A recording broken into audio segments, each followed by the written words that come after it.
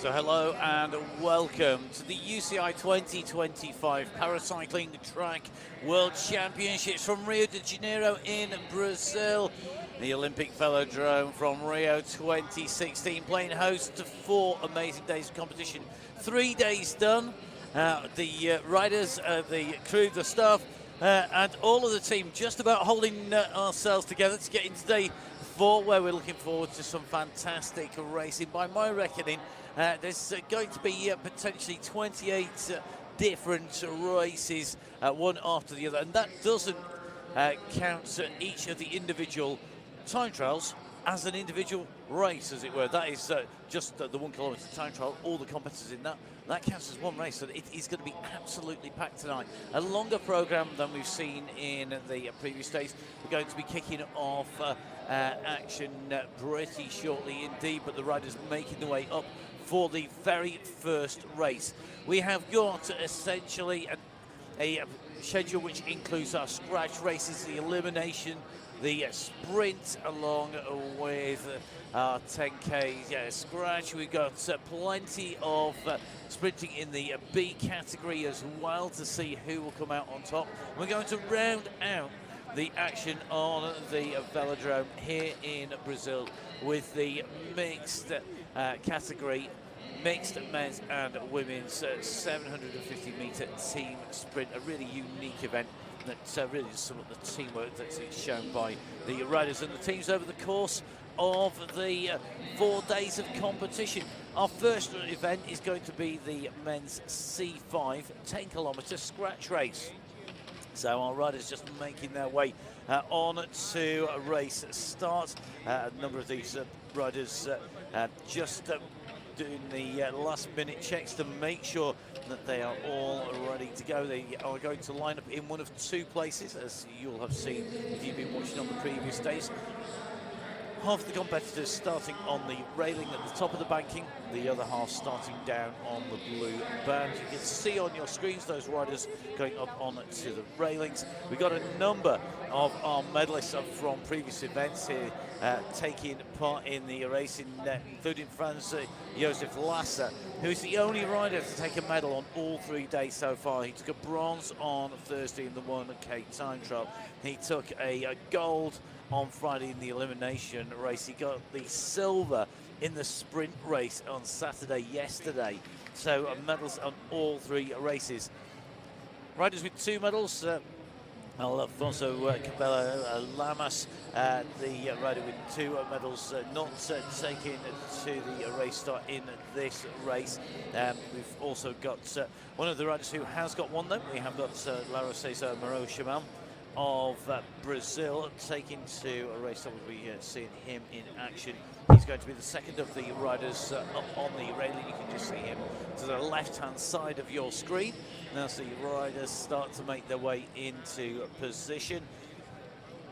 Watch out for a number of riders here today who maybe just will be able to put in a number of moves. In the elimination race, we saw some really interesting race tactics in the men's C5 competition.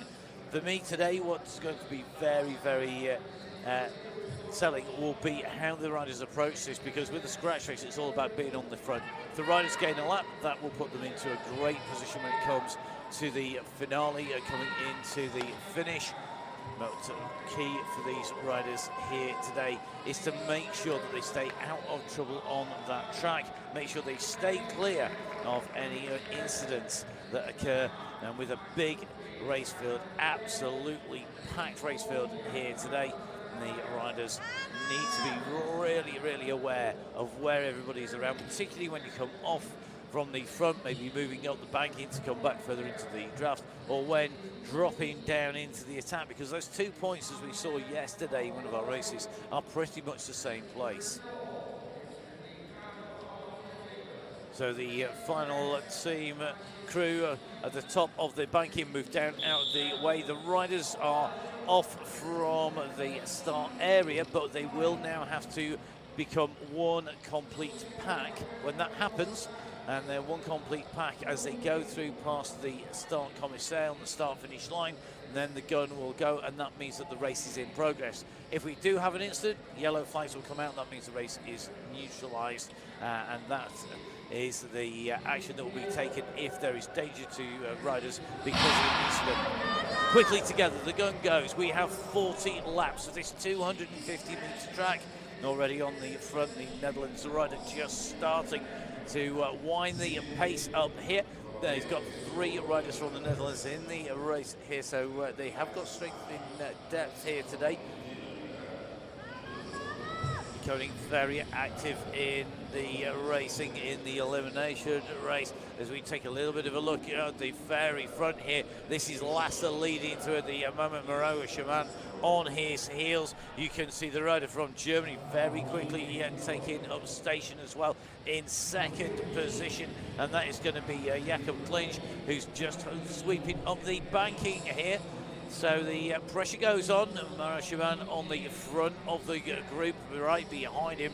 Interesting to see that Francis Mathis-Depayne, a rider who already took a bronze medal in the elimination race, so in the mix when it comes to these distance racing.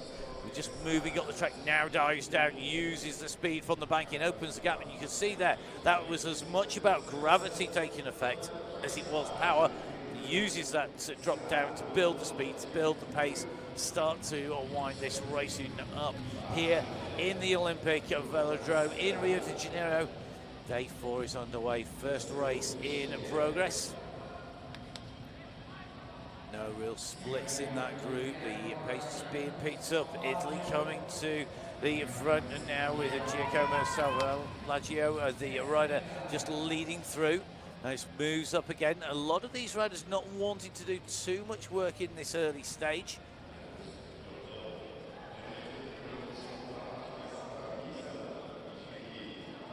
Now the first move, Depayne goes on to the front.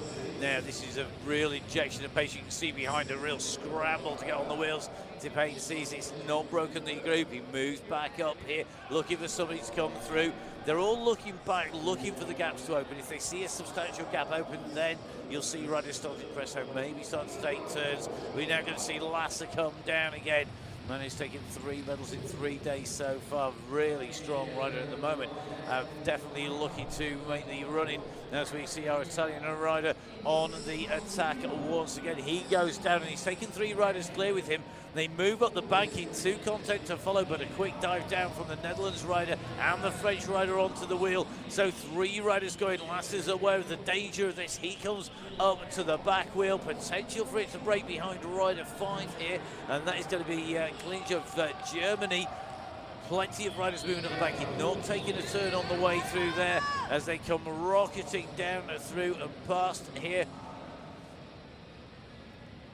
So Depayne on the front, the rest of this group of riders just starting to make their way back on, being led the charge by Brazil, who missed out on that move.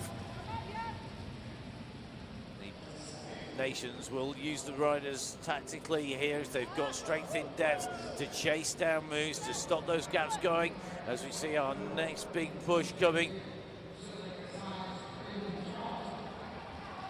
So the next rider is our rider from the Republic of South Africa, Rain Tout on the move here. So what can Rain do here? He's got to really put some pace into break clear, but if he can get a few riders to come across to him, it would give him a better chance of taking that lap. At the moment though, nice gap at the front of the race.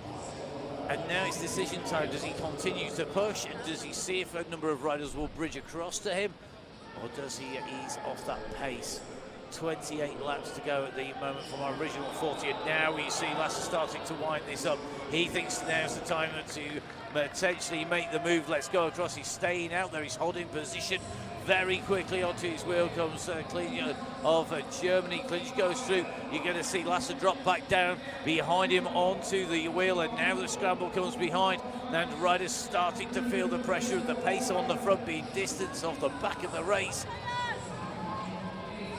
Fantastic men's C5 10K scratch race as the German rider driving on here, really making the move, coming up over the top here, and from going out on the front. You very quickly see the pressure going on, and riders coming back in through into the group. And after doing the putting in that attack there from South Africa, you can see the riders all over the track. South Africa dropping back down into one of our chasing groups here. He's made the action, he's instigated the breaks in this group, but now because he came back into that group after putting in a big effort, he's really starting to feel the pace. The leader's come through to paint the rider who is leading through for France. He moves up the banking.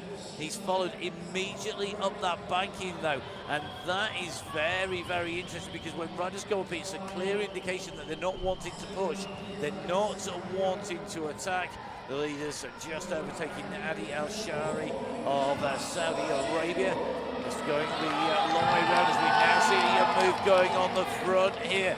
So this is going to be telling. Are we going to see a big push come? Are we going to see the home favourites maybe just going on the attack? Meanwhile, the Netherlands go in.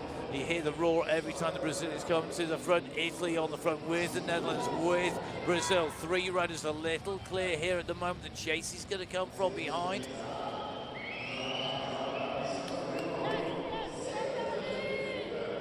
So Dementiev looking strong at the moment, always marking the moves in that leading group. Just seeing another push coming out, coming across, trying to get on the wheels of the rider from the Netherlands.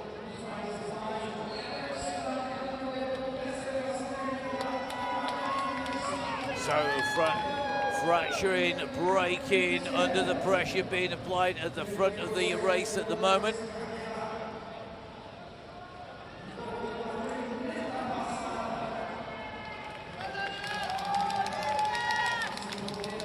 So when riders are being lapped, they get the red flag. That means they'll be withdrawn from the race. They will be credited with their race position. You can see a number of riders now being pulled out of the race. The danger is because they're on the lower section of the track, particularly when you go around the banking. If they're going at a slower speed, they'll be quite upright. The riders who are racing at speed can come around at a real angle, and that can lead to a clash of the upper body on the way round, and that's something that everybody wants to avoid. The riders are credited with the position A record taken of those riders as they're taken out from the race, leading the race out at the moment in position one. It is a phenomenal ride at the moment by Daniel Abraham Gabru, who we saw put in there some moves as he went through in the elimination race, but at the moment in this scratch race, really opening up the gap on the rest of the riders. He put down that injection of pace, he opened up the gap, he's continuing to persist here. Behind you can see the chase is coming from last, and I think there's Dementiev with him for company as they come around that turn, just waiting to get confirmation of that as the riders come in. And around 14 laps are left to go. We're not quite at three-quarter race distance yet. At the moment, Abraham Gabru, the rider from the Netherlands, looking strong on the front here. Really smooth pace as he comes around. The two chasers behind are not able at the moment to make much inroads onto the gap that he's opened up. Behind them, there are still chasing riders that they need to worry about as well. So the Netherlands with medals already here at the 2025 Paracycling Track World Championships at the moment. Daniel Abraham Gabru of the Netherlands in this Messi 5 Glass, looking to continue on as he goes around the side of the Chilean rider Hernan Moya Contreras, who now has been lapped on the way round. A number of riders being withdrawn from the race have been overtaken by the race leader. We have got Trout, Al-Ashrari, Paveda, as well as Albert Wali, all withdrawn from the race by the commissaire team there, just to make sure that the racing stays clear as we see the pursuit coming behind our leader. And look at this, he's picking up riders on the way through, and Tip Hayden is going to drop onto the wheel. He knows a good wheel when he sees it, but interesting to see the move here.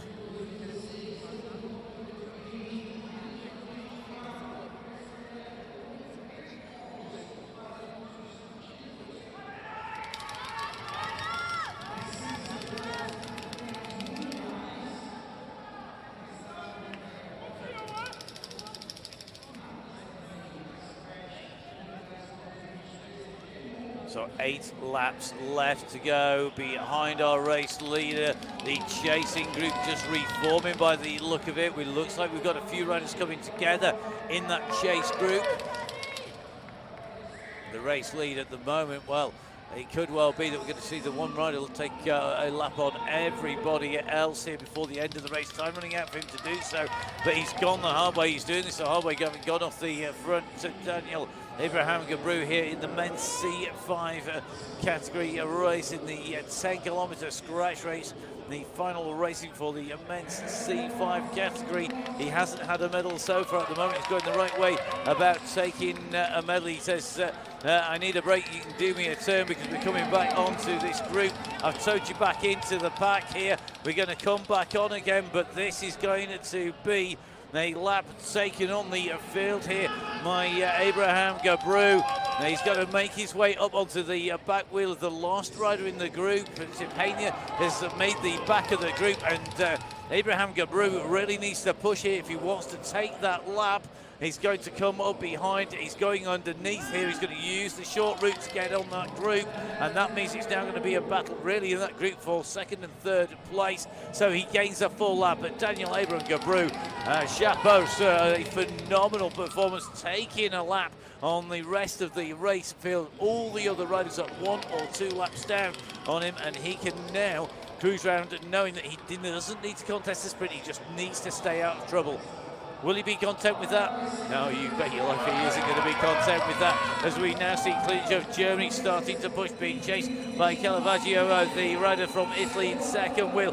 Then it's going to be Moreau Chaman coming as Lasser starts to go over the top here. We're into the final lap. We're into that run round. They're going to be heading down in and through. The Italians coming over the top. Lasser's going to go through. Lasser's going to make it round in to the finish here. Lasser looking to take away a second place. Can he do so? It's going to be Abraham Gabru who's going to take away the win. The sprint is for the line. On the line, the positions changed. Lasser will drop down to 30. Will take another medal. It will be, I think, a Colombian rider. It's going to be Vargas Villeneuve taking the second place in there. Now, that is subject to confirmation. I have hastened to add here. So, a fantastic ride. The rider punches the air with delight, and quite rightly so. Daniel Abraham Gabru, he had a plan. He executed it. He took away the race win by taking a lap on all the rest of the riders. He didn't need to worry about what was happening behind. Now, there's going to be a little bit of shuffling, I think, of the positions on my timing screen, so I'm just going to wait to see that happen. Because at the moment, I think there's going to be a little bit of checking about the laps that the riders were on and where they finished in that race. Now, at the moment, it's crediting the Netherlands with first and second place. Now, that's different to what I saw on my screen. In fact, it has just updated. It's shuffling very quickly, so we know our confirmed winner. Let's hold fire for our second and third place. I made it Vargas Villeneuve taking second and Franz Joseph Lasser taking third place. But I'm not down in that track centre, and that is where you need to be to sort that out. That's why we have the timing shifts and those photo finish cameras down there to make sure the riders are credited with the correct position.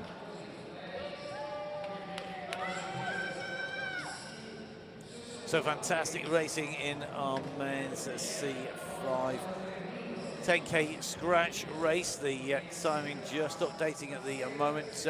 No doubt in the race winner, Daniel Abraham Gabru of the Netherlands, the world champion in the men's scratch race. Now, I'm going to say now, treat the results with care, because I suspect I didn't see Martin van der Poel go clear of that leading bunch. Now, it could be me that's mistaken. I think that it was Carlos Andres Vargas taking away third and Franz Joseph Lasser taking second, and Franz Joseph Lasser taking third. But I stand to be corrected on that, and if Martin van der Poel has made that 2 Netherlands riders, then that is a phenomenal result.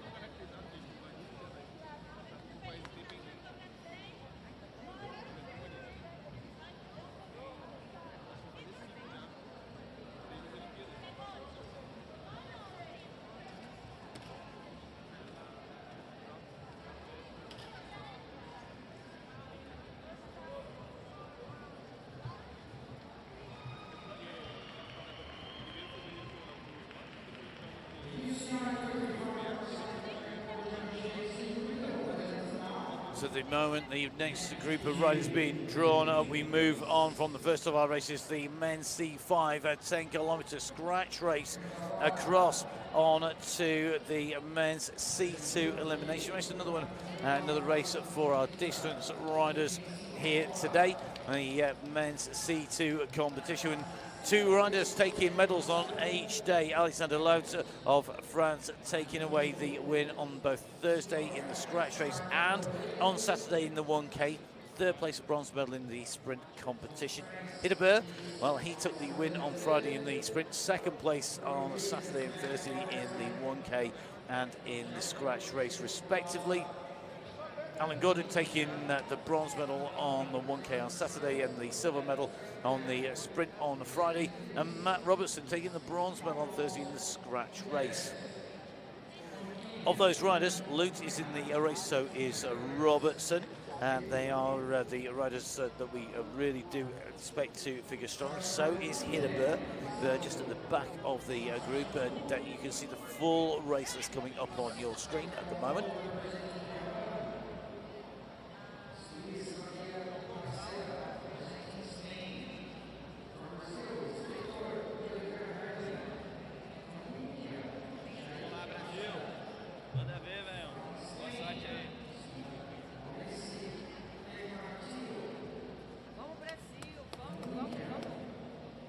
So a quick reset of the timing systems here in the studio, a quick reset of the notes here. Let's see who's going to be taking away another medal here. Will it be one of those riders who've already figured in the medal table? Will it be a rider yet to win a medal here at the World Championships for 2025 in the paracycling track discipline?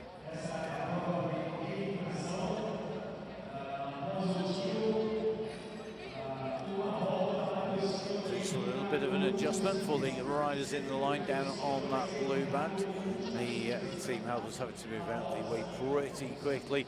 Alexander Laut up at the top on the banking there with Robertson right behind him. All of this group now up and away, taking to a race start, making the way out around the circuit. And just as before in the previous race, the group has to be together for the start to be given, so they can't push too hard on the front because they have to have the back of the group together. There can't be a meaningful gap in that bunch as they come round. Two riders just having to squeeze on. The commissary team will be telling the front to slow down and the back to speed up in an effort to get that group together. So at the moment, Czechia rider Ivo Koblasa, the rider just holding that front down, keeping the pace low, making sure that these riders can come back together in time to get the start. Hidebert rolling over the top here. Laut is the bottom as well. So at the moment, you've got Laut of France holding the bottom. Matt Robertson of Great Britain holding second wheel, third wheel, just at the banking. Hidebert there in the orange of the Netherlands, who've just had a race victory in the preceding race. Koblasa tucked it down underneath, and now this is where tactics really come into play. Remember that when the riders come round, they will find themselves basically subject to an elimination. So that bell rings, you get an elimination next time they go over the line. Each and every time a rider will be eliminated from this race, they'll be given a race position. You don't want to be at the back. That's where you see yourself being eliminated out. The front of that group secure. It is going to be one of our two riders at the back, and it's going to be Dedan Idira of Mena, who is going to be of Kenya, who's going to take 16th position. So he's awarded 16th place.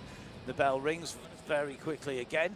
So our Kenyan rider Idira Mena taking 16th place. He's awarded that. The next rider to come out will be in 15th place. The rider after that 14th, and so on until we get to our last rider standing on the track. The last rider on their way round, eliminating the riders one by one. the pressure at the moment on the back of that group, and particularly underneath. Watch for riders being trapped as we go into those later stages in the lower positions in this group. We're likely to see that again. You can see the two most rearward riders squeezing in here, and what will happen is they will squeeze on. Any rider that's got nowhere to go, they are going to be in trouble. I suspect the next rider to be eliminated could well be Arshad Sheikh of India, just waiting to see the judges' confirmation when they come round. He's tucked right on the inside. He's going to try and squeeze his way up and through. Will he be able to get in through, or will he be taken out? It is indeed our Indian rider who is being withdrawn from the race here. He is eliminated Arshad Sheikh. The rider in trouble now at the back. You need to push and you need to go up and over the top, and you can see the problem that once that pace starts to go up, the riders start squeezing over the top. The riders at the bottom then become the riders in trouble. It may well be it's our Saudi Arabian rider at the moment, and if that's the case, it's going to be Abdulaziz Al Ghamadi who's going to be the rider who is potentially in trouble here, because he has seen that pace pick up. He was squeezed down to the bottom and unable to push on. So it's it's not going to be Laute who is taken out. He's right on the front of the race. It's going to be Abdulaziz Al Ghamadi who's taken from Saudi Arabia as the bell rings out again. Next time round to the line, next rider eliminated. Fast and furious here. Race 2 on day 4 of the 2025 UCI Paracycling Track World Championships from Rio de Janeiro in Brazil. Out on the front at the moment. Robertson securely in there. Big squeeze to go in over the line. It may be the Spanish rider who managed to squeak in. We're going to just take a little bit of a look. They were really pushing to stay in there as they came through. Well, it's going to be the Panama rider Esteban Goddard who is taken out. Just an incident on the bottom of the track. It means the yellow flags are out. There's going to be a quick neutralization of the race. So the race is neutralized at the moment. Those riders now will roll around the track. They'll get an indication of whether to come down and off the track or to stay high. At the moment, the commissaire with the flag out, waving his arm across to tell them to go high as they go round the banking, to stay clear, and give the medic teams space just to check the riders, make sure that they're all okay. Not taking any chances with our riders as they come down, because whilst the banking is made of wood, it doesn't really bounce very much, and the concrete at the bottom of the track centre, that bounces even less. So just a little chat at the front. A number of riders going down in that tumble. And we still seem to have quite a few riders still left in that group, and it may well be that the riders that have come down that little bit of a clash will eliminate some more riders at the moment. The riders eliminated Mena, Chibilami, Sheikh Al Ghamadi, as well as Goddard. They are in 16th, 15th, 14th, 13th and 12th place for Kenya, Saudi Arabia and Panama, respectively.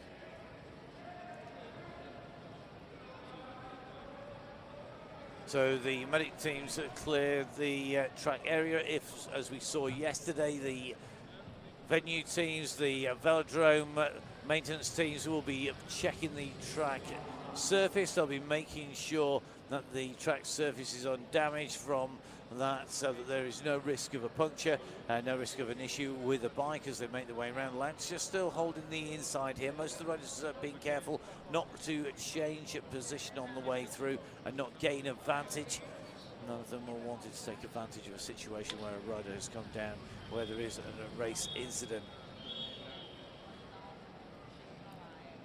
So you can see the technical delegate down there at the track centre. So the UCI have a technical delegate as well as the manager. The technical delegate is somebody whose speciality is the actual race infrastructure, the racing infrastructure, the racing format, and they're responsible for making sure that everything meets specification. Roberto Rancilio of Italy is the technical delegate. We saw him checking the track out just then and yesterday.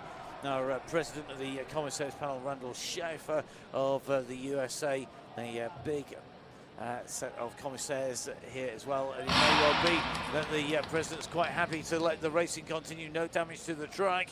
The gun goes. We're back racing once again here in the men's elimination race in the C2 race category.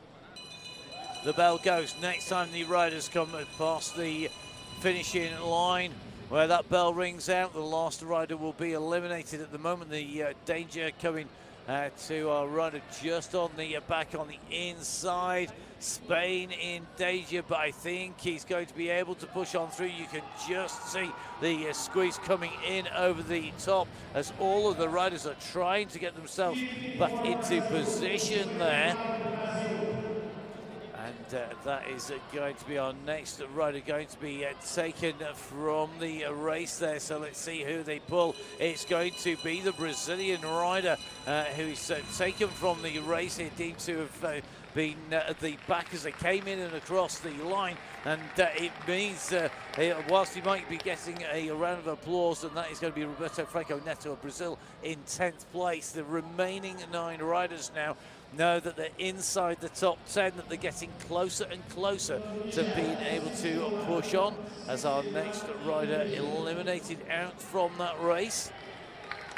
Our next rider is going to be our Indonesian rider. It will be Tiffin Abid Alana, as the rider from Spain just continuing to squeeze through here. Eka Tio just looking to make a move on the inside. He'd been hovering at the back here, and now he starts to wind it up on the front. He'd been dicing with that elimination. He'd seen those riders be eliminated around him with that squeeze on, and now he's gone to the front. He's decided now is the time to really put the pressure on here. This is an interesting move as he goes in through. Behind him, you can see the riders know who's been eliminated there. It is Nicholas Papangelis of Greece who's going to be taken out from the race. Well, the bell rings once again. Lampson looking to go over the top here, trying to make sure he's got the pressure on. The Brazilian under pressure, the rider from Japan under pressure as well. Kawamoto just at the back, having to make a move up and round over the top here. Has he been able to squeeze himself into a good position as he comes down here? You can see Hidebur's aware of the danger. He pushes on as well. It may well be Cobalassa, or it might be a rider from Brazil. It's the rider from Brazil, Victor Luis de Oliveira Herling, who's taken from the race. He was in a great position initially, but they swamped him, came around the sides, and now as the bell rings, the pace is staying high. So then once you start to lose ground, you're really in trouble, and I think we are going to see the Spanish rider out next time around. Maris Eka-Tio has lost contact with the group. Kawamoto just putting the push on to go over the top of Cobalassa. It is going to be an elimination, I think, for our Spanish rider. It is Maris Eka-Tio. The group in front having a little bit of an easier ride there because the Spanish rider detached from the group by the pressure on the front as Robertson starts to wind up. Hidebert looking at the side. Laut goes over the top here, looking to use his pure speed. We've seen him do this, wind it up on the front, looking to take the race on from the front. Hidebert though coming on, and we know the speed of Burr. Burr absolutely phenomenal in that sprint competition. He's the one-man Laut doesn't want on his wheel. As they're coming towards the final, they'll stay clear of the elimination, but what they're going to find is that they are now in danger of cancelling each other out because Laut won't want to take Burr to the line. The bell rings once more. Cobalassa taken out. He will take 5th place. Who will be in 4th place? They're in 2 groups of 2 on the track at the moment. Kawamoto battling with Robertson at the moment in 3rd and 4th place. Robertson's at the back here. He's got to put in something big to go over Kawamoto. He's not going to do it. The leading 3 are back together again. Matt Robertson is eliminated from Great Britain in 4th place. Kawamoto with a phenomenal turn of pace to get back onto this group. Kawamoto in 3rd wheel, Burr in 2nd wheel, Lamb in 1st wheel. And the question is, do you sprint to not be eliminated this time round and risk not taking the race win? How much do you put into this effort here to stay clear on the front? You can see Kawamoto really winding this up behind. Hindenburg goes slightly wider. He's going to make him come the long way round, and Kawamoto puts in the effort. He's going to be eliminated here. He will take third place. He'll be taking away the bronze medal, a new medalist on that medal table. But at the moment, Burr up the bank in Lout is being forced down here. The bell rings. There is one more lap to go here in the elimination race in the men's C2 competition, and Lout has opened the throttle. He's dropped Burr. Lout is doing it his way. He's not leaving it to the sprint. Alexander Lout, who took a win on Thursday and on Saturday, continues the winning run on Sunday. It's going to be Burr who took victory on Friday, who takes the second place here today, and it'll be a third place for Shota Kawamoto, who takes away the bronze medal here today. Fantastic racing, brilliant to see.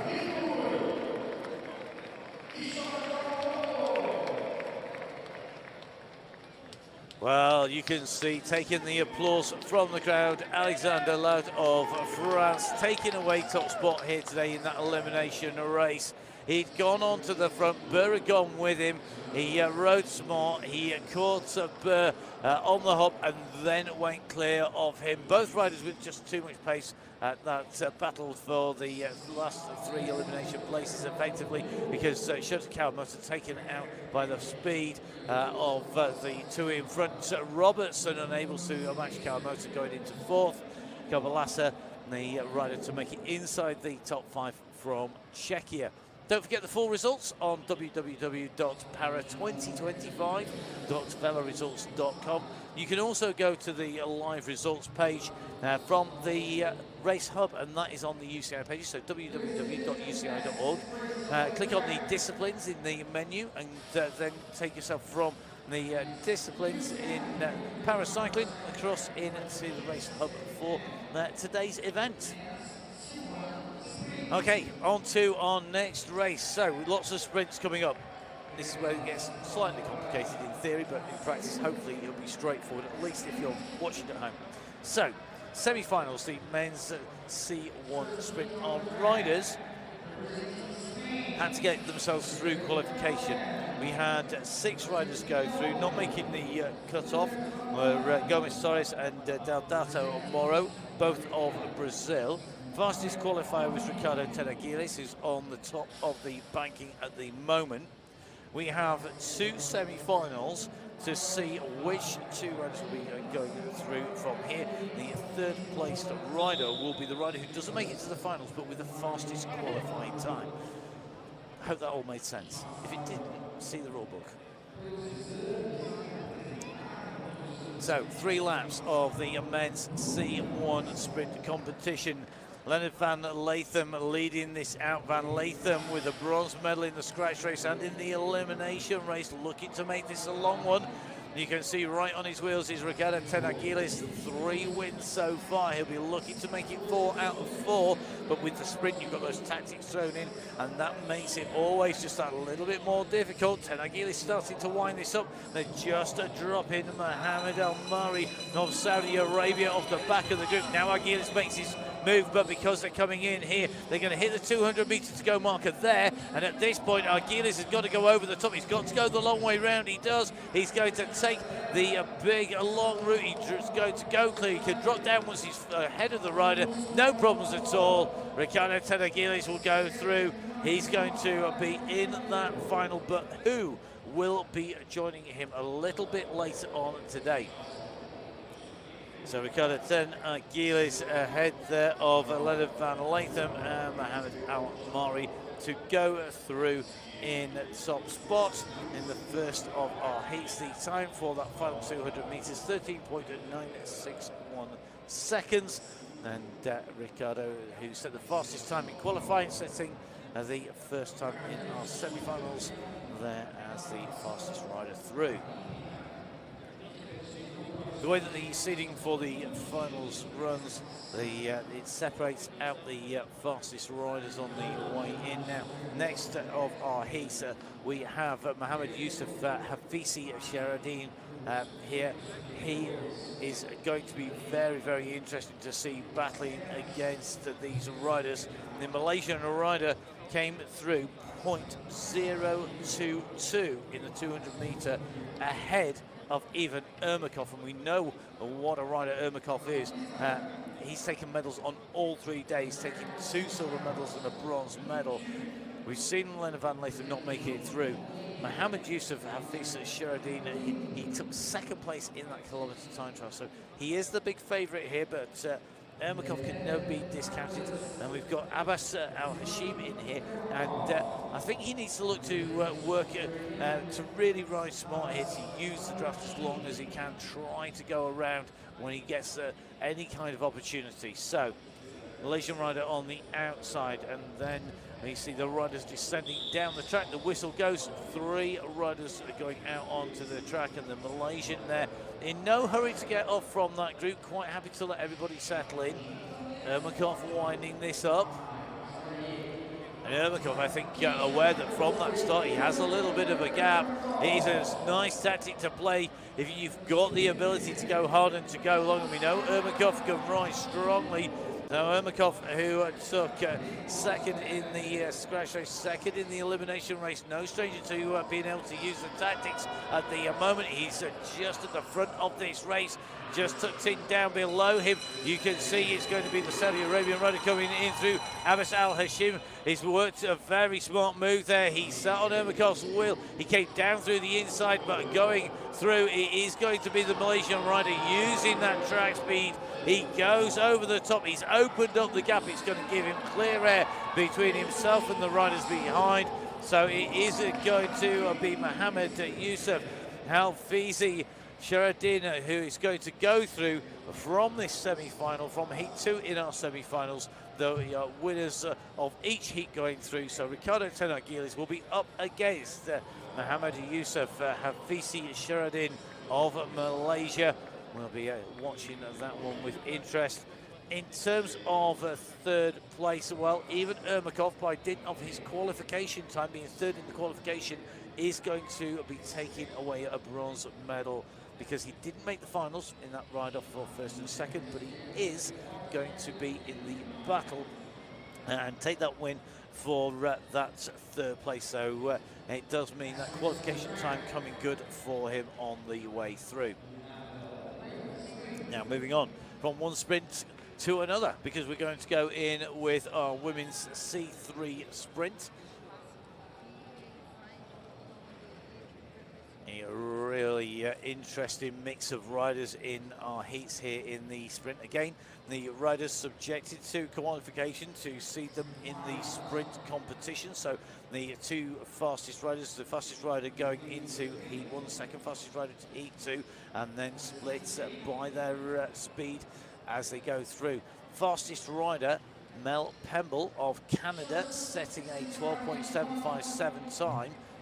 The 2nd fastest rider was Emily Petricola, who will go in the next of our heats, in the 2nd of our semi-finals. She was 17.766, so only 0.009 of a second separating our 2 fastest riders in the last 200 metres, and they were less than half a second in front, in fact, of our 3rd fastest rider as well. So it's going to be very, very close indeed.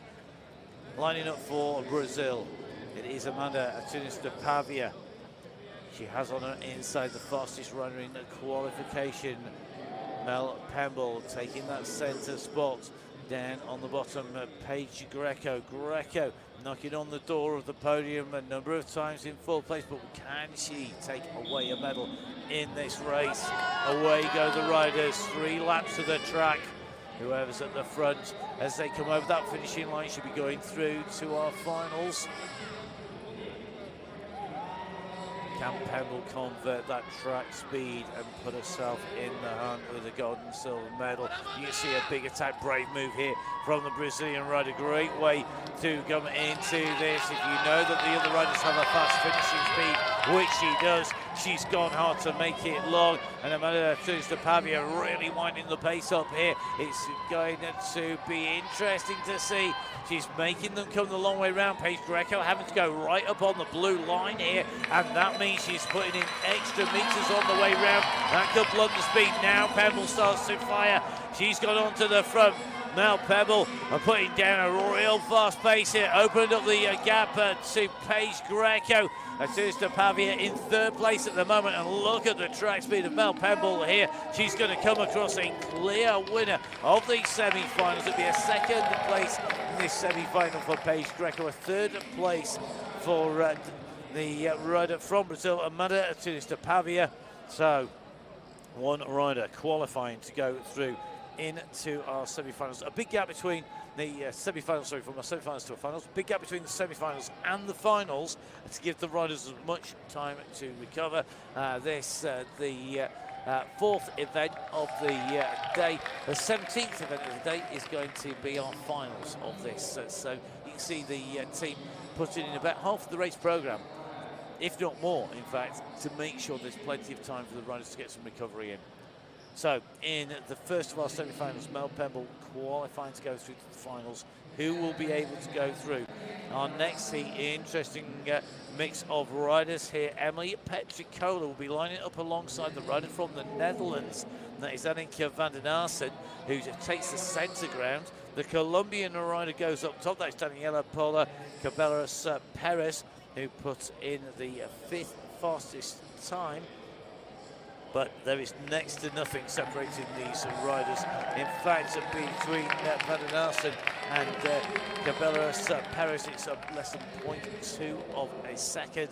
And there's a certainly small gap between Petricola and Van den Aarsen. We are going to see who's going to take so. Just looking to see it. In fact, it looks to me like we are only going to see two of the riders taking two race starts. So no Emily Petricola, which is a shame because she's been riding very strongly, not taking to our race start here. We'll try and get an update from Todd down in the track centre as to why.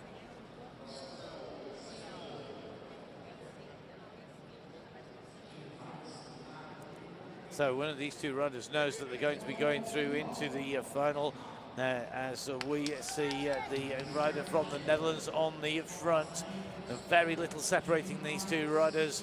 Less than 2/10 of a second in the last 200 metres. We know that Annika van den Aarsen has got a great kick on her. She's taken 2 bronze medals in the elimination race and in that kilometre time trial. So she's got the speed, she's got the distance. Can she convert that to a ride in our finals? The Colombian holding the wheel, making the most of the aero advantage sitting behind. But she will need to come out. She will need to start to make a move as she comes around off this corner. She's holding position. Has she got the speed to come around Van den Aarsen? She's trying to make a ground on Van den Aarsen, and it's going to be Van den Aarsen who goes through from the Netherlands. She will go through, taking that qualification spot in this race. So, interesting times down in the velodrome with the potential now of that winning streak and a new medalist. Emily Petricola taking a win on Thursday, Friday and Saturday, not taking 2 race starts of that race, and it means that the riders then didn't need to battle the 3 times winner. The riders taking advantage of that, Annika van den Aarsen, because Petricola's turn of speed is absolutely phenomenal and would have been the favourite, setting the second fastest time in qualification. That Mel Pemble, the fastest time in there. Mel Pemble's time in qualification, incidentally, a world record.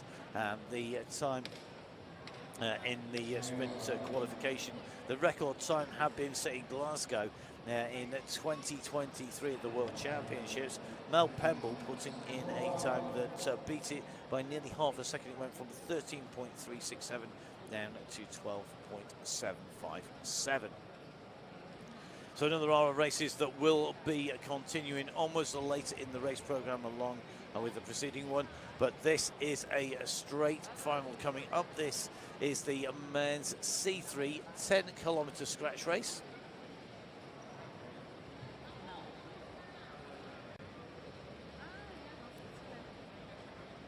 So our riders will be held on the railing and on the blue band as normal for the 10-kilometer scratch race. 4 different riders taking medals so far in this race category. Devon Briggs has had 2 second places in the 1 kilometre and in the sprint. Eduardo Santos Asensio, who's going to also be down on the railing, he has taken a 3rd place in yesterday's elimination race. They're going to be joined by Eduardo Hippolito on the on that section down on the railing. Down on the blue band, Finley Graham, who has had a medal in every single event so far. 2 third places in the sprint and in the 1 kilometre time trial, and also taking the silver medal in the race in the elimination race on Saturday. The man missing from this, the rider who's taken all of the gold medals so far, Corey Boddington, choosing not to ride this distance.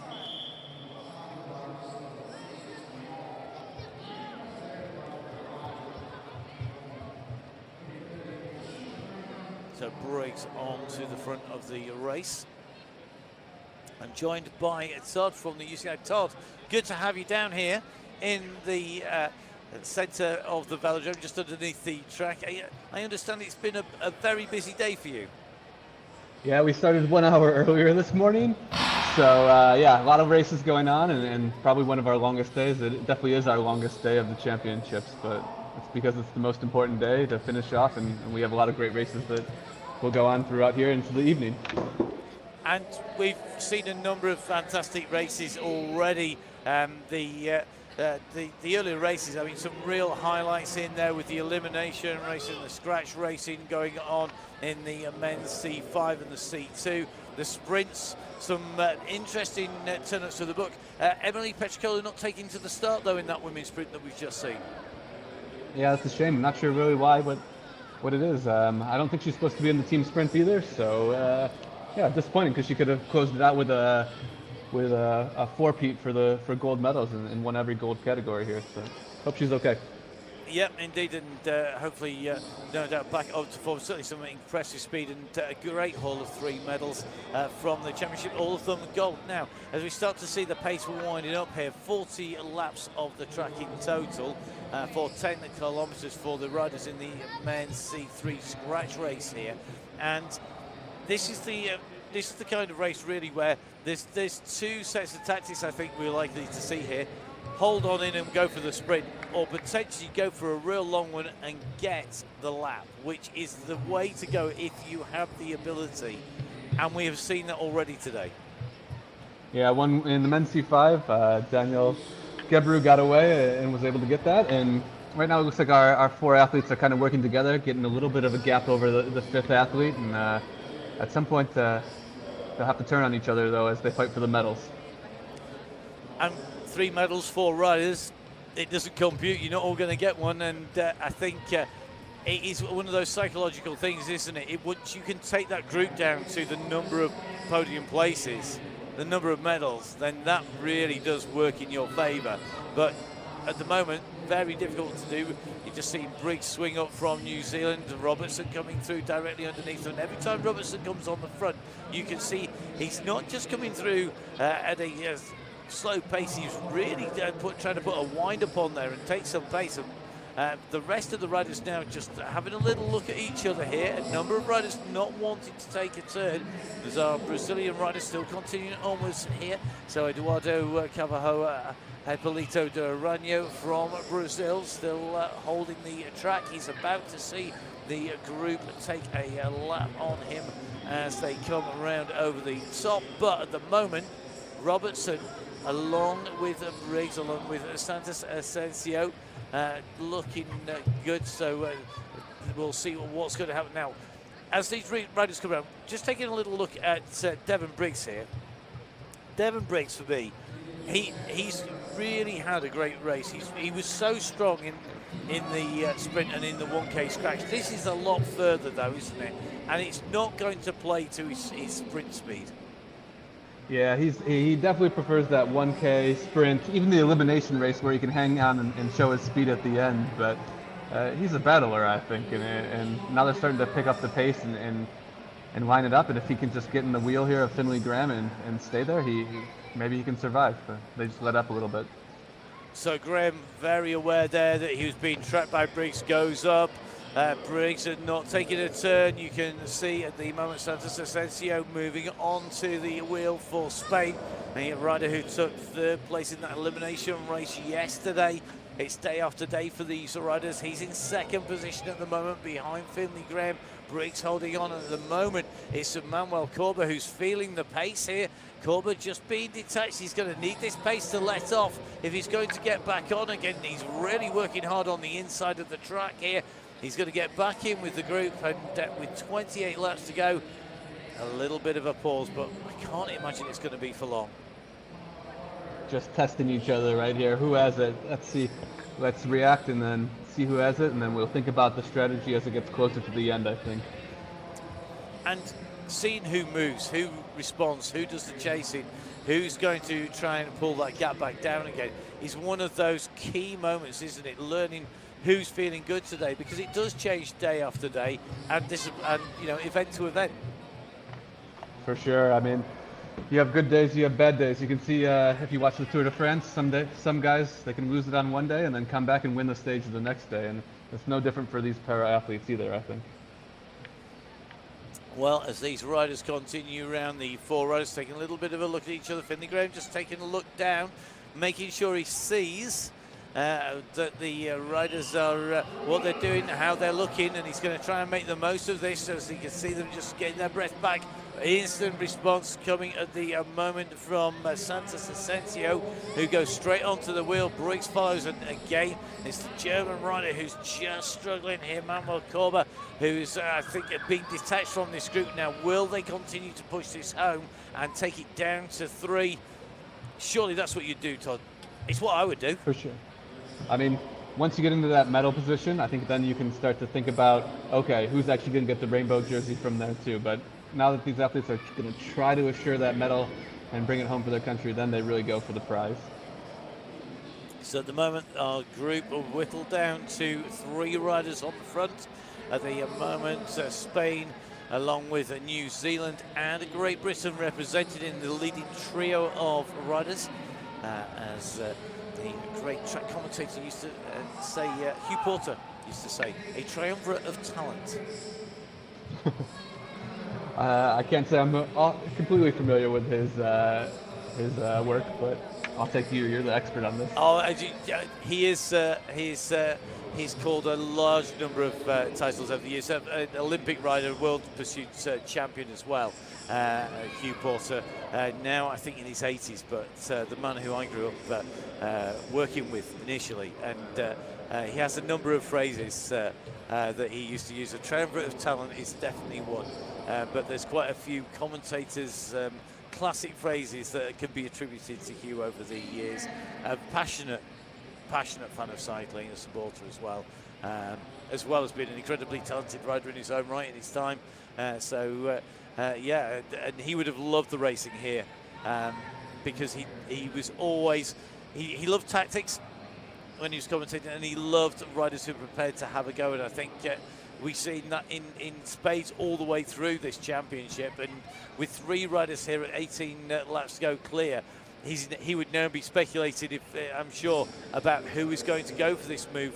I think he would probably be putting money it's going to be Finley Graham who's going to go for this, but we could see Santos Asensio trying to spring a surprise on the 2 riders.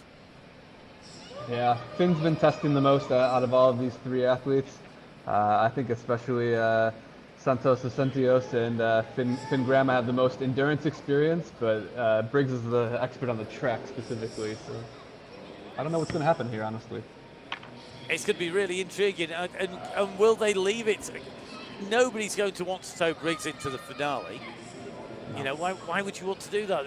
You know, he's got the track craft, he's got the speed, he's sitting on the wheels as much as he can. You can just see taking a little look there at Finley Graham as they come round. One of the moments where you can actually launch that attack is when you're coming onto the back of other riders, because when you're on the front you get that little bit extra draft coming in, and you just see Finley Graham starting to use that. He knows that in front of him he's got riders that they're about to take a lap on, and when that happens, well, they're going to get that air that's being pulled along by them helping, and it means that Graham has that little bit of advantage on the front there to really start to wind this up. So at the moment, just seeing that move coming from Graham being answered by Santos Asensio along with Briggs. They all move up the banking there. A long, hard look from Briggs and Finley Graham there. Finn saying, hey, maybe somebody else wants to do the work for a lap or two, but I don't know if anyone else wants to do. We're 3K left in the race, and it's going to get really tactical from here on out. Yeah, why would you? Why would you do the work if you've got the chance? You know that the three of you now have one lap on Manuel Corba. You've got 3 laps on Carvajal Hippolyta de Arano. So you know you're in a secure position. The other riders have got to get a lap back on you minimum. So you're in a secure space. You can really start to play with the minds of the rest of the riders. And it wouldn't surprise me to see this pace come off. And in fact, the 2 lap riders go back into the lead here, because why would you work really hard? Save that energy, save that kick. Yeah, I don't think Devin really wants to go to the front until, say, maybe the last 4 laps or something like that. That would be my guess. I had the last lap down on my that I just scribbled on my piece of paper there. I'm not sure you're looking. You look cheated in looking at my notes as we're going here, Todd. We're a long way separated out and around in the world. So as the riders come in through, making their way around here on the track, coming down around the banking, 10 laps to go on the clock at the moment. Finley Graham says, right, enough's enough. Let's see what you're going to do. We're just going over the top of Cobra, one of our lap riders. Can you get that drop in correct? That's where mistakes can happen. And look at this counter-attack now comes from Santos Asensio. He saw that move go by Graham. He then went and countered it as he came through, but all the riders able to answer. If this race isn't hard, it's playing straight into the hands for a straight sprint, because the riders are going to be, at this pace, they're recovering. Yeah, exactly. I mean, this is not the most difficult thing. You can see the lap riders actually catching back up to them every once in a while, and so I don't know. They're really thinking a lot right now, and not necessarily riding the bike as much. And it does show. I mean, they've had the pace to put a lap into a rider, but when that lap rider is then able to stay with the pace, it shows you that pace has come off. And the leading riders, the leading group, just looking across the world's shortest turn again, coming from Devin Briggs, who is forced to stay on the front here by Santos Asensio. No official world record for taking the shortest turn, but if there was, he might be up there. Another move down here. Finley Graham just waiting. He's trying. But first you don't succeed. Try again, because he's hoping, I think, that the other two are going to look at each other.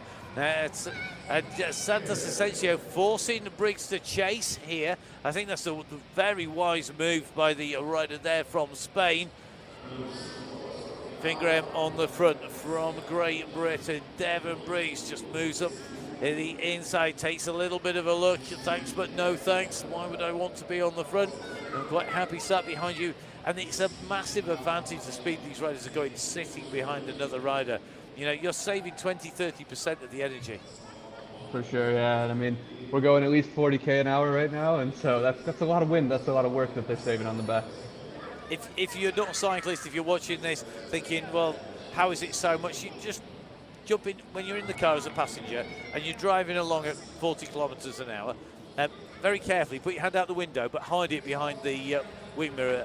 And then when you move it up out from the wing mirror, just feel how much breeze is coming past you. Put it back behind the wing mirror. It's a really graphical way to feel the difference that it is. You imagine that's just your hand. Imagine that if it's your whole body that's following another rider. It shows you the difference between being in the slipstream and being out in the wind, and that's why everybody wants to put somebody else on the front.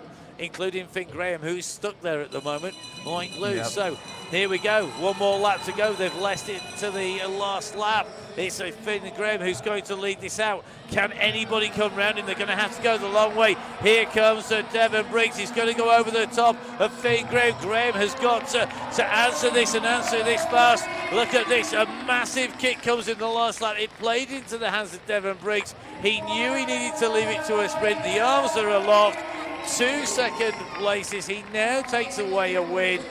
The winner of the men's C3 10-kilometre scratch race, Devon Briggs, a pat on the shoulder there for Finn Graham. And congratulations from Finn Graham, who comes through to take 2nd place, with the 3rd place going to Eduardo Santos Asensio of Spain. There was nothing Graham could do there. Finn Graham trying to force Briggs onto the front. Briggs was having none of it, and in the end he used that kick to take away the win.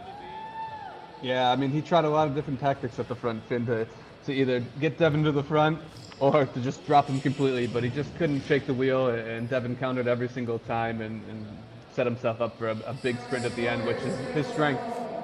And it's the old thing, isn't it? You train your weaknesses and you race to your strengths. Yep, exactly. And I mean, Devon's been trying to get to the point where he can get a gold, and he takes home his 1st gold of the championships now, and so good job for him. Good way to end the championships as well. It is indeed a New Zealand on that medal table already. They'll be on there again with Briggs, who I'm sure is enjoying every moment of these warm down laps around the track centre, making his way out and around the sides. It's been a phenomenal championship so far. I've really enjoyed watching the track racing, Todd. We're into day 4, and we're well into day 4. And we were talking yesterday about people being tired, starting to feel the accumulated fatigue. A number of riders not racing today who maybe we might have expected to. But that does give that opportunity, doesn't it, for somebody maybe who has got an event coming that they really love, that they actually get to that point and they've saved themselves just that little bit maybe for this event. And there is the potential that is where we're going to see a shake-up, a change in those top places. Yeah, I mean, we didn't see Corey Buddington in that last race, who, he had won 3 golds in the MC3 category already. I think, though, you're going to still see him today. He's not just taking a day off, because Australia's in the final of the team sprint, and I would be really surprised if he wasn't in their final team, though. But there's plenty of other athletes who are tired, but these athletes came prepared for 4 races, and I think you're going to see most of them get through 4 races today. Well, so I can confirm for you, this will make you a happy man. The Australian team that are going to be racing in that team sprint final for the gold and the silver. For Australia, it's going to be Erin Moyle, Michael Shipley and Corey Boddington. For Great Britain, Kadina Cox, the rider we just seen, Finn Graham, and Jodie Cundy as well. So that is a phenomenal battle that we're going to see in that race. It's going to be a great battle for the bronze medal between Spain and Brazil. Hernandez Santos Asensio, who we just seen, and Jaramillo Gallardo for Spain, with Custodio de Silva, De Freitas and Moral Chapman for Brazil. So that is going to be a real finale. It's a great way that we're going to be rounding out the championships, but some amazing racing to come on the way through, including the B category racing, the women's B sprint, along with the men's B sprint as well. And this is where things can get very close and very sketchy indeed. Well, we leave those B-class sprints to the last day of the schedule because it is a lot of work for the athletes. It's a lot of ups and downs, recoveries, especially if you make it all the way to that final round. And so put on the last day so that once you're done, you're completely exhausted. And you'll see once we get to the final of that men's B or women's B sprint, athletes can barely stand at the end of that last heat. They're really giving everything possible, and a really impressive race. And we've made our way through. Qualification happens first in the sprint, so qualifying by time.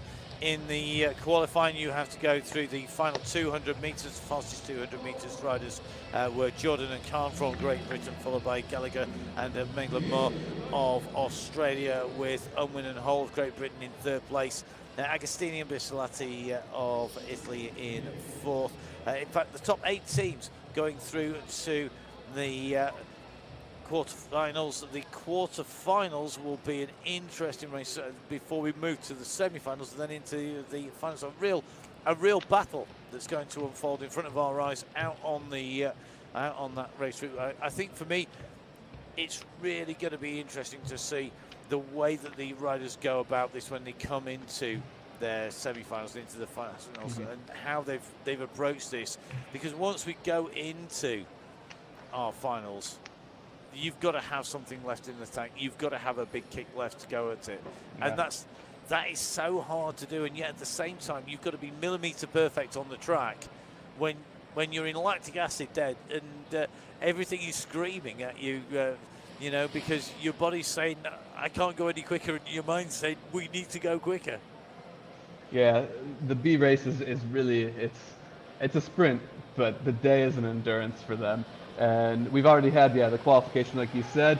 We actually had the quarterfinals this morning as well, too. So we'll jump into, right after these ceremonies, the semifinals. So the athletes have already raced 3 or maybe even 4 times this morning, depending on how those quarterfinals went. And they have maybe upwards of 6 more races tonight for them. So really, really, really challenging day for the B classes. Yeah, I think the word ouch is the one that springs to mind after all that racing. And why hence it is at the end of the schedule, as you say. Well, the riders that have already made the finals and been able to take their medals, or certainly take the top 3 positions, will soon be taking away their medals on our awards ceremony stage down here. The team popping that stage, the backdrop up into sight here. I think it's not going to be long before the ceremonies begin. The riders being ready, the medal ceremonies going to be coordinated by our speakers in the venue down there. I've got to say a big thank you to them. It's a tough role because they have to stay on top of everything whilst down in track. They don't have a cosy studio and some big desks to play with. And a lot of monitors. They are down in the track centre or just up in the wings with a tiny little box usually. Having been one of them, I know how tough it is. I've got to say, they've done a great job over the course of the 4 days. And they're doing English, Spanish, and Portuguese. So really impressive to do all 3 languages inside the arena. Yeah, I am very jealous of anybody whose language skills goes and extends beyond one language. I can manage 2 and lots of little bits, but definitely not the skills that they're showing. So all power to them, fantastic stuff. Let's head down to the stage. It's going to be our medal ceremony commencing, and this going to be on stage. Our riders at the presentation party for the men's C5 10-kilometre scratch race.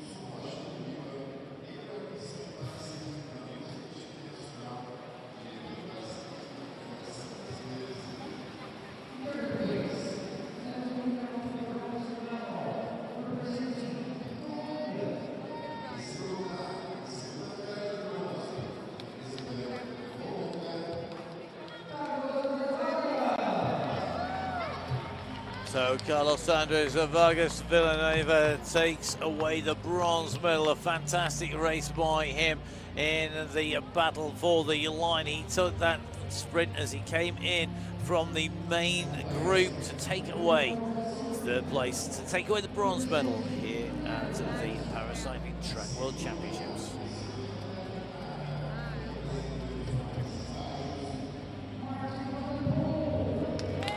Well, he was clear of the bunch. We didn't see him come in and across the line. A sandwich between our race leader and that bunch sprint. Martin van der Poel of the Netherlands makes it 2 riders on the podium for the squad in that very familiar orange. A silver medal, second place for Martin van der Poel of the Netherlands.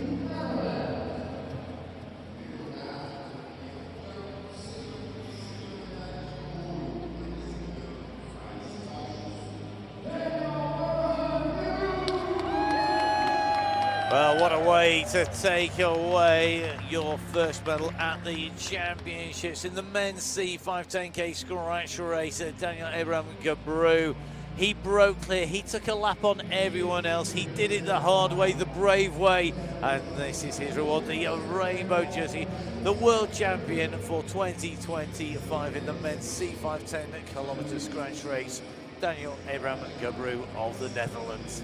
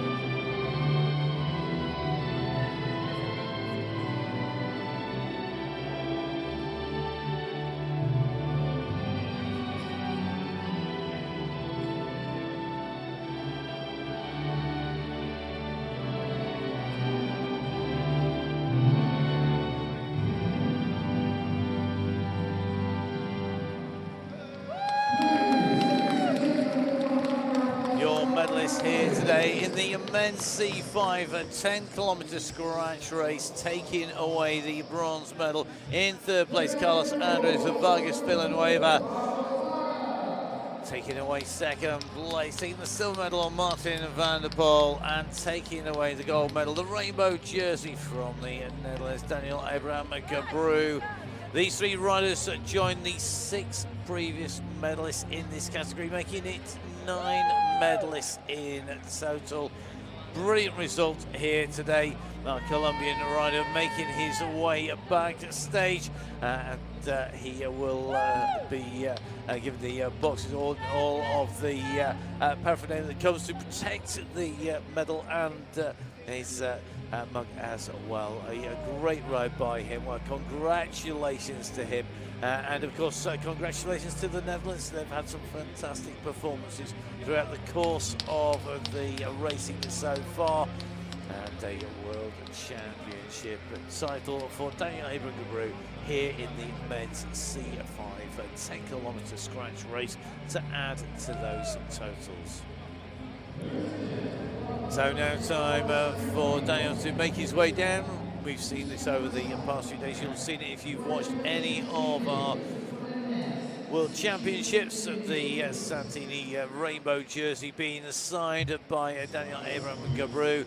That signature going down onto the jersey. There'll be 2 jerseys signed by him, and a fantastic race performance from him. Real brave move going off the front when he did. He persisted. He takes away the win in the men's C5 race as our world champion.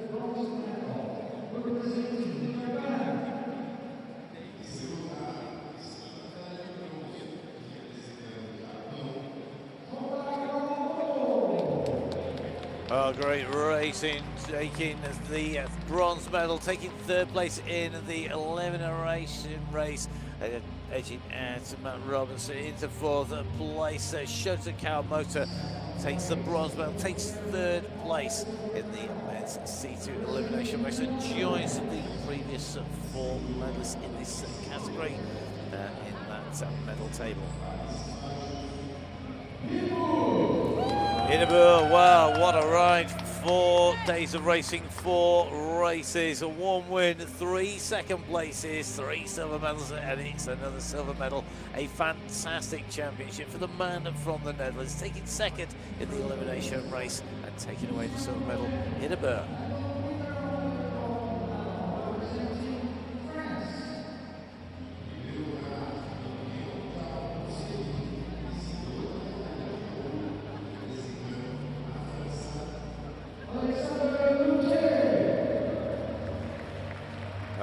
What a set of performances from Alexander Lotte, taking away the win in the elimination. 3 wins, 1 third place across 4 days of competition for the Frenchman.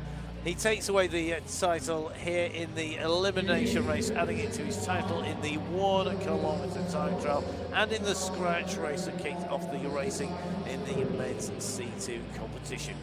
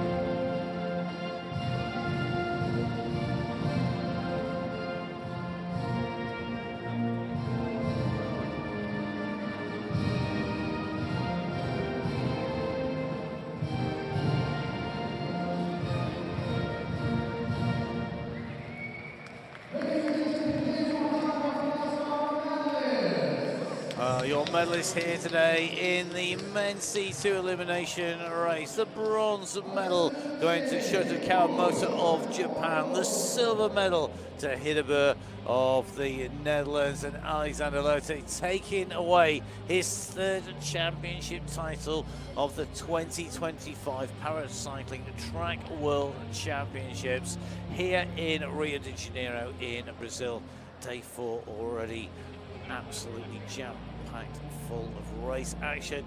Some fantastic performances being put down. We've seen world records today tumble, and we've seen some familiar faces and some new faces on the podium as well.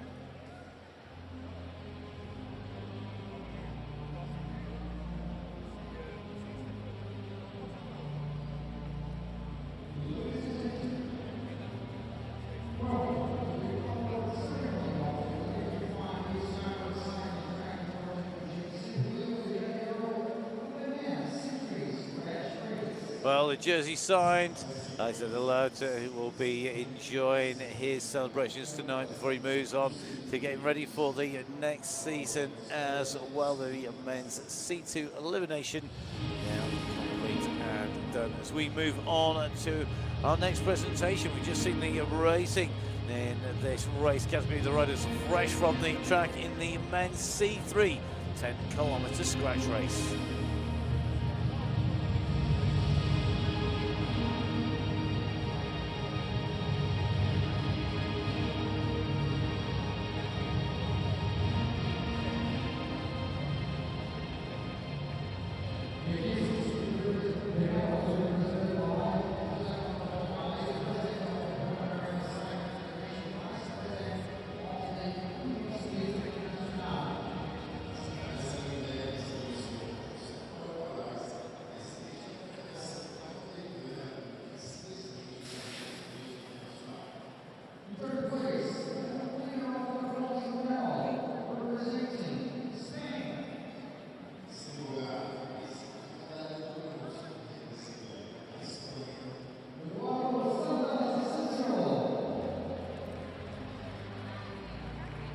So Eduardo Santos Asensio coming good into the weekend. He takes 2 bronze medals, one yesterday in the elimination, one today here in the 10K scratch race. Fantastic riding, smart riding, holding the tour pay and making sure he was in the right position at the right time.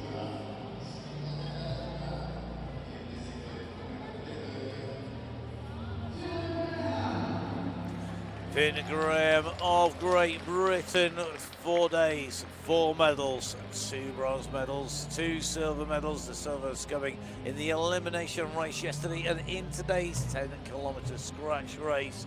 And successful championships for the rider from Great Britain, Finn Graham, taking 2nd place and the silver medal.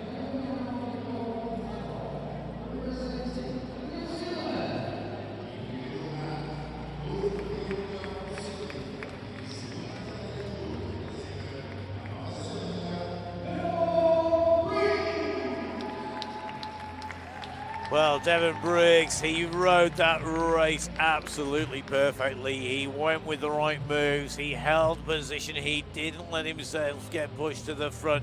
He made sure he could race to his strengths, and it's played off. After 2 silver medals, the world champion in the men's C3 10-kilometre scratch race, Devon Briggs of New Zealand.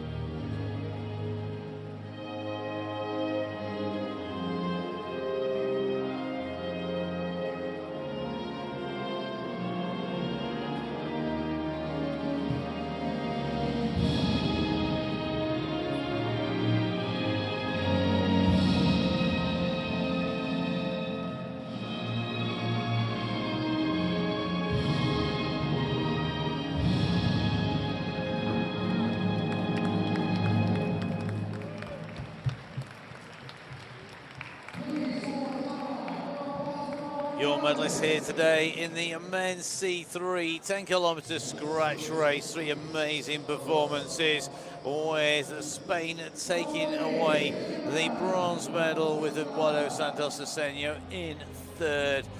Taking the silver medal, Finley Graham of Great Britain, and a World Championship win here at the 2025 Paracycling Track World Championships in Rio de Janeiro for Devon Briggs of New Zealand.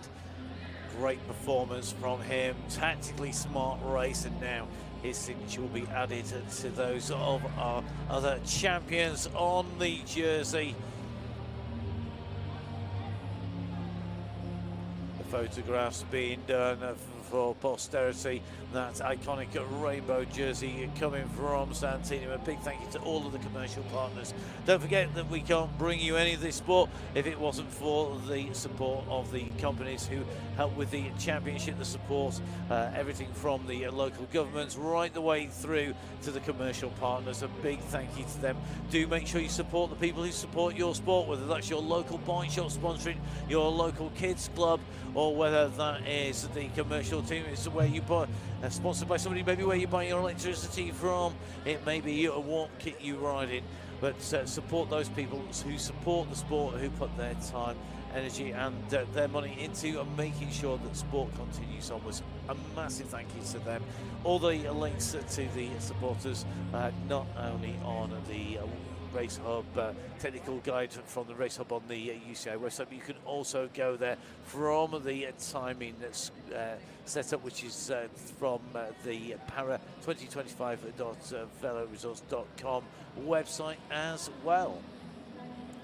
So the first block of racing done, the first of our medal ceremonies complete, as we start to make our way into the sprint. Now, we were talking with Todd just before we started those ceremonies about the qualification. 8 teams qualified, so the teams of Great Britain, Australia, Italy, New Zealand, USA and Brazil, as well as Malaysia. The team from Great Britain, 2 teams qualifying from them. Top 8 teams then went into our quarter-finals, and the teams that came out on top were the team of Italy of Agostini and Bisalati, the teams from Australia, that is Gallagher and Maitland-Moore. We've also got 2 teams from Great Britain, Unwin and Hull, and Jordan and Khan. Now, the first of our sprint semi-finals heats taking place. So this is the first heat. They will do 3 heats. It's the best of 3 sprints. Potentially, we could see one team of these 2 teams take the first win. If the other team takes the second win, it then comes down to that final ride-off. If a team wins 2 in a row, so the first and second heat, they don't need to then take it to the 3rd heat. And it is that extra added incentive to do that, so that they don't have to go through all of that extra effort to do that 3rd race. So definitely need to do that. Now in our semi-finals heat number 1, we're going to see Elizabeth Jordan of Great Britain, piloted by Danny Khan, up against Mariana Agostina, piloted by Elena Bisalati, the Italian tandem at the top.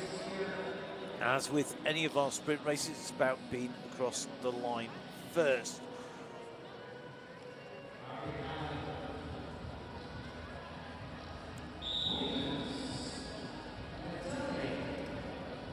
Italy versus Great Britain. Who will go through from our semi-finals? Who can draw the first victory here today? Who can get their notch on the tally stick for the first win here? Great Britain winding this up on the front. Khan at the end, looking over her shoulder here, just trying to keep position. Communication between the riders key here as they go round, because they need to know when to go, when to put that kick in. The Italians in the draft at the moment. The wind-up coming from Jordan on that Great Britain tandem here, trying to ensure the Italians have to go the long way round here. Agostini looking to increase the power now into the final lap, but what can the Italians do? They need to start making a move. Can they match the power, the speed of the Great Britain tandem of Jordan and Khan? Jordan and Khan are going to lead this down to the line. The Italians go wide, but they can't come past. It is going to be a 1 win so far to Great Britain. So the first of the wins in the semi-finals are going to Great Britain. The question will be, can they repeat that when it comes to the second one and make sure they get a relatively easier ride compared to racing 3 of the heats in the semi-finals? Our next heat, this is Australia versus Great Britain once again. This time round, it's going to be Jessica Gallagher of Australia, piloted by Jackie and Maitland-Moore, and Sophie Unwin of Great Britain, piloted by Jenny Hull.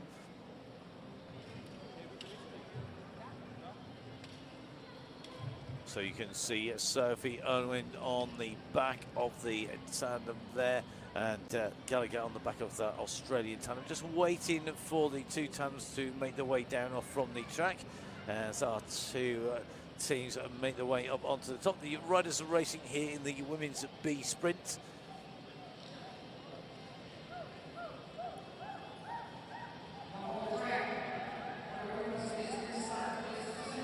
So Unwin and Hull taking away the win in Heat 3. The team from Australia taking away the win in Heat number 2. Very evenly matched tandems, these 2. Oh, very tactical as well. You can see the Great Britain team, they're really trying to force the Australian team to make a little bit of an error there.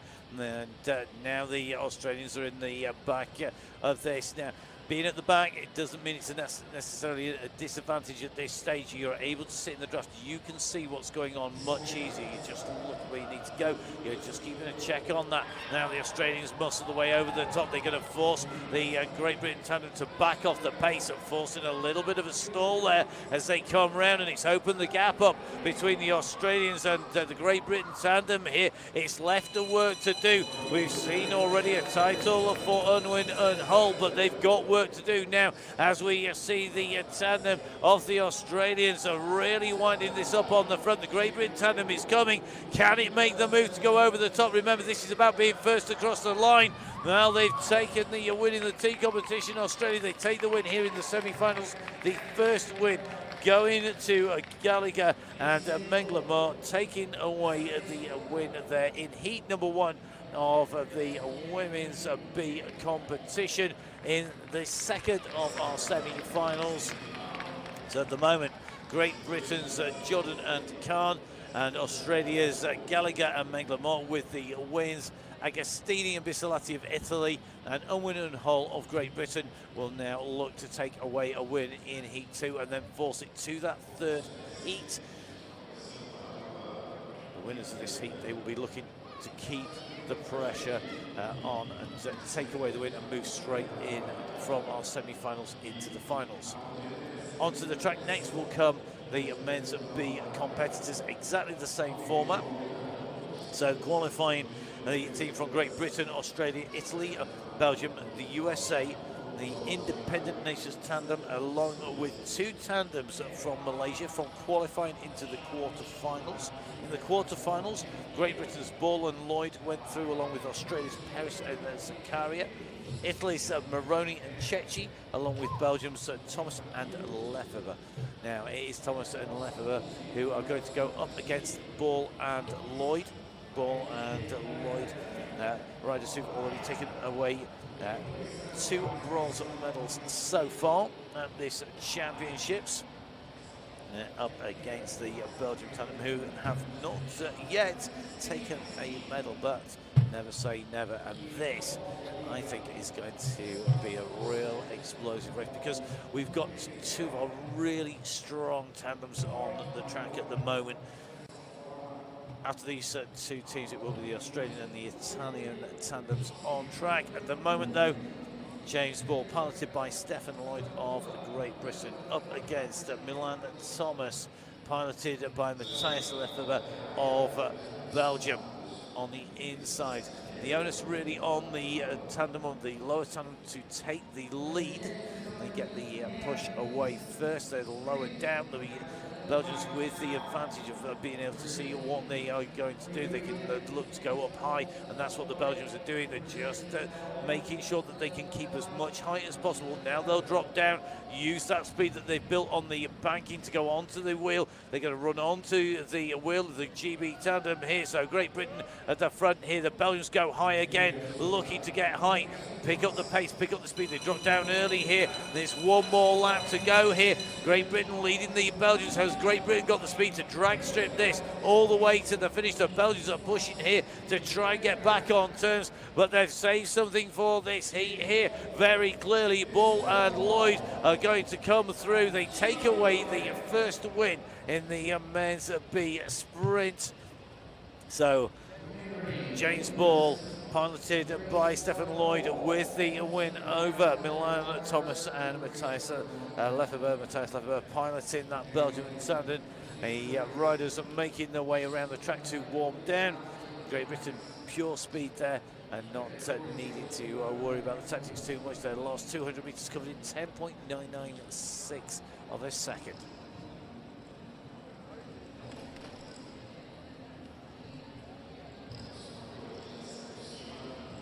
Our next tandems that take into the track, the tandem that took 2 wins in the mixed team sprint competition on Thursday and in the 1 kilometre time trial on Friday.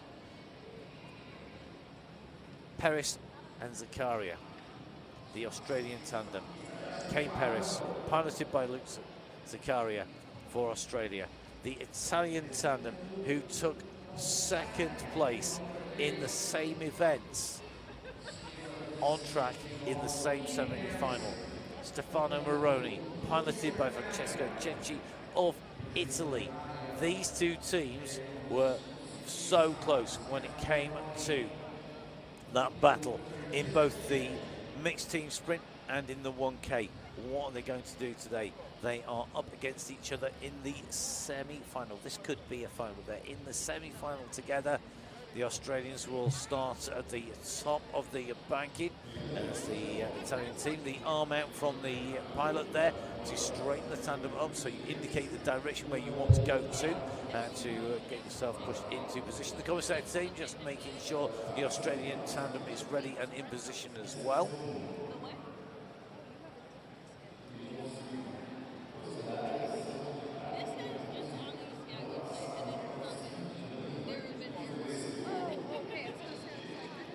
So it'll be 3 laps to go when our commissaires send the tandems away here.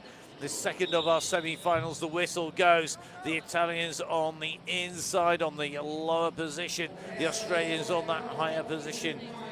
Kane Paracycling against Stefano Moroni, both of those looking to make sure that they keep the front of this race. I suspect on the way round, the Italians are pushing the Australians right to the top of the banking here. They're keeping them high. They're going to want to make this a fast run to the finish. They're using the slightly lower line. They'll do slightly less distance lower down. Will they drop down? They're going to keep them high again. The Australians being forced to go a long, long way round here. The Italians are first to drop. They come down onto the inside, get a nice run down onto the straight. The Australians are holding position here. It's super close. The Australians really are going to have to work down the back straight. Can they make some ground? They come into the finish. Now's the time to open the taps and get the gas on. The Italians are going to come through. They're going to go over the top. So the positions in up to this point in the 1K and that mixed team sprint are reversed here in the semi-finals on heat number 1 as Italy take away the first win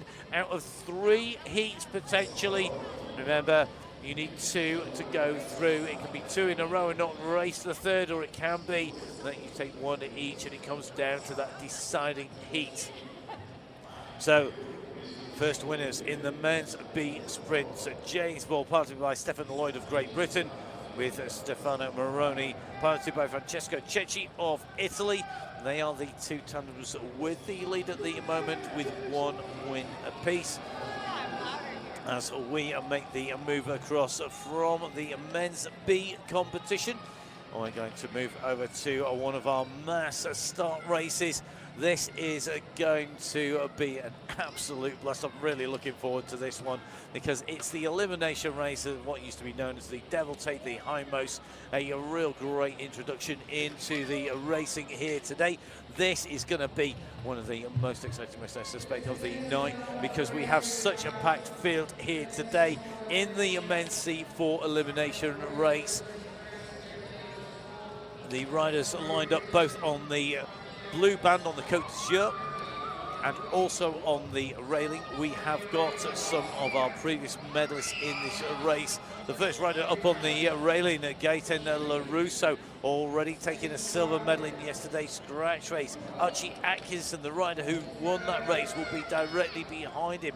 We're also going to see a number of other riders who we suspect are likely to figure in this. A number of riders, though, not taking to the start. I am just looking to make sure that we're going to get down onto the start line. The Colombian rider he's going to be down on the blue band towards the back, and that is Diego German Duenas Gomez of Colombia. He took 3rd place in that scratch race yesterday. He's going to be on track.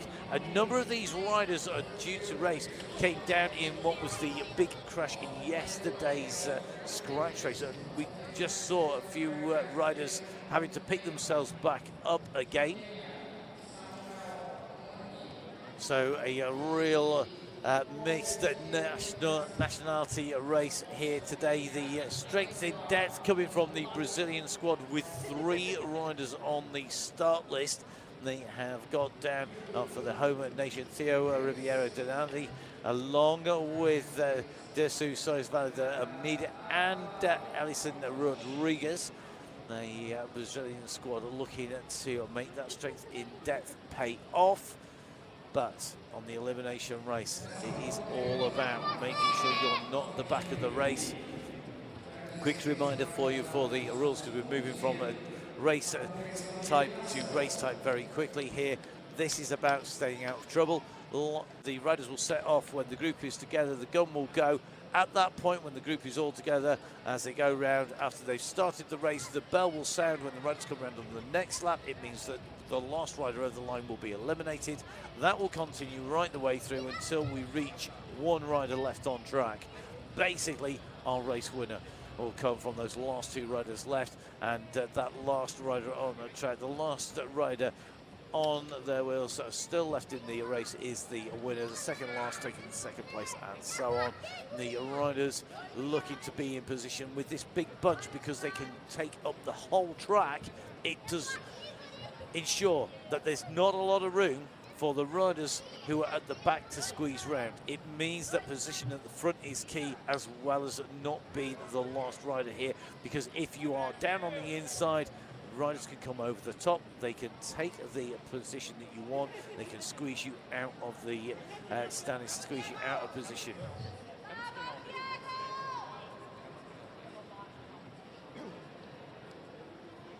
So the commissaire making his way right the way down here to ensure he's had a view of all the riders, that they're all in position, in the right position. The whistle goes, the riders onto the track. The riders will be given time to come together. There is no advantage to be gained by charging off and away from the race start, but the riders will want to be near the front when they come around.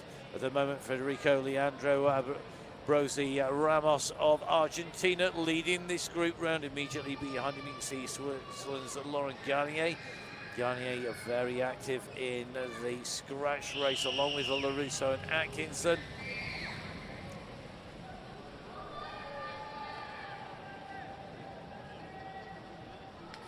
So the commissaire is just waiting for that group to come together.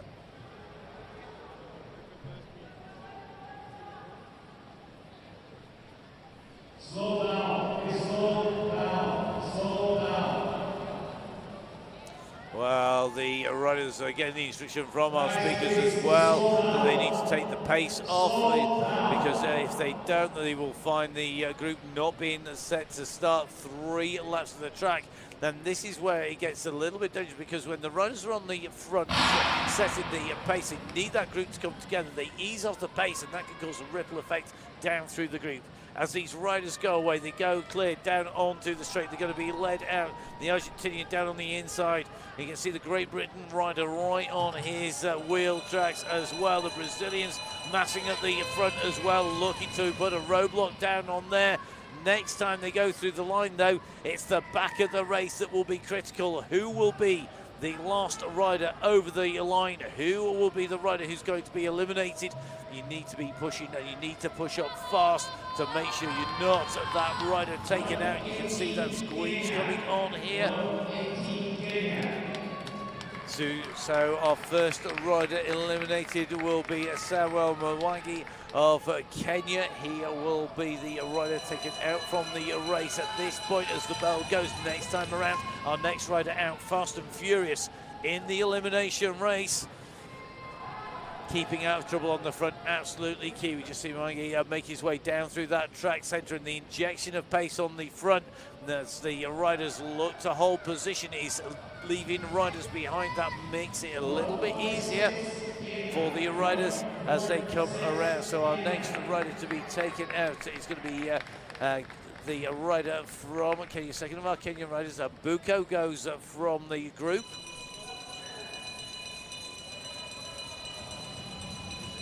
So 1 lap later, then the bell rings out. The next elimination will come into play. Riders living dangerously at the back there. It's going to be, I think, potentially our Chilean rider who could be in trouble here today. Just diving down on the inside here. They're going to be very, very close as they come in, but I think it will be the rider on the inside. who is taken out there. It's not. He manages to go through. It's going to be Bassam Al-Amrashi who is taken out. Must have just been off the back of that group outside. It means that Chilean lives to fight another day as we continue to push onwards here. So now this is the elimination point. Who will be taken from that group as they come in over the line? We wait to see as they come around this turn. It's about the squeeze. You can see the Argentinian rider pushing right over the top there, making sure he's safe.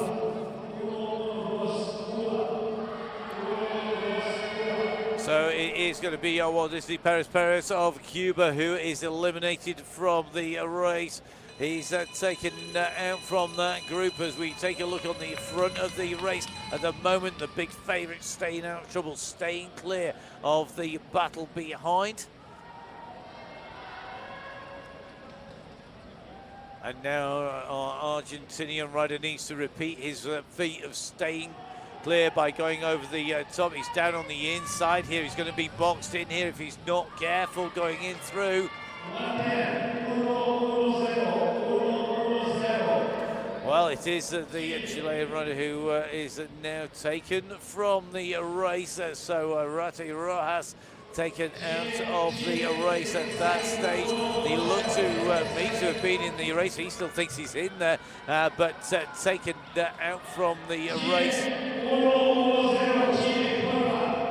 The Chilean coach there just putting the shout out to the rider. The riders will find themselves disqualified actually from the race if they refuse to withdraw. There's no arguing with the race commissars. An Chilean rider now dropping off the pace as we see a slide come down. Two riders down there. One rider slated down, a touch of wheels, one going over the top. We'll see the race neutralised here as these riders come in through. It will allow the group to come back together. The yellow flag is out, and Russo on the front. Our Colombian rider. It is on the front there as the riders go up the banking. So a neutralisation in the race, a touch of wheels. One rider sliding down the bank and the next rider just going over the top with nowhere left to go.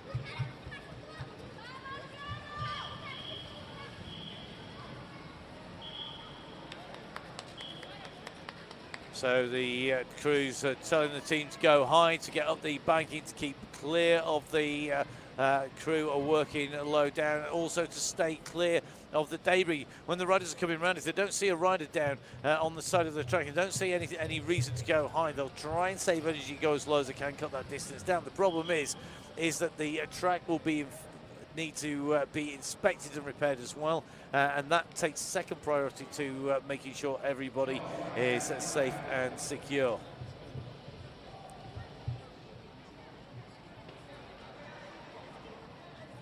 So one non-starter in this race, Abdallah Abalouchi of the UAE, the rider who took 9th place in the scratch race yesterday. One of the riders who did come down in that crash. He remounted, he took a top 10 position, choosing not to take part in this race. And a rider not taken to the start. Eliminated so far, Mwangi of Kenya along with his countryman Buko. We've seen the Saudi Arabian rider Amarashi also eliminated along with Paris of Cuba and Chilean rider Rati Rojas. The group of riders riding around at the moment will take a little bit of a look to see those riders. With the commissar team will be looking to see if the riders are going to be in a position to restart that race, as the race neutralised at the moment to make sure that the riders, the teams and the medics can all operate safely.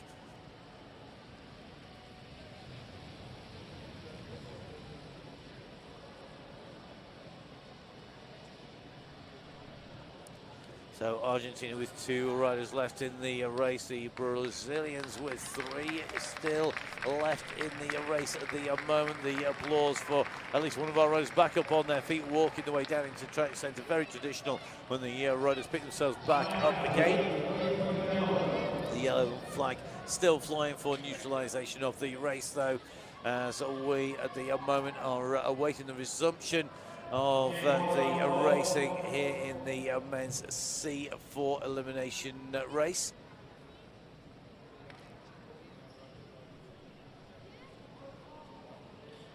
So Marlo Rodman just down the track centre as we go into the restart. And it's down in that group as we see the Brazilian come over the top, looking to take a bit of a flyer here in the elimination race from the start. Great move to go over the top there, anticipating the race start. Being aware of what's going on around, absolutely key, and it does mean he's not going to need to worry about the elimination as they come round next time, but the group are going to come underneath him. He needs to drop down towards the front of the group, which he does. He goes alongside LaRusso. Atkinson leading this out, and at least one of the riders from Argentina potentially going to be in trouble here, along with the Belgian rider Jano Thierens. Thierens has already had a medal on the way through. I think he's going to be safe as he came in over the line. It's going to be Chiaraviglio of Argentina taken out of the race, so he's not going to be contesting the finish as they come in through. The bell rings out though, and now at the back of this group you can see the pressure is on Thierens of Belgium, moving up. The Belgian rider towing the Brazilian with him, and it looks to me like it could well be Rodman who's in danger, but Rodman drifting off the back of the group. The pressure, the pace coming at the front, everybody pushing up. And this is where the danger moment comes. It is Marlo Rodman of Jamaica, and the irrepressible characters of cycling, who's eliminated from the race at that time around. The front of the race, LaRusso and Atkinson side by side at the moment, holding station on the front. The Colombian in the mix, along with the rest of that race field at the front, the race at the back to stay clear of being eliminated next time around. So Rodman, the last rider, eliminated in 12th place. It's going to be in 11th place in Cyrus Valley de Almeida as he is taken out. You can ignore LaRusso being eliminated there. He's on the front of the track in Cyrus Valley de Almeida, who was eliminated that time around in 11th place. This is going to be to see who will take top 10th place from the group. Watch the back here, the Brazilian trying to go underneath. He's not got a lot of room to move. He's trying to go down the inside of the back wheel of the American rider Macon.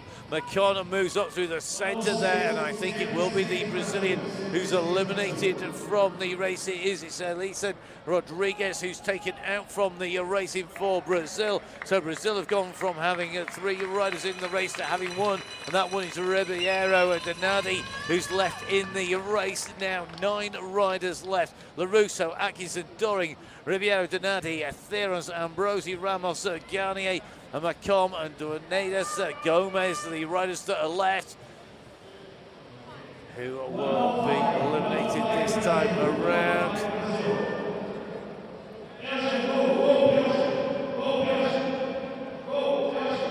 So it's going to be the rider from Belgium where is going to be eliminated this time through as they come through. So in fact, it's Donati who's been taken out of that group, but I'm just going to do a double check of that because by my reckoning, Donati's still in it. It's going to be the Belgian rider out there, which is Thierens, who is going to be out from the group. This is starting to get spicy. Macomb goes over the top here. He looks to go through, and I think this time around it will be Donati who comes out from that group. So now we're going to have our last riders in the group here. 7 riders left in contention. 7 riders who are going to be battling it out here for those 3 medals. Who's going to be eliminated next time around? The riders on the front picking up the pace each time they come in. Macon comes over the top. He's going to look to squeeze down here and put the pressure on the German rider. The German rider squeezes up. It could have been on the inside. Switzerland, maybe the rider eliminated. It is. It's Laurent Garnier who's going to be taken out of the group there. So Garnier comes out that time around. Garnier taken from the group. As we move down, he will be clear of the racing as they come through next time around. 1 more lap, 1 more ride to go. Macon putting the pressure on, trying to hold the German down on the inside here. Smart riding by the American rider, forcing the German down on the inside. He's going to try and squeeze on. The American goes over the top. Macomb pushes on, and that was all about track craft there. making sure you had the position. German rider out of Fabian Doring had taken out in 6th position. 5 riders left on track, your top 5 riders at the moment. McCon, the rider, living dangerously, having to use that track craft to keep the riders down. As they come round, he's now up against LaRusso at the moment. Here comes McComb over the top. He'll try and keep Russo down. It's going to be a big surprise if he puts LaRusso out as they come to the line. LaRusso's looking to move his way up. The Argentinian rider, I think, will be taken here. It could well be Argentina out. It is. It's Ambrosi, the unlucky rider. LaRusso responding to the challenge by McComb by squeezing McComb up the track. LaRusso living by the skin of his teeth in here. One of the big favourites to just holding wheels, and McComb now, after working so hard to get into the top 4 to try and be in touch for the medals, is being distanced by Atkinson, by a rider from Colombia, by Janeiro Gomez, and by LaRusso, as McComb is going to be the next rider eliminated. 3 riders left, 3 medals, the bronze, the silver and the gold. Next elimination, whoever's eliminated will be taking the bronze medal. And now the wind-up comes on the front. LaRusso's going to look to drag strip this out.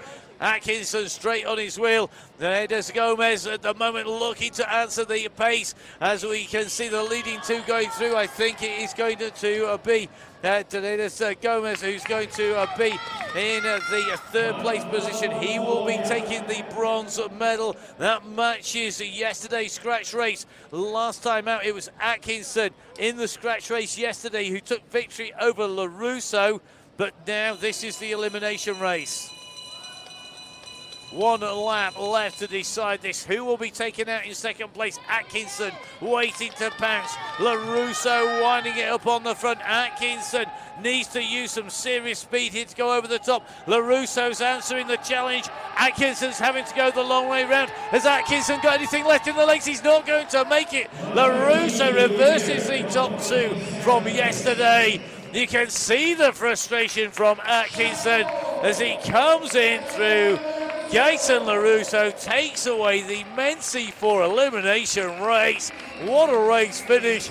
Atkinson and LaRusso winding it up on the front all the way through that race, but this time round LaRusso gets the better of Atkinson and will be stood on the top step of our podium. I might have said this already, I love elimination racing. It is absolutely fantastic, and it's great to see the track craft being shown by our riders here. And McCon, definitely, Jason McCon of the United States of America, using that skill. We saw him effectively take out rider after rider. He basically forced Garnier out of that race, then Doring, then Ambrosi by riding smart. And that is why that track craft is so important in the elimination race. The top 3, though, Janeiro Gomez adding another bronze medal to the one he took yesterday.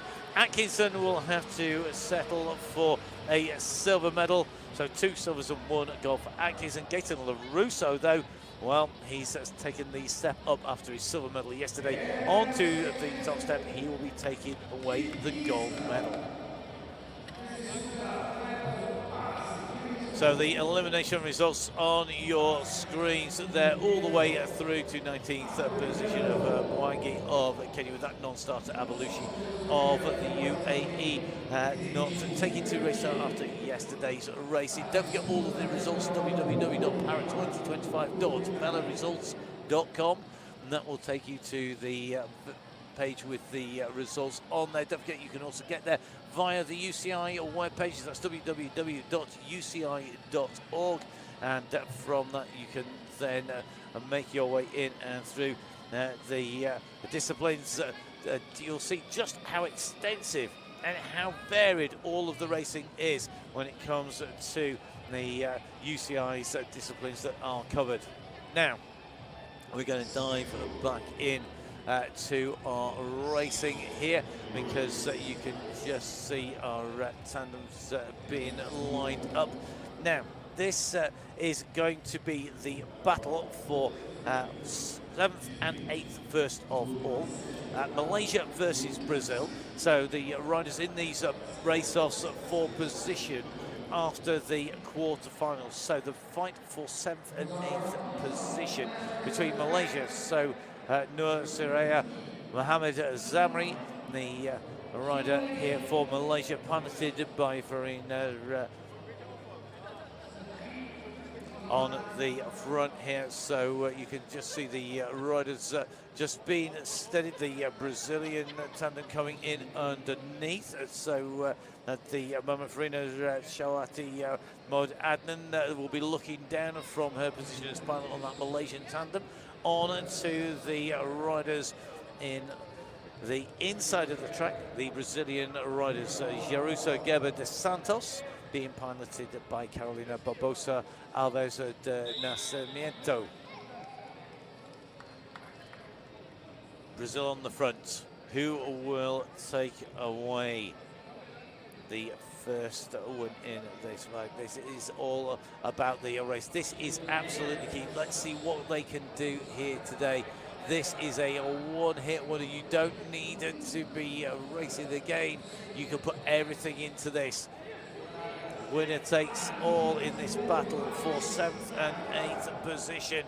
Brazil leading Malaysia, go high, drop back down again, keeping the Brazilians guessing, making them work hard here on the front, trying to keep the Malaysian tandem at bay, making the Malaysians go the long way round. It's going to be 1 lap to go, and now the Malaysian charges on. Brazil is answering this. They're pedal stroke for pedal stroke around the banking at the moment. The inside line being taken by the Brazilians. They're going to come charging down here. What has Malaysia got? They have got to come over the top and do it fast. The Brazilians respond here. It's going to be a win here today in the battle for 7th and 8th place for Jarusa Geber de Santos of Brazil, piloted by Carolina Barbosa Alves de Nascimento, because they held off the challenge of the Malaysian tandem. The Malaysian tandem will take 8th place. It'll be a 7th place here.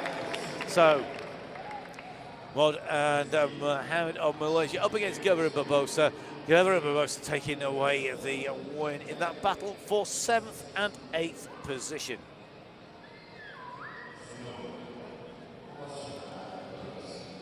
Some real pressure being applied by the Malaysians. They swept up, they swept down, they went round, they went high, they went low, trying to look for a way round the Brazilian tandem. It wasn't to be, and in the end, the Brazilians holding on to take away that victory in that battle for 7th and 8th. Our next riders on the track are going to be the riders battling for what is 5th and 6th places. This includes, in fact, the New Zealand tandem of Foy and Hodges, who have taken 2 silver medals so far.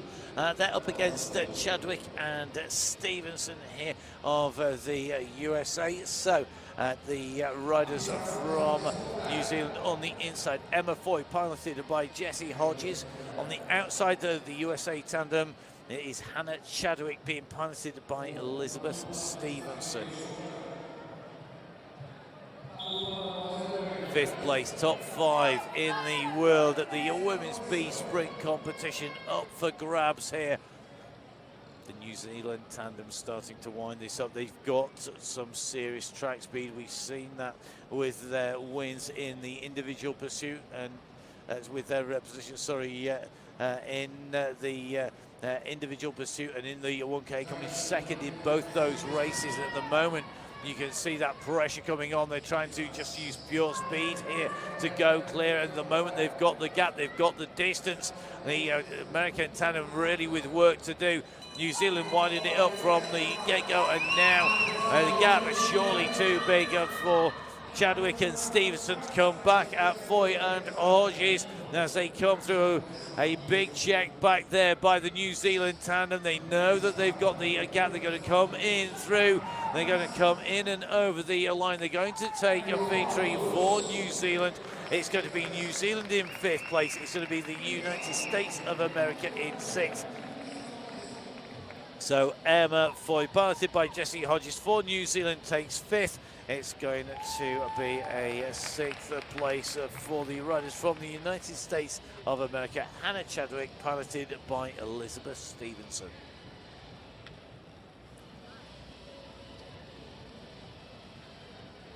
So for those of you counting your way through the events at home, this the race is 10 and 11 of our 28 races potentially that we've got here today. And our next race on track is going to see a move from the B category across to the C4 and the C5 categories. Both categories going together in the 10-kilometre scratch race.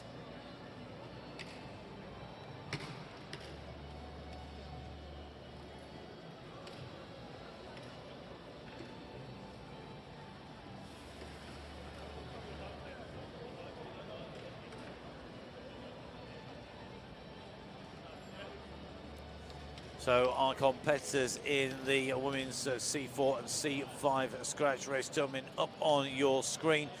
Two very different stories in terms of wins in these categories. In the women's C5 category, Claudia Cretti's taken 3 wins out of 3, with Nicole Murray taking 3 silver medals. The bronze medal shared between Mariela and Nalia Delgado, who's taken 2 of those bronze medals for Argentina. And Anna Harkowska of Poland, who's also taken one of the bronze medals. In terms of WC4, we've seen Erin de Moyle take 1 race victory and a bronze medal, taking that victory yesterday. Tara Nayland taking 2 victories, 2 gold medals. Siobhan Terry on all of the podiums, the only rider in fact to be on all 3 podiums so far, with 2 bronze and a silver, and 2 silver medals going to Kadina Cox so far in that women's C4 race category. You can see that we've got Terry, we've got Nayland, we've got Murray in this race. That you've got Coretti in here as well. We're going to see a real mix of riders. Delgado is in here. Igor Riva, who rode so strongly yesterday as well, in that mix. Law in here. This, for me, is going to be a really interesting race. Now, it is 1 race, so we'll be trying to call that as 1 race, but simultaneously trying to keep you in touch with who is where in both race categories simultaneously. Bear with me. It's not the easiest thing in the world to do when we've got so many riders on track to call both race categories. It can be done. I'll do my best to let you know who's where in each of the race categories, as well as the overall race finish.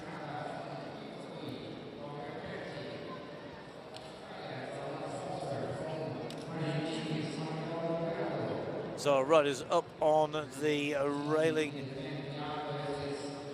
They're going to be led away by Sean Morelli of the United States of America. The riders down on the blue band, they are going to be led away by Siobhan Terry of New Zealand.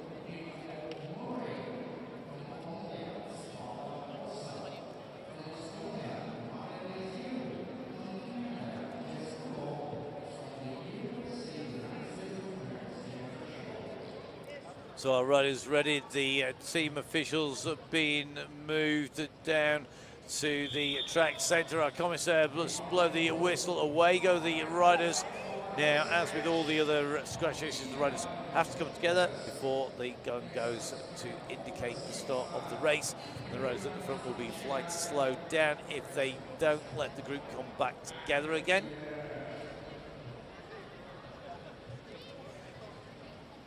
So some strong riders at very different disciplines from the elimination and the sprint and the kilometre time trial, all together here in this scratch race. We've got some real good sprinters in here. We've got riders who are tactically astute in taking away the win in the elimination race. We've got riders who are good at pure speed in that kilometre time trial. That's the big group of riders up on to the banking. Just taking a little bit of a look down on the race leaders that are coming down on the inside here.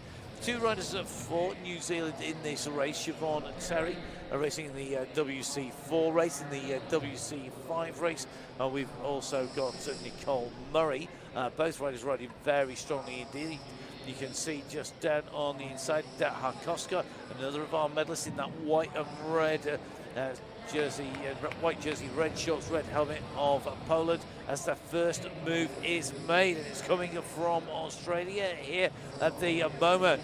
And this looks like this is going to be Nayland, I think, who's gone on the attack.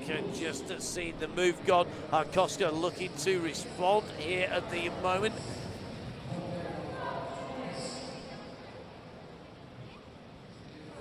Just keeping a check on the runners as they come down in through. Interesting moves here. The runners can ride this as a team race and look to support their teammate. You're not going to see an Australian driving hard on the front, chasing down another Australian as they go up the track. In fact, that may well be Foster who's gone down the track here in front, just waiting for a clear shot down there at the moment. Apologies. I think the guys are getting tired after 4 days of racing. So at the moment, it is going to be Sean Morelli who's leading the chase in that main group as they come around the turn. Racer leader from Australia clear at the front, looking to stay clear at the front of the race. This is the big chasing group behind her. Look over here from Morelli, looking for help. Not going to get any from the Australian rider. That is for sure. New Zealand now move up into second wheel here. That's Siobhan Terry who's got into second position, looking to see if there's a need to move up here. At the moment, the rider's driving down on through as our race leader continues to push the front. It's about just over a quarter of a lap the gap. Well, if you can take a lap on the rest of the riders, you're in a really secure position. If you can do that on your own, it means that you are going to be assured of the win in your race category.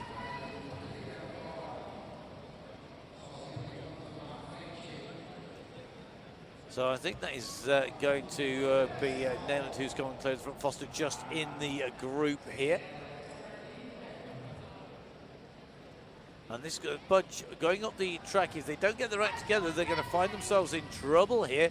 They're going to find themselves being a lap down now. That is not going to matter so much for the runners in the other category, but for those in the same category as our race leader at the moment, that is dangerous, and it means that they are putting themselves at a major disadvantage. You can see the speed here from our Australian rider coming around, Tara Nayland, who took a little bit of a break yesterday from racing in the sprint, back in action here today. Took the win in the elimination race, a win in the 1K in the WC4 race category at the moment, the WC4 and 5 together. And at the moment, Nayland has now got over half a lap. It's fast approaching 3/4 of a lap. In fact, definitely closer to the back of the group than the group is to her by some margin. So Nayland on the front here really needs to dig deep in now, make this count. The worst thing that could happen is that she's gone for this and she doesn't make the catch to the group in front. The race leader on the way around, and you can see charging towards the group in front. She needs to make the back of that group. Once she's got to the back of that group, she will be credited with taking the lap on the majority of the riders. And you can see the panic now going down because they know that they're in danger of losing a lap. And if you are in that WC4 race, you know you need to move. Interestingly, it's a WC5 rider, Creti, who's gone on to the front, looking to go clear, looking to get a lap back. Creti is dragging one or two riders with her. So the rider on their way in through, there'll be lots of riders on the same lap, but at the moment, Nayland coming through, she's going to make the first catch here, going over the top here. So it looks like our Estonian rider Jules down one lap, Mercado down one lap, but for Mexico at the moment on our race leader who goes through. Nayland still with the gap, the chase breaking up behind the big group that was all together has fractured. You can see them all the way across the first part of the straight and all the way round the bend on the turn there.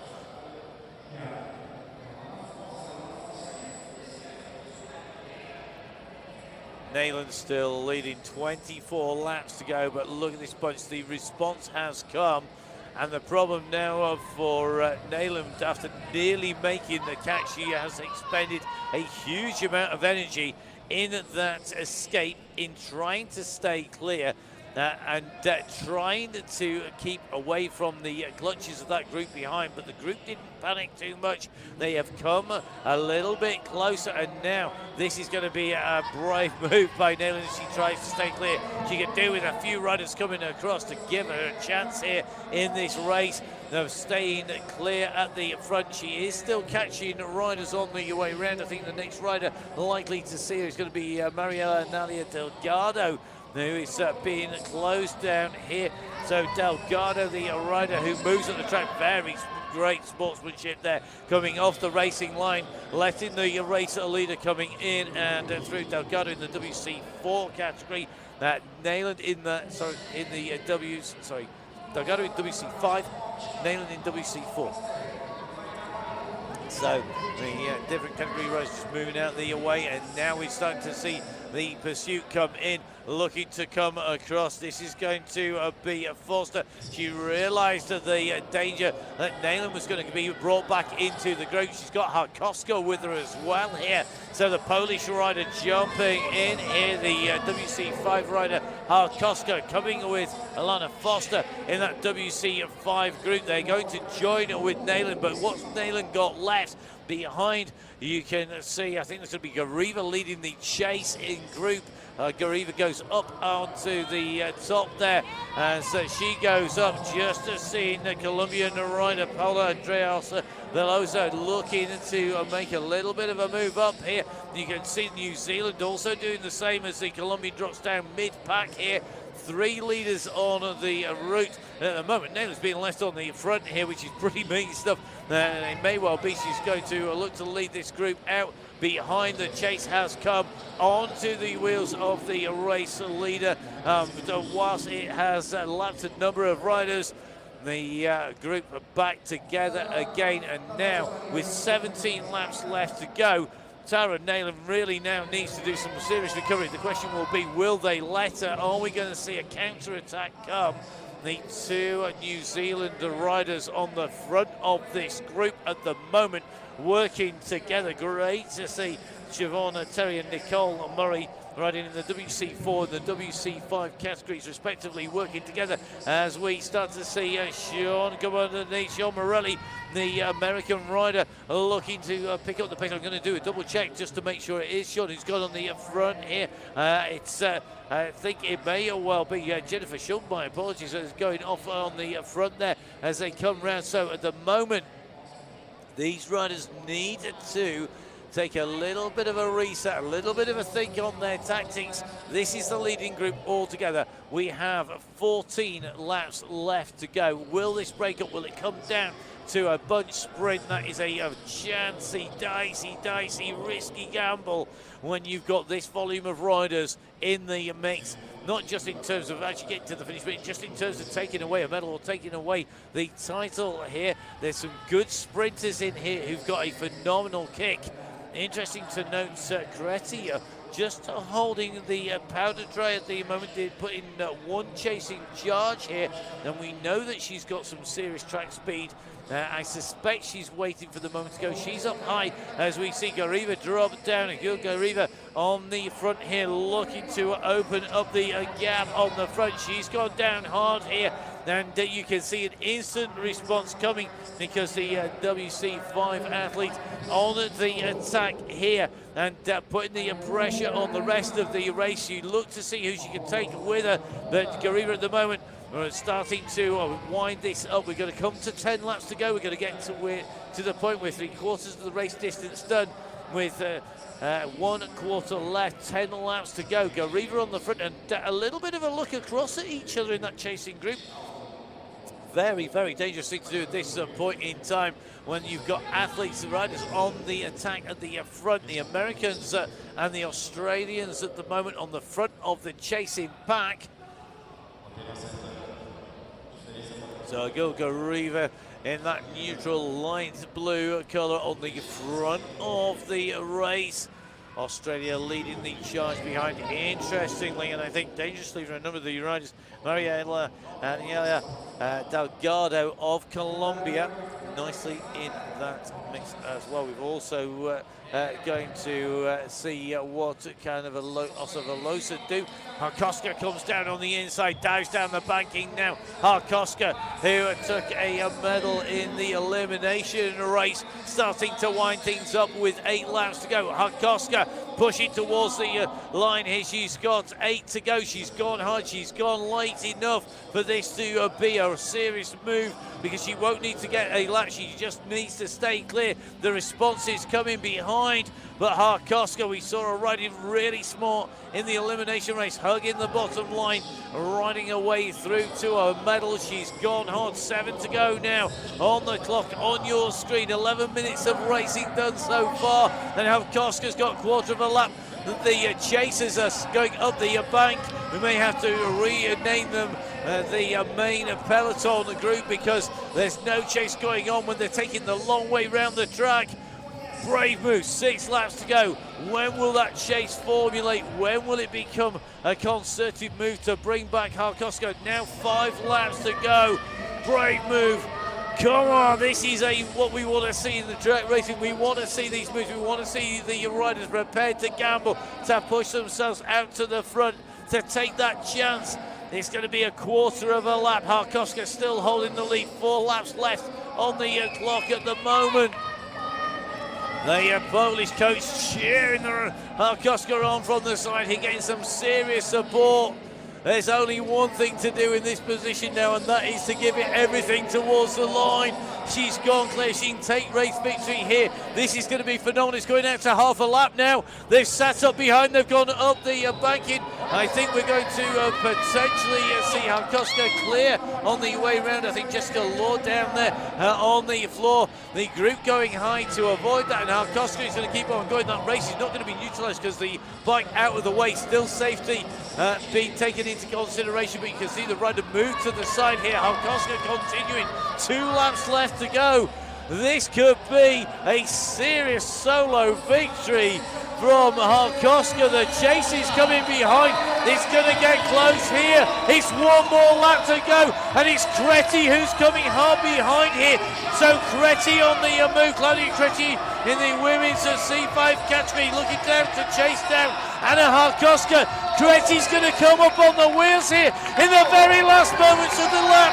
Oh my goodness, she goes through over the line. Creti is going to take victory. Well, what a ride by Harkoska. Creti coming in through there as well. That was some win in the women's category C4 and the category C5 10K scratch race. It's going to let those results compile themselves and sort themselves out as we start to bring you the results. So taking away the win, it is Claudia Creti in the women's C5 race category. She takes away a top spot. Harkoska's taking away 2nd place in that women's C5 competition. Nicole Murray, our next rider in over the line, she'll take 3rd place and take away the bronze medal in the C5 competition as well. So they're your top 3 in the C5 racing. Aguga Reva coming through for 4th place. Tara Nayland will take away a top spot in that WC4 competition. She'll be taking away another title. She came in ahead of Siobhan Terry, who'll take away 2nd place and the silver medal in the WC4. Then it was Alana Foster in the WC5 category, followed by Jennifer Schulb, who came in over the line. Just taking a little bit of a check back for our next rider in the WC4 competition. I think Sean Morelli will take away that 4th place here today in the WC4 competition. Sorry, going to be taking away the 3rd place. Just going to get a double check. She does. So Sean Morelli going to be taking away a bronze medal. Fantastic stuff. That is the confirmed result on there. So as I've furiously been scribbling on my start sheets and my notes, the computer doing its stuff in the background, Kreti, Harkoska and Murray coming through to take away the 1, 2, 3 in the WC5 competition. The WC4 competition is going to be Nayland, Terry and then Morelli, who take away the top 3 places there. Well, fantastic racing. Jessica Law, well after that falling heel fast. Never good when you come down on to the track centre, but our riders made of tough stuff and shown their strength here today in that race. Combined WC4 and WC5 categories.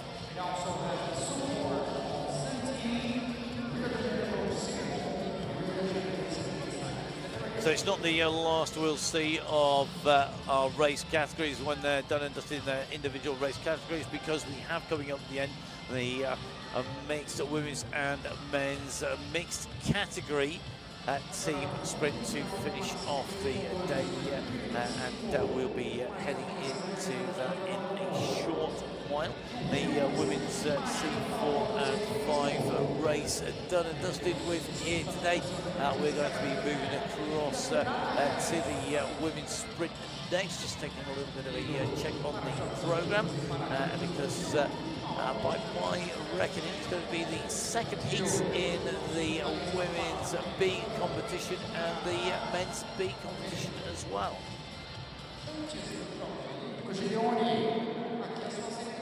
Well, the round has just been taken down from that track, just making the way off track at the end of that race in what was a very thrilling race. Attack after attack, Taranelli going on the offensive early doors, trying to go clear. Harkoska doing everything she could to keep clear of Claudia Kreti. Kreti keeping out trouble, riding very smart in that bunch, doing the minimum amount of work before diving back down into the track centre to chase down the leader. It got out to over half a lap, and Harkoska must have been feeling more and more confident, but then the chase came on in earnest, and that was then where we saw the moves being made, and that gap closed down.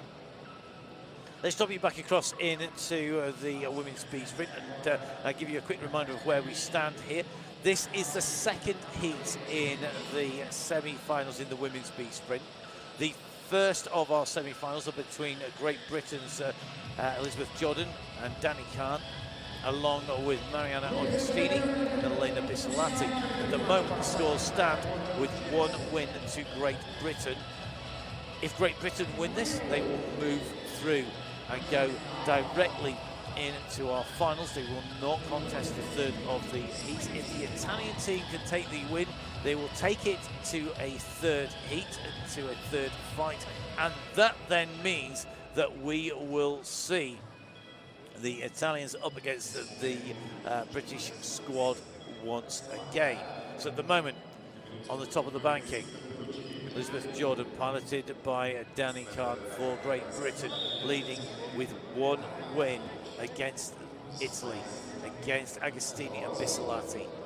They need to do it again if the GB squad want to go straight through. If the Italian wins, they force it to go on. You can see 1 green dot down on the scoreboards for Jordan and Kahn, who start to gain height on the track, looking to build speed and momentum. Starting to wind up, going to take the lead early here now. They need to be clear of the tandem in front before they drop down, and it looks like they're going to use pure speed here once again. 1 win to the good, and Elizabeth and Jordan and Danny Kahn now starting to really put the pressure on, really wind this up. They want to make sure of it in 2 heats. They don't want it to go to the third. They want to save as much as possible for the finals, and as they go down, you can see the tandem from Great Britain easing off early there. They knew that they had job done. Great Britain go through from the semi-finals into our finals.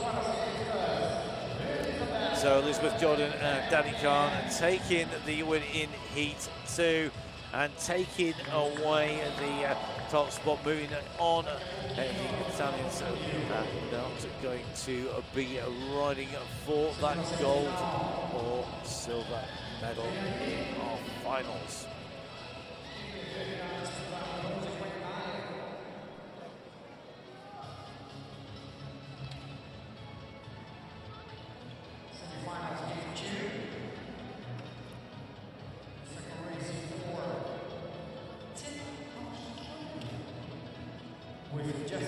Well, this is our second of our semi-finals of the GB Tandem, Great Britain Tandem. And that is going to be Sophie Unwin with Jenny Hull with work to do.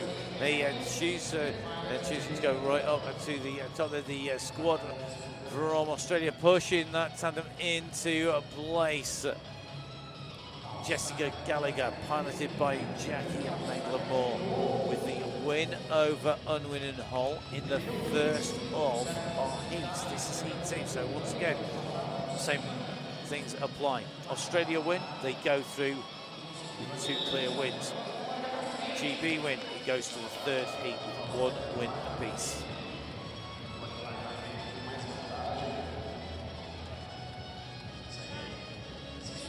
So both of these teams with championship wins already at the 2025 Paracycling Track World Championships.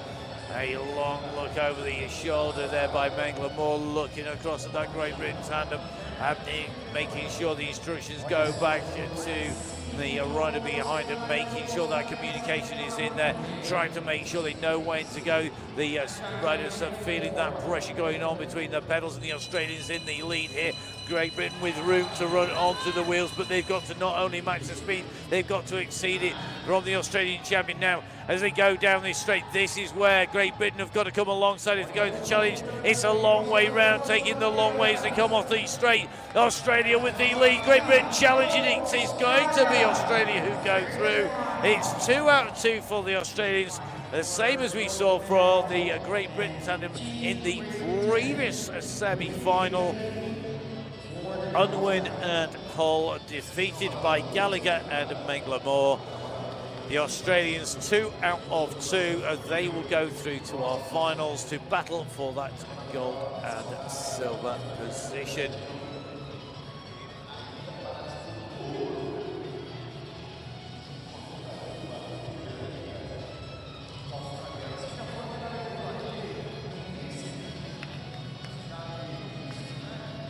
Well, fantastic racing in that sprint competition, the women's B competition.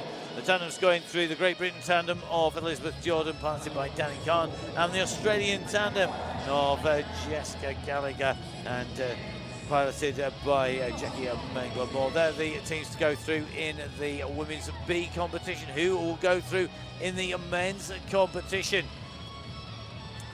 So in the men's competition, the Great Britain tandem and the Italian tandem, the leaders as they go into the second heat in their respective semi-finals. Great Britain up against Belgium, Australia against Italy. The Great Britain tandem of James Ball, piloted by Stefan Lloyd, moving up onto the top position. We're going to see the Belgian tandem of Milan and Thomas, piloted by Matthias Lefebvre, move in underneath.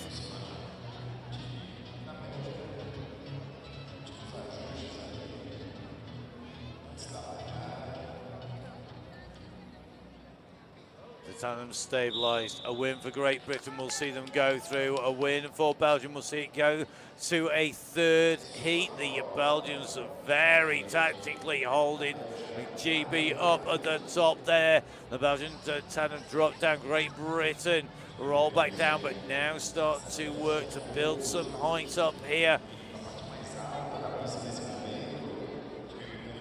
You can see the tactic there. Dive down on the inside, fake a dummy, run down the inside.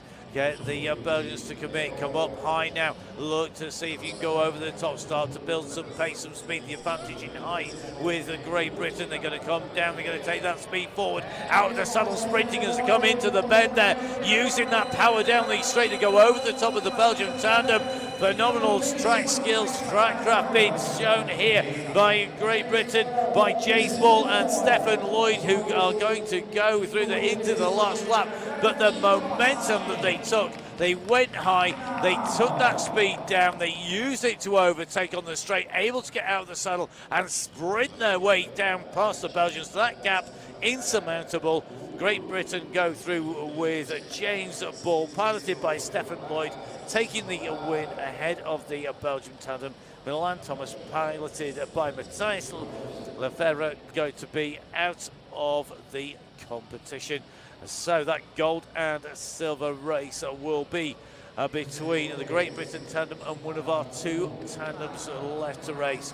That's going to be Australian tandem of Kane Paris, piloted by Luke Zaccaria, and the Italian tandem, Stefano Moroni and Francesco Cecchi, who have the advantage going into the second heat in the second of our semi-finals.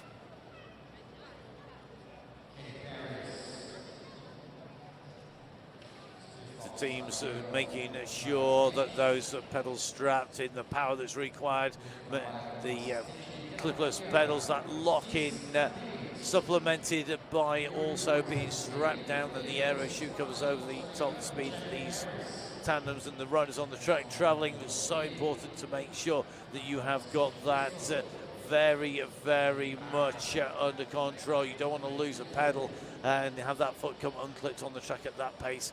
It can be a really disastrous moment on the track. These riders skilled at holding the bike up as they go through. So here we go, second of our semi-finals. Advantage to the Italians on the top of the track, Moroni and Cecchi.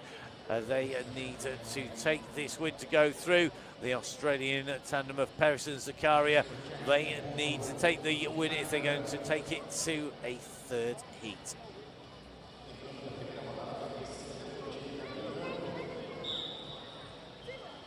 So a huge push from the Australian team there to throw the Australians in at pace here. They want to keep the pace high early. They're down at the bottom there. They're starting to wind this up. The Italian tandem on the back are looking for the moment to come over the top. They're looking to take some speed, some pace. They'll be looking potentially to replicate the move. They've got the room to run onto the wheel, being able to build the pace and build the speed. They're keeping high.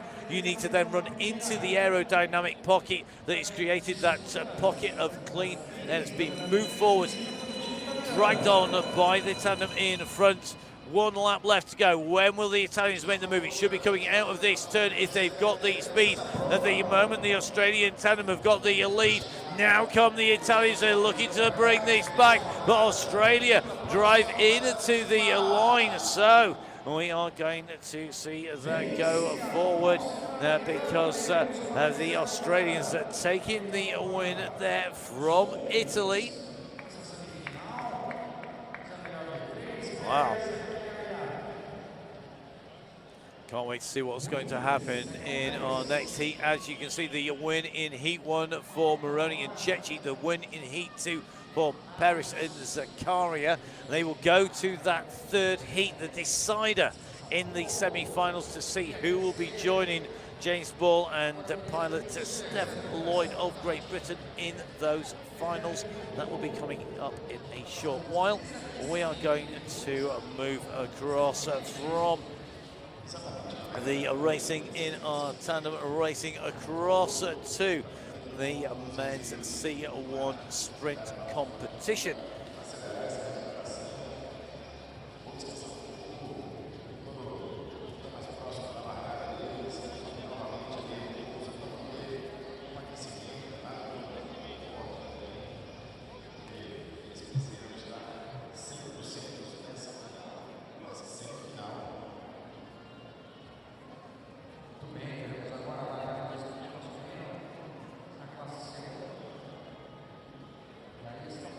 So the men's C1 sprint competition, Ricardo Tenagilis at the top of the track. The fastest time in qualifying, up against Mohammed Yusuf Hafisi Jaharuddin, who had the second fastest time in qualifying. Both riders winning their semi-final to come through to our finals in the men's C1 sprint final.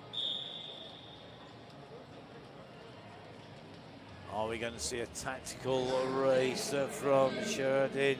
Or will we see Arguelles going for that pure speed, that pure acceleration? He's got track speed, he's got that top speed, but at the moment he's being made to ride the long way around, and great skills here being shown. Just track craft pushing Ted Arguelles up the track. Ted Arguelles has won every race he's ridden so far.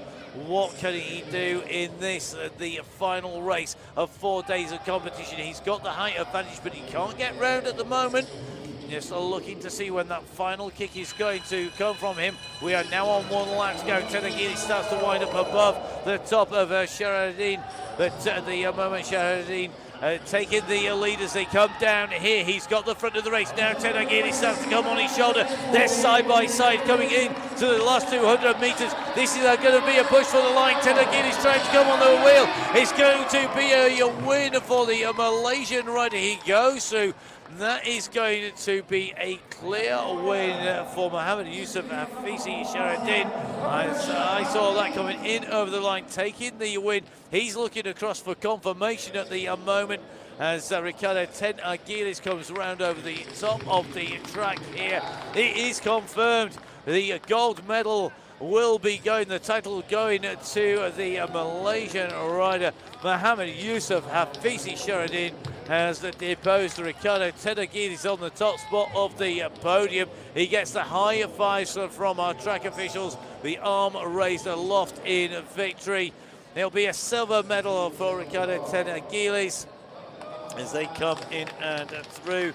So, a third place, a bronze medal for Ivan Ermakov, a silver medal for Ricardo Ted Arguelles, a Malaysian rider taking a victory here today. Mohammed Yusuf Hafisi Sheridan taking away the race win here today, using that track craft to blunt the speed of Ricardo Ted Arguelles.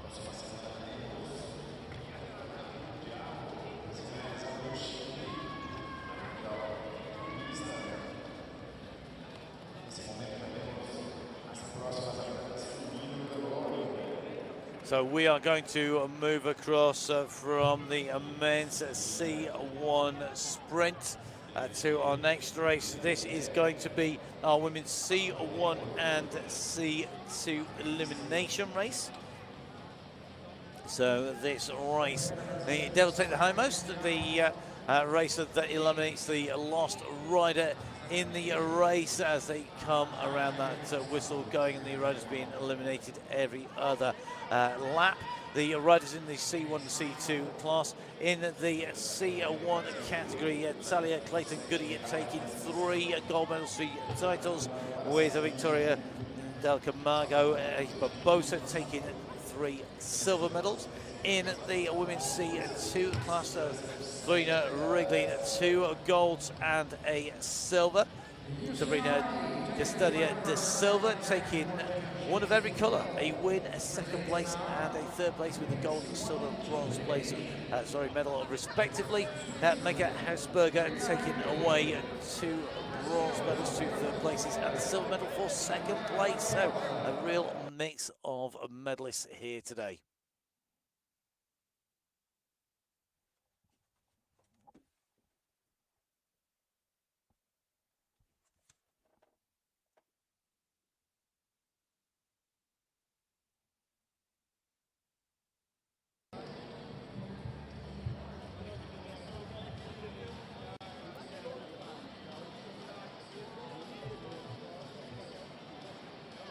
So the riders lined up, ready to go.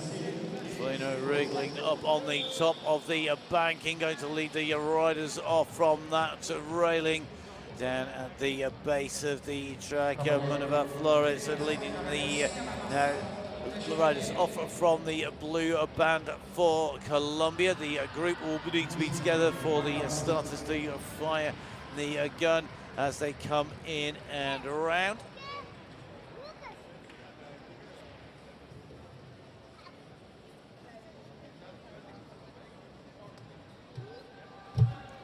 Well, the group are going to be all together. A perfect race start here from the women's C1 and C2 competitors in the elimination race as they make their way around the track here today. Remember, when the bell rings, there will be one lap to go.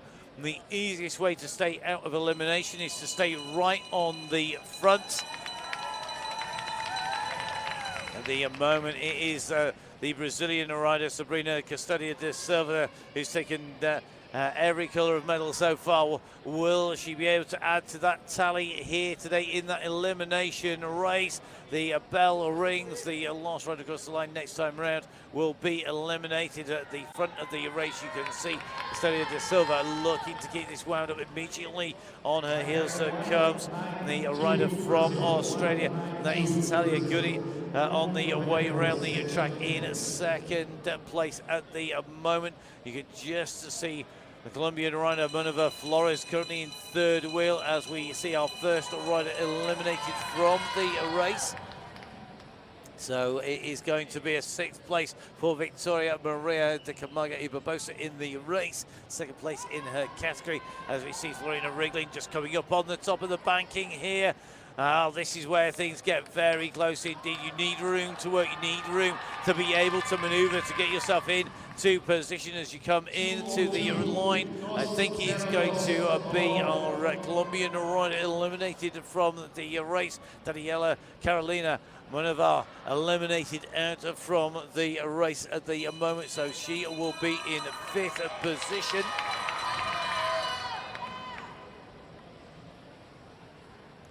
For riders on track at the moment. Next elimination will be coming up at the moment. At the back of this group, you can see that we've got the German rider looking to push over the top here. It's going to be close on the line, but it is going to be Mika Hausberger who is eliminated from this race. 3 riders left on track now. So 3 riders left. These riders, though, they will want to take victory. Florina Wriggling on the front here. Talia Goody at the back of this group. And then Custodia de Silva sandwiched right in the middle as they come around here. Who's going to take it out here? Who's going to be eliminated? You can just see Talia Goody starting to make a move on the outside. Custodia de Silva also moving up, keeping the position, forcing Talia Goody to go wide. It is going to be Talia Clayton Goody who goes out from the competition. 2 riders left on the track. So now it is going to be all about who is going to take this down for the win here today. Who's going to take away the silver medal? Who's going to take away gold? We know both these riders have serious track speed. We know that they can move. This is all about making sure that you get that pace down here. So here we are, Kick running around that turn, making the way into the finish, and Florina Wriggling puts the power down as she goes into the line. Wriggling will take away another gold medal in the women's C2 race category. It's going to be a second place in the WC2 category for Sabrina Custodia de Silva. She'll take away the silver medal. Taking away the bronze medal will be Mika Hausberger in that.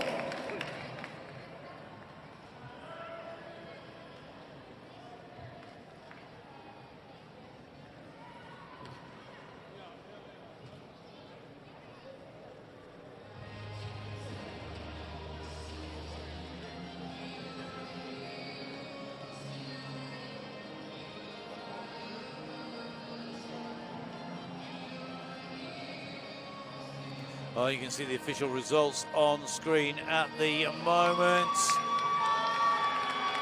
Florina Wriggling taking the win from Sabrina Custodia de Silva. Talia Clayton Goody taking third place in the race. Mika Hausberger taking fourth. Daniela Carolina Monaval taking fifth. And Victoria Maria de Camargo taking sixth place. De Camargo y Barbosa will be taking away a silver medal with Talia Clayton Goody taking away a gold medal in the women's C1 category, the women's C2 category. It'll be Hasburger with the bronze, Study the silver with the silver medal, and it will be Wriggling with the gold. Now, straight away on to our next race here today, because we are going to move across in now, because this is going to be our next race on track, the final of the sprint here today. So this is Annick van den Assen alongside Mel Pemble here in the women's C3 competition.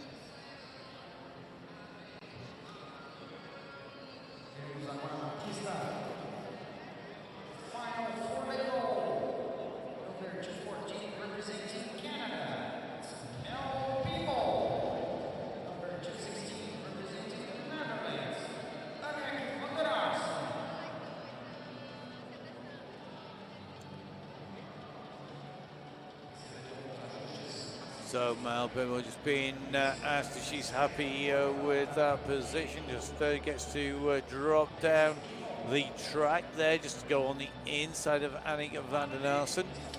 This is for the gold and silver medal positions. I'm joined down in track centre by Todd Fraser from the UCI down on track centre. This is going to be an exciting finish here. Mel Pemble looking to take away a victory here. 3 laps, 2 athletes, 1 gold medal. I think there's really strong sprinters. Both had great times in the qualification, have made it to the finals, and now they go head-to-head for the gold. So this for that gold medal, it is Van den Assen at the moment who is leading this race out for the Netherlands. Canadian rider Pemble on the back here, looking to use height, looking to use speed to pop out from the draft of the rider in front and then sprint over the top. Both these riders winners of their semi-finals. A look across. Van den Assen very aware that on that right-hand side, as she comes down that straight, that's where she's like to see Pemble building speed. Will Pemble drop down on the inside? Will she go over the top? It's going to be the high line, I think, at the moment. Now she starts to come down. 1 lap left to go. The sprint, the runners come from Pemble. Pemble starts to come alongside Van den Assen. Van den Assen is going to force her up high, but look at the track speed here of Mel Pemble, the Canadian rider, absolutely rocketing through to take away victory. She'll be taking away that iconic rainbow jersey, the gold medal, as our race winner in the finals, with Annick van den Assen taking away the silver. Second place here in that race. Classic sprint tactics from Mel Pemble. Take the height, take the speed, take that momentum, and then finish it off clear at the front. Yeah, this race was a little bit different than some of the other sprints we've seen. Only 2 athletes in the final, so more of a traditional approach, but only 1 chance to get it right. Mel Pemble's been a sprint specialist and a track specialist for a long time, and Canada gets to go home with a gold medal and a great wrap up to their championships. But I think all their athletes are done now. Well, what a way to finish off. Finish it with a gold from Pemble, and Mel Pemble, a bronze medal on day 1 of the competition on a Thursday in that scratch race. 2 silvers on Friday and Saturday in the 1 kilometre time trial and the elimination race, wrapping it up with a gold medal. What a run to wrap that up, and takes away a medal on every single day in the championship. The only rider to take a medal on 4 days in a row in the women's C3 category. Yeah, that's really impressive. I mean, really crescendo throughout the whole week. She stayed focused. Her coach, Sebastian Travers, got to be really, really excited with that result, I think. I'm sure he is. So, Mel Pemble taking away the win in the women's C3 sprint final, and you can see the riders just going around the base of the track there together at the end of their race, and no doubt discussing that as they make their way around, because it's one of the things that all riders do on the way around the track, no matter what discipline. There's always that discussion about, did we do this right? They went quite well done to you, or this is where I tried it, I couldn't answer this, you went there, I was worried about you at this point. Those tactics, that debate, that discussion, it's pretty universal, let's face it. Yeah, for sure. That was really, really cool. I mean, it's paracycling, but the racing tactics are still exactly the same, and these athletes train and think about the tactics almost exactly the same way as any other athlete. Exactly. Now we're going to see the third heat here, the only one of our B category races to go to a deciding third heat. This is the men's B sprint semi-final between Australia and Italy. For Australia, Kane Paris, piloted by Luca Zaccaria. For Italy, Stefano Moroni, piloted by Francesco Cecchi. The Italian team taking the second place as they came through in the second win. They took win in number 1 in 1 and 2 in 2. The Australians forcing it to go to a third. This could be very close indeed. Any predictions here? We won't tell them you said anything, I promise. Nobody's listening. There's no way I can give an answer here. Both these athletes have been equals throughout the whole duration of the championships. Australia got the world record in the tandem team sprint with their female tandem, who's also looking for gold in the sprint tandem now. But the Italians have had a great year, and they're going to be tough to beat, I think, either way here. Well, we're going to see what's going to happen down on track. The tandem just trying to make sure that they're in position there for the Italians. There needs to be a little bit of distance back as well. They can't start level with the lower tandem. There has to be a little bit of ground given to the inside tandem on the lower part of the course. So the big throw goes 3 laps of the track. This to decide who joins Great Britain's James Ball and Stephen Lloyd in the finals in the battle for the gold and silver medal. A long run coming in here. The Italians go high, build momentum up high. It costs them ground though, because the Australians there use that little bit of advantage, that little bit of less distance covered to build speed as well. So going up the track, not working that time for the Italian tandem. The Australians with a little bit of a gap, the Italians with room to run on to the wheels here. Can the Australians do this with pure speed? Italy have to come. They're giving it everything. They're going to have to come the long way round. Australia on the inside, powering the way down. The Italians are coming. They're not going to come quick enough. It's going to go to Australia after the initial victory by Italy in Heat 1. The Australians take Heats 2 and 3 to move through. Kane Paris, piloted by Luca Zaccaria for Australia, move on to the finals as they beat Stefano Moroni and Francesco Cecchi of Italy. Some serious speed there. The Italian tactic of going up to try and gain height was instantly answered just by pure speed by the Australians. Yeah, I think the Australian pilot Luke Zaccaria, he was looking back at just the right time. He saw him go up the track, and he just put the power down, and they just couldn't close the gap after that. Great tactics, great teamwork, and that cohesion between the two riders to know when to push, because you can feel that kick through the pedals. You don't even need to issue instructions anywhere about when you go, who goes. You can feel it straight away. You know that there's an increase in pace, in power, and you go with it. And you see that time and time again. And you can't afford to wait for the sound to come back, for people to talk, even if you can speak, doing what these riders are doing on the track. Probably one of the big differences between tandem sprinting and traditional one rider sprinting is that it takes these bikes a little bit more time to get up to speed. And so when one athlete goes and the other one doesn't counter quick enough, it might be over just at that point. Well, we are going to see our next two tandems down on track here, because this is the men's B sprint at the moment. This is going to be... I'm just going to do a double check, actually. I'm just going to check that it is indeed the men's B sprint for the 7th and 8th place position. So you can see our two Malaysian tandems on track at the moment. Now just diving down onto the blue. They'll have raced against each other time and time again. So Wahab and Rasul up against Mohammed and Ahmad Nazari at the moment. This is the sort of race that you practice time and time again. They'll have raced against each other in training so many times. it almost becomes second nature to race against each other. But this time round, this is for the position in the World Championships. It's something special. Yeah, I mean, these guys know each other better than anything. Probably sharing hotel rooms with each other, but you know, out here now fighting for 7th place, and this race gives us a little bit of a chance too. But why we do these little races is to give a little break to all the other athletes, to make sure they can recover before the finals. And it's great to see the battles being fought out as a race on the track, as a sprint here, as we see them come around into the finale here, as the riders go in and over the line in that race off in the men's B sprint here.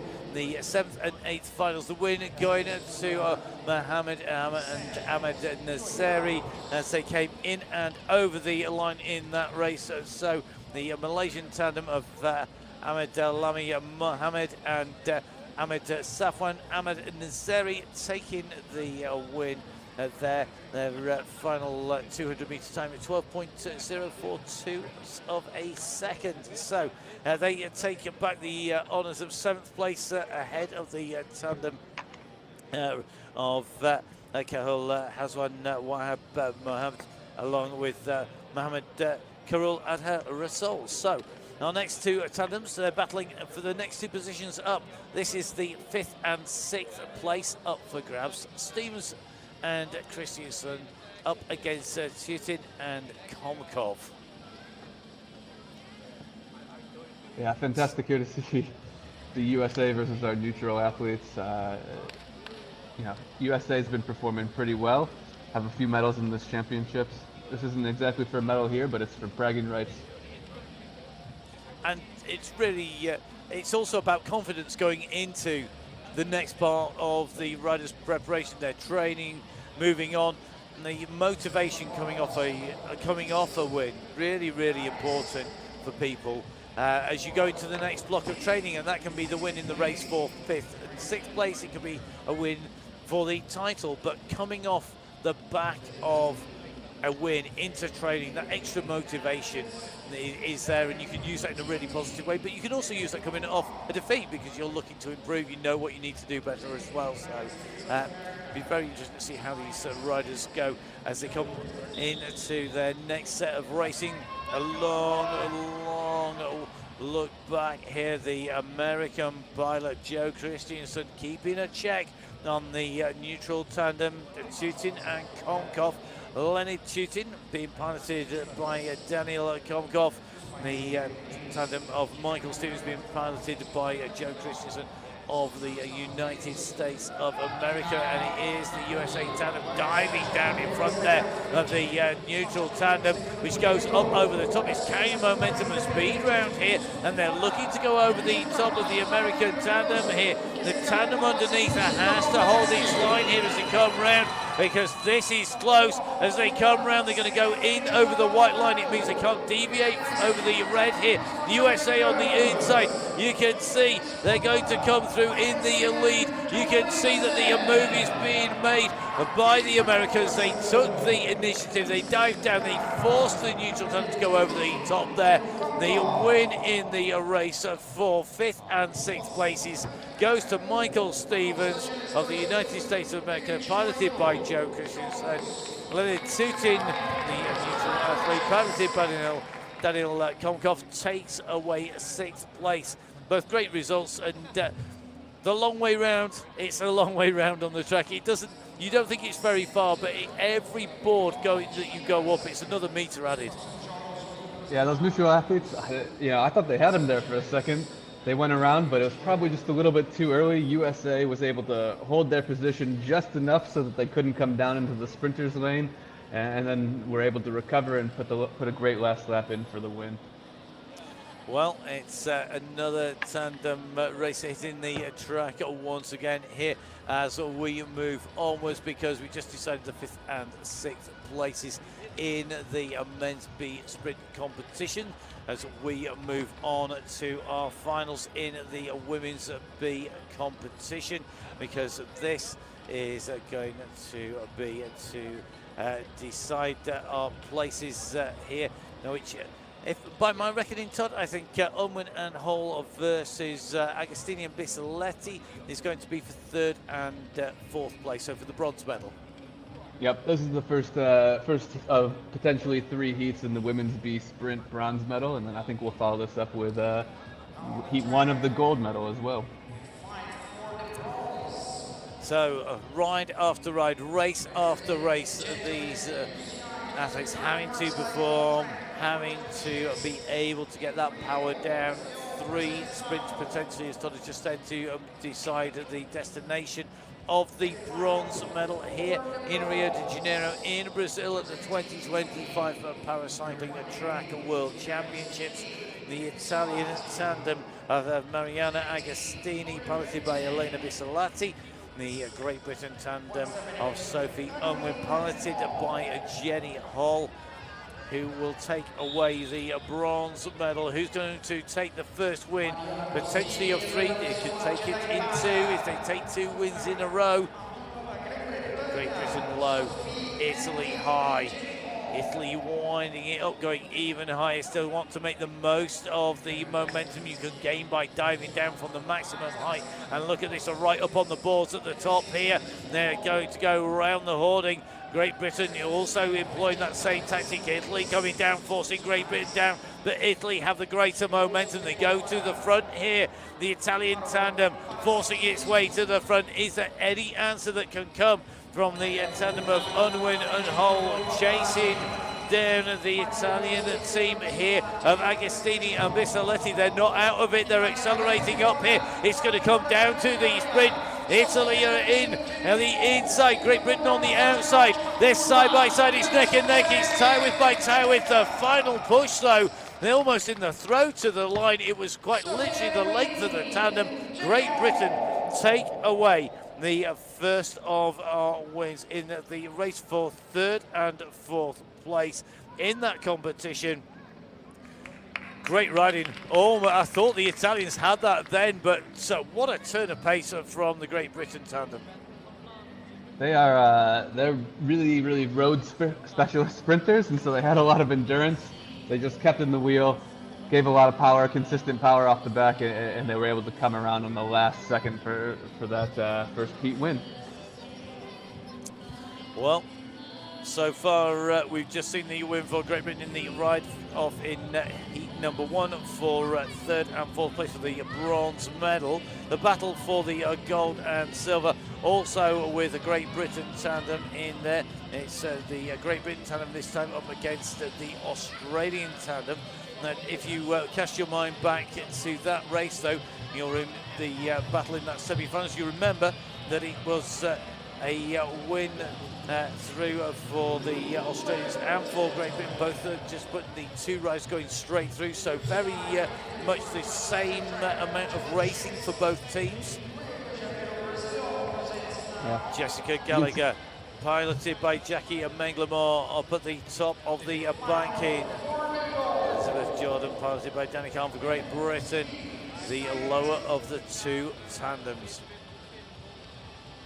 You can see here they're just lined up at the pursuit line. One of the uniquenesses of paracycling sprints is we actually start from the pursuit line rather than the main start-finish line. Gives especially the tandems a little bit of a extra chance to get up to speed before we hit that first turn. Well, that was definitely used last time by the Italian team, who went and stayed really high. They're using that momentum now. You can see both tandems looking very close. It's cagey at the moment. The GB tandem goes high, inviting a little bit of a dive down by Australia so they can shut the door on them. It didn't happen, so both tandems are keeping the momentum. Great Britain building the Australians with room to run onto that back wheel, space to move, space to accelerate before they hit the wheel of the Great Britain tandem. Here they come, they've moved to the outside. They're looking to wind this up. Great Britain on the inside. At the moment, Jordan and Kerr with the lead at the moment. You can see that Gallagher and Menglemore are trying to come on the outside here. They push in, they're running in through. Great Britain are going to take it. Danny Khan piloting Elizabeth Jordan through over the line. Jordan's power, they're driving through to take away the win in heat 1 from Gallagher and Menglemore. the Australians came, they couldn't come quick enough. Yeah, maybe it's a little bit of experience too. I think Khan and Jordan, they've been working together a lot more. But Jessica Geller, this is a new pilot for her this year, and so just had a little bit of experience held on to ensure they kept the lead in that first heat. And we can't underestimate the fact that that experience really pays, particularly in an event like the sprint where it's so tactical. You can watch as much racing, you can race as much as you want, but if you're not doing that self-same event, you're not going to do it, and you just need that track time, you need those races, and that's where we see the strong nations being able to do that on their own training, because they're putting out multiple tandems on the track at the same time. Let's take a run across, sorry Todd, to the men's battle for the bronze medal here. It is going to be the Belgians versus the Italians. So at the moment, the Belgian squad, Milan Salmas, piloted by Matthias Lefebvre. Now the squad at the rear here, the Italian team of Stefano Moroni, piloted by Francesco Cecchi, the riders who are going to be fighting them for the bronze medal, the battle for third and fourth place. Really quick turnaround here for the Italians. As you remember, they had to go 3 heats in the last semi-final, and so they haven't had much time to get prepared here. But you know, they got some rest after this. We have a few more ceremonies, and I think no matter what happens in this first heat, this one has a chance to go all 3 rounds. Well, that's a bold prediction. I'm liking it. Todd's finally got off the fence. Well, I just think they're 2 really strong teams, and it's really hard to predict what can happen. So it'll come down to tactics and how much energy you got left at the end of these 3 rounds. It is indeed, and I have to agree with you. I think this, I can see round 1 potentially going to the Belgians, round 2 to the Italian, and then all coming down to that third one. I don't think you're far on there. Could though be a little bit of a mix because of that extra preparation time and recovery time for the squad from Belgium. Holding the high line right up on the balls. The best way to build speed, keep high, use that momentum. They've got in front, and now are they going to choose to dive down? They're not going down yet. They're going to try and hold that high into the next corner. The Italian team looking pretty spent at this moment in time. The Belgian squad going. Now, if the Belgian team don't realise that they've got the gap to Italy, they are going to keep on pushing, and maybe the Italian team just looking to hope that they're going to tire. I don't think there's an issue with the tandem, but they are out of sight here, and we're not seeing them coasting around, so it looks like they're conceding the first of the heats here in that battle for the bronze medal. It goes to Belgium here, just taking a look as we come around the track here for that Italian tandem. They were out of touch there as they came round, and surprising that gap opened so soon. Certainly a little surprising. I think they're going to go back and take this recovery time after this heat to try to come back in round 2 and really bring the heat on everybody else. But Belgium went really, really hard at the beginning there, and maybe that was a tactical mistake. We'll see. I mean, in some ways, what the Italians have just forced the Belgians to do is race an extra race, because the Italians almost didn't race that race, and therefore the Belgians now have the same number of races in their legs as the Italian squad have, and then there's 2 heats to fight it out. But of course, Belgium with that slight advantage. Yeah, no mistakes now for the Italians. no room for error whatsoever. I mean, talk about gambling your way into the last chance saloon if that was the tactic employed by them. Now we take a look down at the tandem for Great Britain. This is James Ball and Stephen Lloyd on the tandem. James Ball piloted by Stephen Lloyd.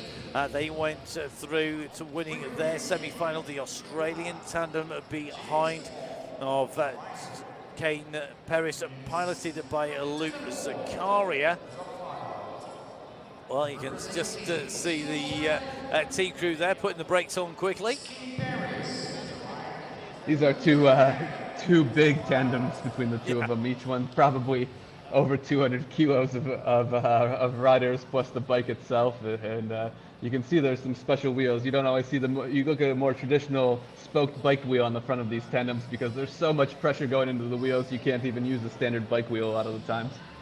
Yeah, it's a large flange hub with cross spokes on the front. A really traditional one, tied and soldered as well at the joins of the spokes. They're really old school skill to be able to produce those wheels, and at the moment, very evenly matched tandems, very evenly matched athletes on the track. The tandem, though, from Great Britain starting to wind this up, maybe just looking to take this for a long one. They've got the gap at the moment, and the Australians now leaving themselves with a lot of work to do. So on the front at the moment, Great Britain looking to stretch this out. I tell you something, the Australians need to pull back some time. They're a long way down on that Great Britain tandem, and the Great Britain tandem, I think, have realised that at the moment as they come through, because you can see they are not going full bore at the moment.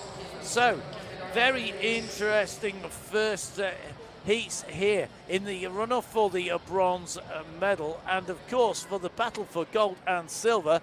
At the moment, more of a capitulation than a battle. Yeah, I mean, I think it's the same as the last heat. Probably a little bit of fatigue for the Australians came in, but very surprised by this because they're in good form. They are in good form. I mean, they've been. We shouldn't discount the fact that they have been racing for 4 days and they've done a lot of efforts, but so has everybody. But really interested in the way that it's starting to take its start. It may well be that they put their foot down on the pedals, and you just get some rise where you just go, you know, the mind says go and the body says no. Yeah, I think they're going to come back for Heat 2 and be ready to give it a good show, though. They're not going to just fold over here and let the gold go to Great Britain without a fight. No, that's definitely not going to happen. So the men's B sprint races now just done and dusted for Heat 1. We are going to be moving across towards some award ceremonies. We're then going to have some more of our heats, the second heat in our finals in the women's and the men's B sprint. And we'll then have some more award ceremonies before we go to the third heat, if we need a third heat to decide it. At the moment, not looking that way so far, but you never ever know. Then, of course, we have the finale. I know, Todd, you've really been looking forward to the 750 metre team sprint. Yeah, it's one of our most interesting events. Really fast, mixed categories, mixed classes, mixed genders, all sorts of different racing styles, because some will start fast, some will start slow. You know, all the different impairment categories that you get in paracycling come into one team to put a really great show. And this year, a special note for the team sprint in this mixed category event is that it's now mandatory to have a woman in there. It used to be just, it could be men, it could be women, it could be any categories, but now every team has to have one woman in there. But I think that Great Britain would probably be the favorite, just going down the history. They've actually traditionally always had a woman in their race, and they're the world record holder. And so, yeah, lots of work to do for the other teams. But it was a close qualification round, very close. So I think Australia will have a chance. So the battle in that last event is going to be Spain versus Brazil for the bronze medal. It's going to be Great Britain versus Australia for the gold medal there. As you say, the record held by the world record is actually held by Great Britain, with Kadina Cox, Jodie Cundy and Jaco van Gas, set in 2021 in Japan. But that team is unchanged, with the exception of Finley Graham joining the team instead of Jaco van Gas. So two of the world record holders from that team from 2021 still competing, and we've seen all of their riders take medals already, and as you say, could well be the hot favourites. But we've seen Corey Boddington dominate, take 3 medals in the 3 races he raced. Michael Shipley take medals. We've seen Erin Moyle take a medal in the sprint as well. So a very strong Australian team. And it comes to that battle for the bronze and for 4th place. Again, Spain with medalists in there, riders like Eduardo Santos Asensio, and you know, a really strong Brazilian team in there, Castilho de Silva, as well as Muro Shaban in that team. So really looking forward to that. I think there's going to be some close racing in that. Especially that bronze medal heat. A little bit of a surprise for both those teams. I think they're super psyched that they get to race again this afternoon in this team sprint, and now they're fighting for a medal too. So it would be really interesting, both of those races. Well, that's going to end the day. We are going to be moving on to our medal ceremonies very shortly indeed. The backdrop up on the stage, and we'll be bringing forward the riders who have raced already, who have taken away their medal-winning rides, and are going to convert those rides into the hardware. The medals are a real memento, aren't they? I mean, they're a solid piece of metalwork. I was talking to Jen Jackson, who had taken a medal earlier on in the mountain bike race, and she was in the commentary box for the mountain bike women's racing, and as she said, the medals are huge. I mean, probably the best description, I think. Am I right in thinking, put two thumbs together, put your two index fingers together, make a circle, and they're that kind of size, but what you don't realise is how thick and heavy they are as well. Well, I'm making that circle right now, and I would say it's still even bigger than what I can do with the maximum of my size. They are big. They come in a big box too, because we've just started giving away medal boxes to all our champions, starting with the Mountain Bike World Championships last month. And I think it's a great memento for all the athletes as well. It gives us a little protection when they all travel home. So a really cool new feature that we're doing at the UCI. Yeah, and I think that's the thing, isn't it? I mean, it's so valuable. Much as we know the athletes would love to just walk everywhere with them around their neck and go, look at my bling, and we do see that. You do want to look after it, and I think it's nice to see that box is there as well, that presentation box with the World Championship on the outside as well. It's certainly a memento. I was lucky enough to be given a thank you for one event in my entire history of commentating. I think this year it's been 10 different World Championships, and I have to say that in the entire history of doing it over all the decades, once I was given a cardboard box which had the rainbow bands around the outside of it, and I have cherished it forever. It's absolutely battered now, but my goodness me, I don't even know what's in it. But it's not going anywhere, because certainly I never was of a standard to even be close to taking a medal, never mind a title, but to just be at a World Championships is special. I mean, we're coming towards the end of the championships, Todd. We've seen a change in format, which whenever you change a format in any discipline, there are going to be people who love the changes, and there's going to be people who hate the changes. What's the general feeling been? What's the feedback been that you've had? Well, I've had some really good feedback from a lot of nations on this event.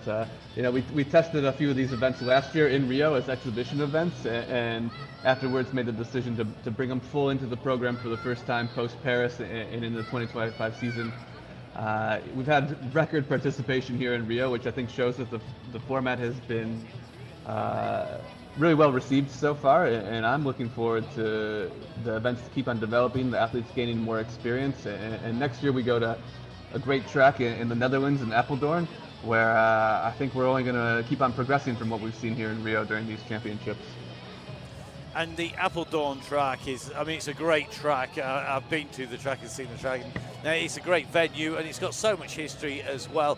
And we know the Netherlands are a real heartland of cycling as well. So you're going to see some fantastic performances. And the Netherlands having a great championship so far here as well.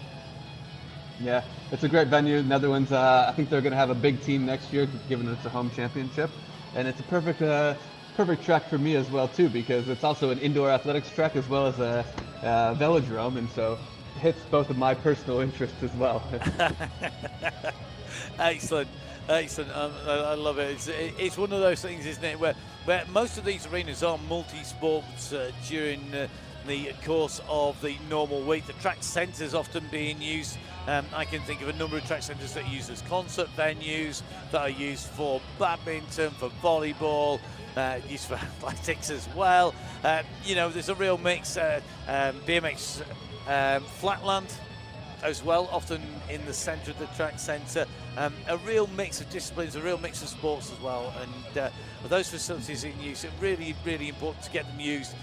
And the one thing I say to everybody, get down to your local track. If you do have a velodrome, if you've never ridden, get on the track. I'm going to ask Todd a question that I thought I probably wouldn't ask him, but I am going to ask him. Todd, have you been on the track and raced the track, or have you just ridden it? I have just ridden it, never raced it. I wasn't a historical bike racer, unfortunately, but had good experiences riding the track just for fun with friends. We have a velodrome at our office in the UCI. It's only 200 meters, so it's even steeper than most of the 250-meter ones, and so it's really, really challenging, a little bit intimidating too, but it's a blast. And I think most people, when they first go on to a velodrome, they're scared. I think that's, you don't realise that you can look at it on TV, but it's steep, it's big, it's scary, and yet when you get on it, you just keep pedaling forwards and you just go around the corners. It really is that simple, isn't it? The first lap or two, you're probably thinking to yourself, how is my wheel still sticking to the wood or the concrete, wherever you're starting out for your first time? And it just works. And by the end of the session, you're going up and down the turns and just having a great time. And really is a blast, especially in the winter months if you have one nearby and you like to cycle. It just gets you the opportunity to continue and do something different than maybe riding in your home trainer or you know, toughing the tough winter months with all the gear and clothes and things like that you need. And I think it also, the way that it hones bike skills and the ability to ride, to set that pace, to get that feedback through the bike, it really is unique. And I think it's something everybody should try once. Definitely go down. Lots of the velodromes with taster sessions as well. So do get on your bike, jump on. You never know. You may be down at a World Championship one day in the near future. Thank you very much, Todd, for joining me once again. We're going to move across to our medal ceremonies because our riders are making their way to the stage.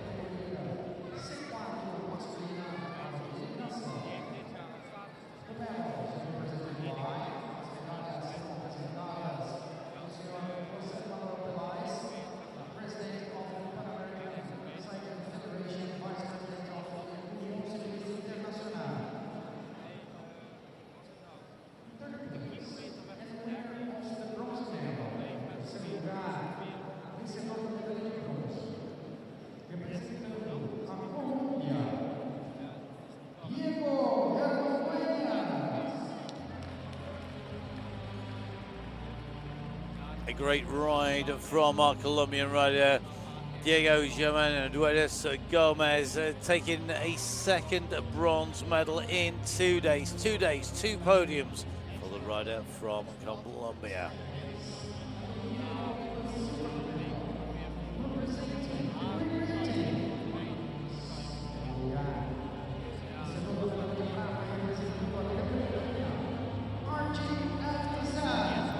Archie Atkinson started his campaign on Thursday with a silver medal in the 1 kilometre time trial.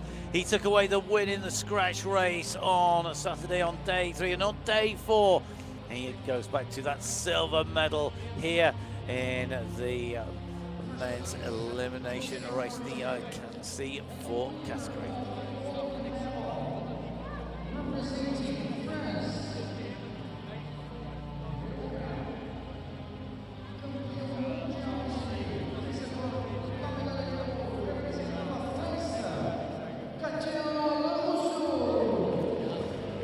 So Gaetan LaRusso, after bossing the elimination race from the front, had the pure speed to hold off Atkinson in the finale. A silver medal yesterday. He overturned Atkinson's win yesterday to take away the win here today. The UCI World Champion in the men's C4 elimination race, Gaetan LaRusso of France.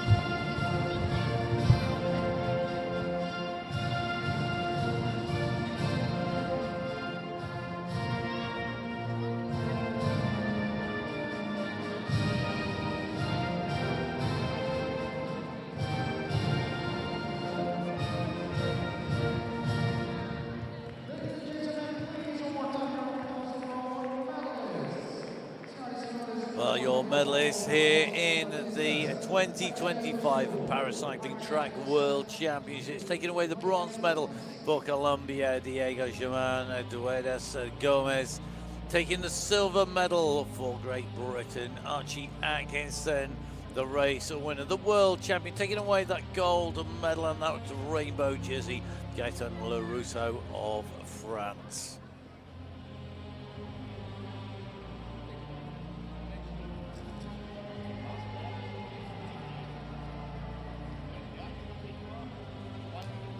So Gaëtan Le Rousseau, after taking a silver medal yesterday, moves up that one position, takes that top step. He takes away the golden medal. He has his signature to those on the rainbow jersey here today, with 2 jerseys to sign. A big thank you to our rainbow jersey supplier, to Santini, our partner, who supports us through and across all of our race disciplines.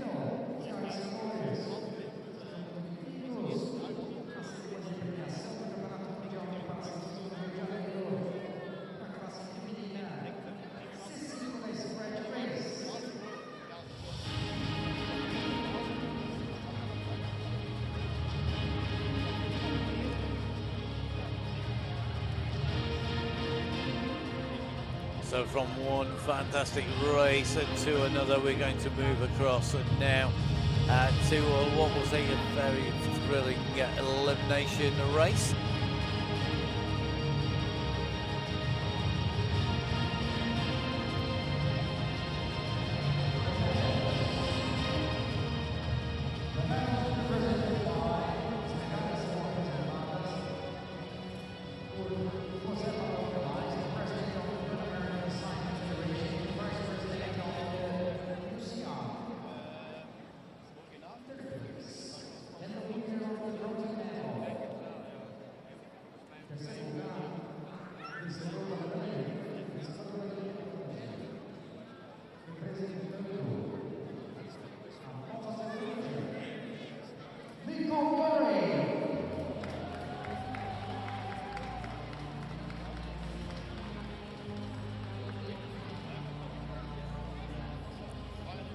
So Nicole Murray adds a 4th medal, a 4th visit to the podium here today.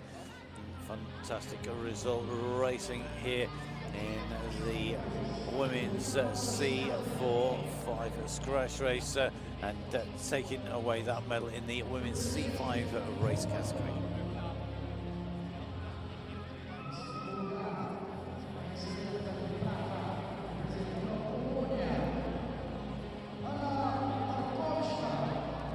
It's a 2nd medal for Anna Hakoska. This time it's a silver medal. The Polish rider on the move, put in some brave attacks, eventually overhauled by the race winner, but held on to take that silver with a daring attack. Poland with a silver medal.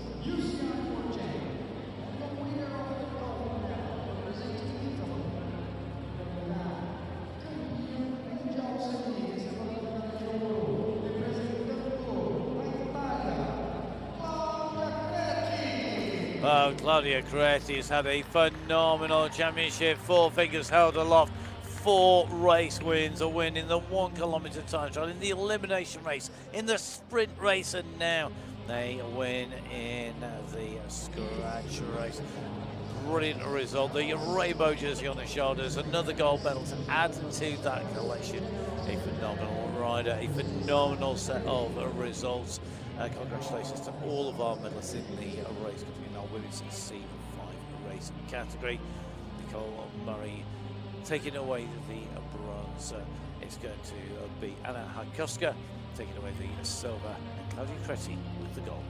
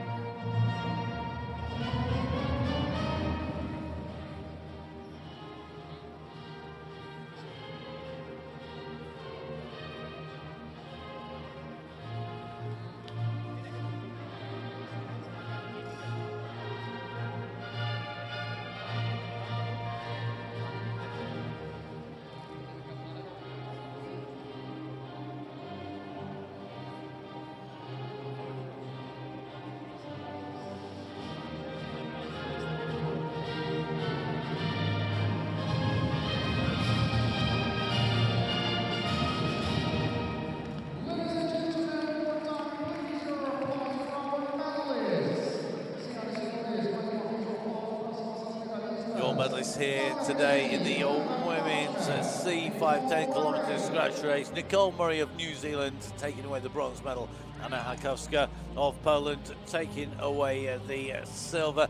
And Claudia Creti of Italy taking away the rainbow jersey and that gold medalist. Our world champion for 2025 here at the UCI Paracycling Track World Championships. 4 out of 4. There's not many riders able to achieve that. Creti has done that in style here in the Olympic velodrome for 2016.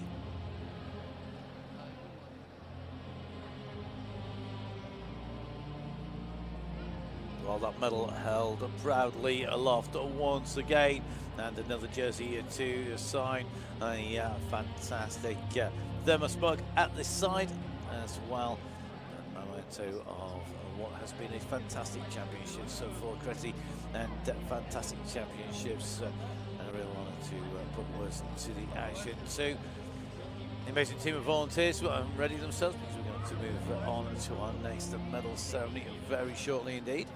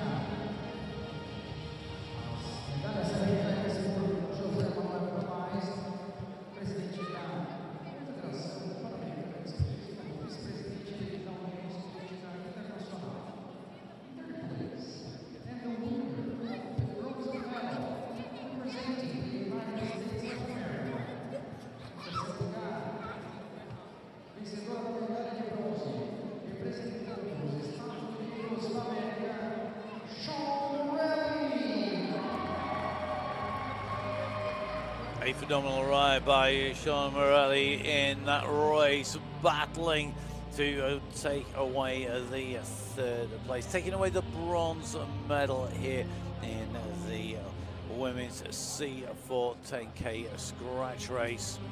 Another name added to our medal totals.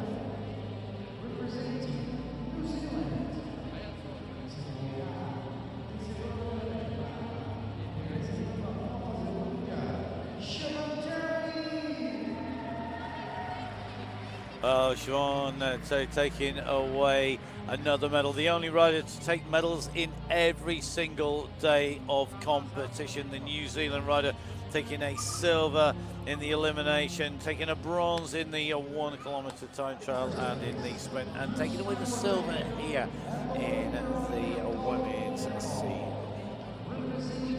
C4 Scottish race.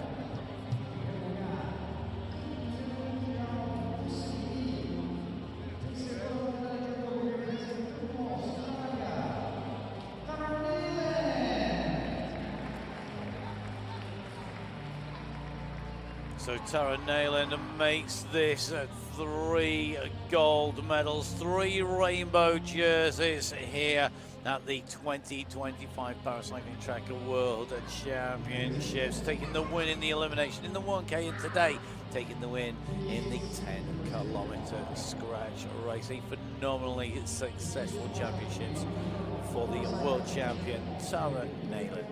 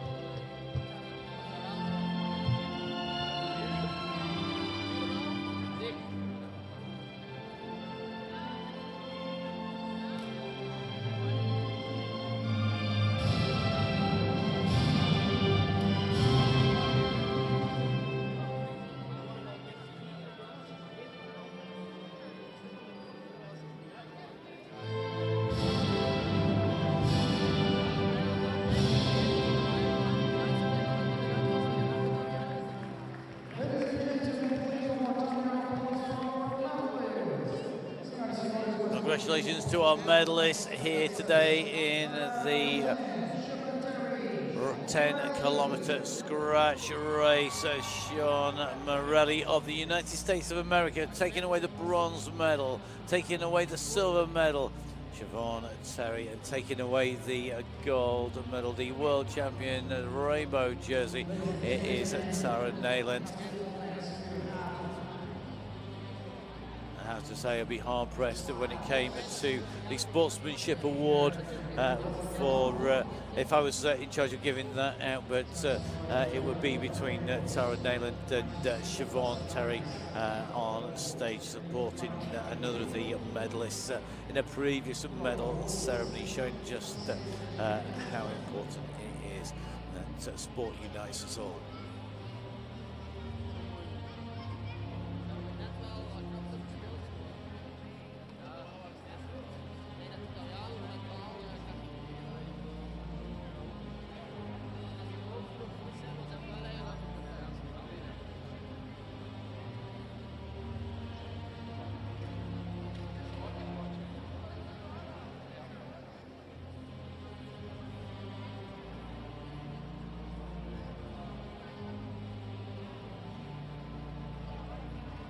Well, great to see Tara Nayland signing rainbow jerseys for 2025. She'll be taking back those medals and those boxes to keep them in, as well as that unique rainbow banded thermos gun flask. A successful championships for Nayland and some amazing racing by our riders.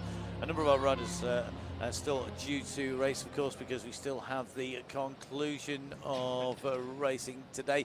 We're going to see the B sprints continue onwards, and of course we have the team sprint, the mixed category team sprint competition still to come. So we're going to head straight in and on to the track with our women's B sprint competition.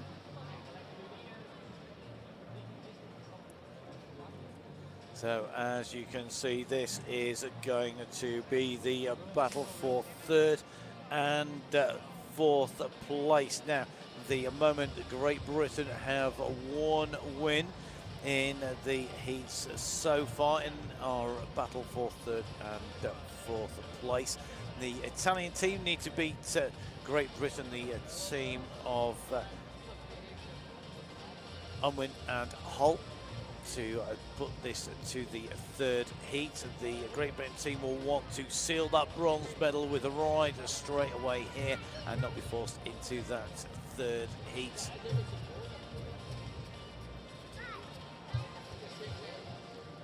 So the Italian team just turning those pedals to the position that they want for that start. To see the GB team do exactly the same.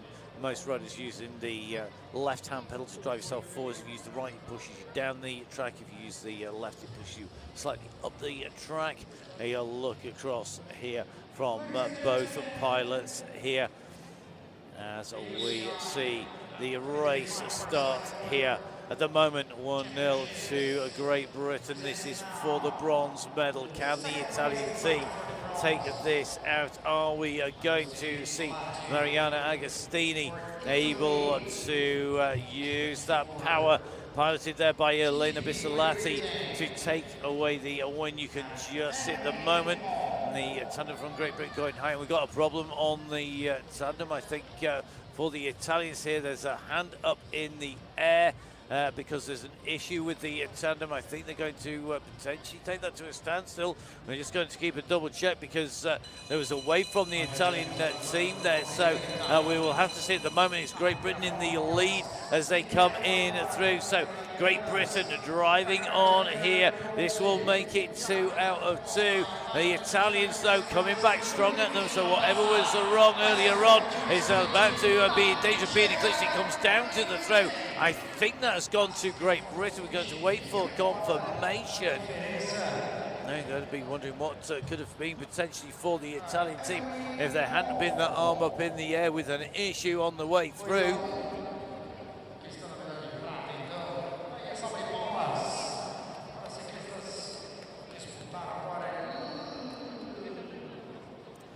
So Unwin and Hull taking the second heat there. We'll have to see if there is an appeal by the Italian team to our commissaire team down there. But at the moment, it looks like that bronze medal going to Sophie Unwin and Jenny Hull of Great Britain ahead of Mariana Agostini and Elena Bisoletti of the Italian squad. So one Great Britain tandem looking like they have got their hands on a medal here, as we see the second tandem from Great Britain lining up. Elizabeth Jordan and Danny Khan up against Jessica Gallagher and Jackie Mengler-Moore. They are going to be battling it out for that gold and silver medal. The Great Britain tandem with one to their credit so far, so they have got the win in the first heat. The Australians need to win this to take it to the third heat. If Great Britain win this, it will be the gold medal that is theirs, along with those rainbow jerseys.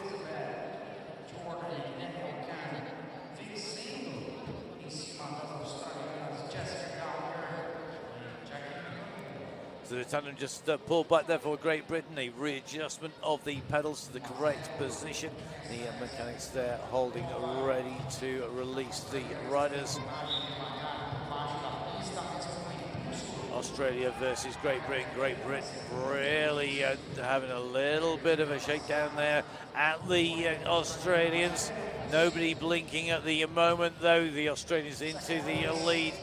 Jessica Gallagher being piloted by Jackie Mengler-Moore at the moment on the front. The GB tandem just putting a little bit more distance in to be able to wind that speed up. They come up on the outside here. So at the moment, Elizabeth Jordan and Danny Khan looking to go around the outside and drop down. The Australians are holding them up. It's going to be close, but Great Britain tandem are going to drop down at the moment. It's going the way of Jordan and Khan from Great Britain. They took away the win in the first heat. This should be 2 out of 2. The bell's got it on the way in towards the end here. This will be a fantastic victory for them. They're going to go steaming in through the line. It's going to be a gold medal for Great Britain. It'll be a silver medal for Australia in the women's B sprint competition. Great Britain subject to an appeal, taking away the bronze medal as well. But as you can see, Jordan and Khan taking away 3 wins here effectively, because it's 2 wins in a row for Jordan and Khan. That third one being given, the win being given to Jordan and Khan. Gallagher and Mengler-Moore not able to take it to that third heat, and that means that we are going to move straight on from that gold and silver medal runoff in the women's B tandem to the men's B race here today in the sprint.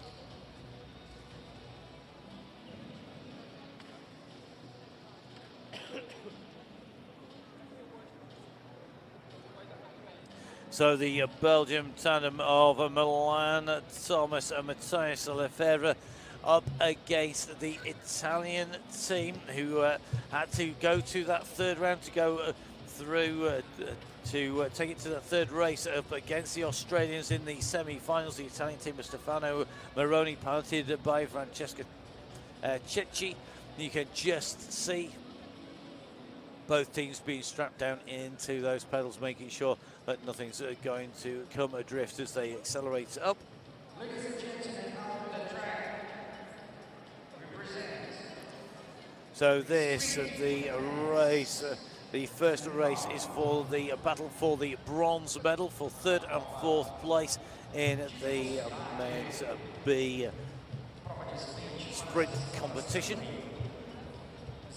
At the moment in favour of the Belgium squad. The Italians pretty much just easing off the pedals, so they need to win both remaining heats to take victory in Italy. If the Belgians take the win this time round, it is job done and the bronze medal will be theirs. The whistle goes, both teams onto the track. Will this be a closer competition? The Italians definitely looking up for this. Shoulder to shoulder with the Belgians on that initial run into the banking. The Belgians dive down first, looking to build up the speed, build up the pace. The Italians are looking to charge onto that wheel. What have these teams got left in the tank? It's been a long 4 days of competition. It's been a long day of sprinting for these teams. The Belgians, though, with the gap. When will the Italians be able to make the move? Can they make the move as they come around the turn? The Italians are holding the pace of the Belgians as we see them come through. When will the move come? Can they make it? And the answer, I think, is coming, but it's going to be too little, too late. They come up alongside. It's all about the run for the line here. The Belgians down on the inside, on the outside. The Italians are coming. It comes down to the throw. It's going to be 2 wins in the battle for the bronze medal for the Belgian squad. They are going to take away third place in the bronze medal. The Italian team will be in fourth place.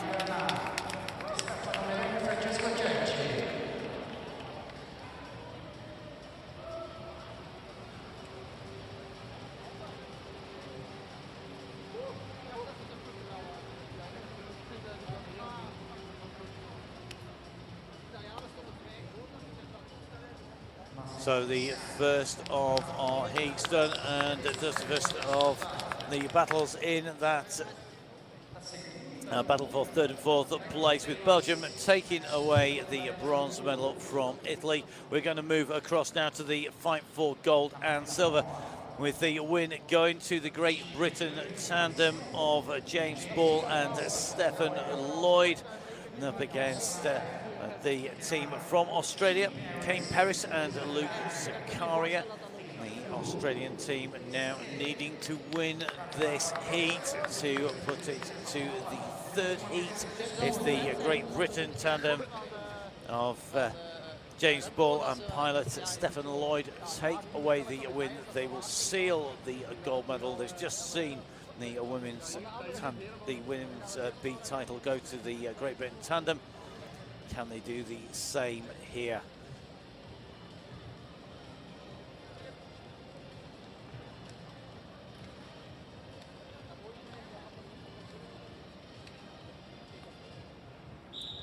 So the whistle goes.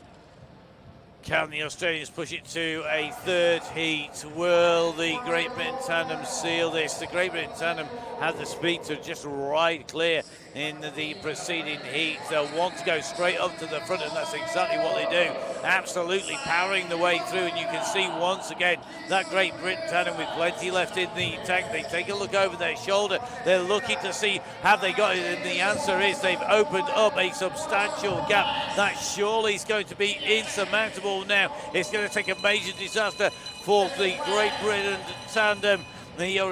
athletes riding that James ball, being piloted by Stefan Lloyd. To lose at the Australian tandem of Paris and Zakaria, I think, have got no answer to the speed of the Great Britain tandem. They go over the line. It's going to be a gold medal for Great Britain in both the women's and the men's B competition, in the sprint competition.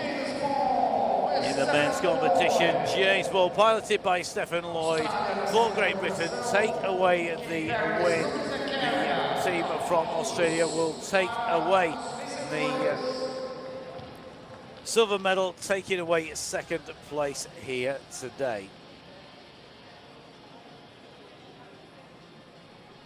So 2 heats enough for Great Britain to seal the win in the men's B tandem and in the women's B tandem competition in that sprint, to take away that sprint title. So very, very close, but a job done for our tandems here today.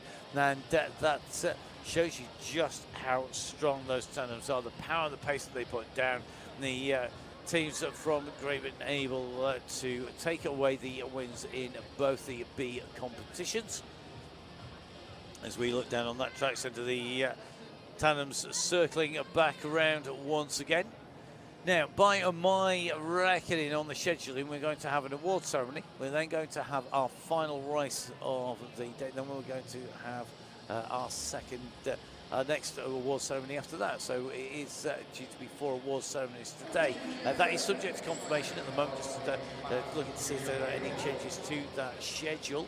At the moment, though, the backdrop being lowered, so just waiting for the fans to take themselves off the track.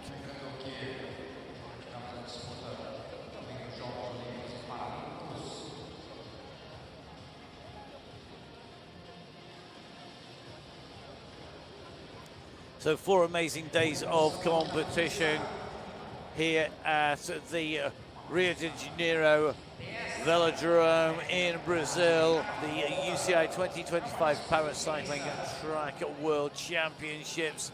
A real battle and some fantastic racing across all of our race categories. Great to see such a strong race field. So many competitors are making the way to Rio. As Todd, the UCI Paracycling manager, Todd Fraser, said earlier on, 2026 we're going to Apeldoorn in the Netherlands, and I hope you will be at the side of the velodrome watching. If you're not, then I hope you're going to be watching all that action unfold. As you can see, that backdrop being raised on the stage at the moment, because we're going to be moving across towards our medal ceremonies. We'll then have our finale of the 4 days of racing, the mixed category, mixed men's and women's 750-metre team sprint. 2 of the world record holding team of 3 from Great Britain returning once again with the addition of Finn Graham to that team. They are in that ride-off up at the top of the standings for gold and silver. So that battle between Spain and Brazil for the bronze, between Great Britain and Australia for the gold and silver, still to come. And that will happen after this ceremony. After that final race, we'll then have our final ceremonies of the championships for 2025 before the baton is handed over and on to Apeldoorn for 2026. Don't forget, all of the race results available. You can go to www.para2025.veloresults.com. For those, you can also get to the results via the timing links on the UCI webpage as well. So go to www.uci.org, go to the disciplines and click on the paracycling discipline, find the event. This is the 2025 Paracycling Track World Championships. You can find links to everything from accommodation to travel to the inside of the velodrome, the plan, the maps of our riders have been using to get backwards and forwards, and just as importantly, all of the sponsors who have made the racing happen here in Brazil, in Rio de Janeiro. Whilst you're on there, of course, you can go to those timing links as well. Do make sure whilst you're on there that if you're online, you go and I'm sure most people seem to be on social media these days. It's hashtag Rio 2025. There's lots of great images out from that already. Some really great stories as well. Some amazing racing, some amazing running, some fantastic feats of sportsmanship as well. Some really, really great people as well as great riders here making the championships happen, as well as racing and riding. A big host of people are responsible for bringing everything together. The podium is raised. There are more rainbow jerseys and more medals to be handed out very shortly. Whilst you are online, if you're watching this, don't forget, of course, that you can catch up with lots of racing on the UCI YouTube channel as well. You can tick subscribe on there, get notified across lots of different disciplines whenever there's a new video going up or whenever racing goes live on there. So much great racing across so many great disciplines. This at the Paracycling World Championships on the track. There are still many more championships to come. This weekend, the Grand Fondo Championships in Australia. We've also got coming up the Urban World Championships in Saudi Arabia. The Indoor Cycling Championships, that's actually coming from Gothenburg as well. Plenty of medal ceremonies to come, but now let's focus in on our men's C1 sprint and our medal ceremony.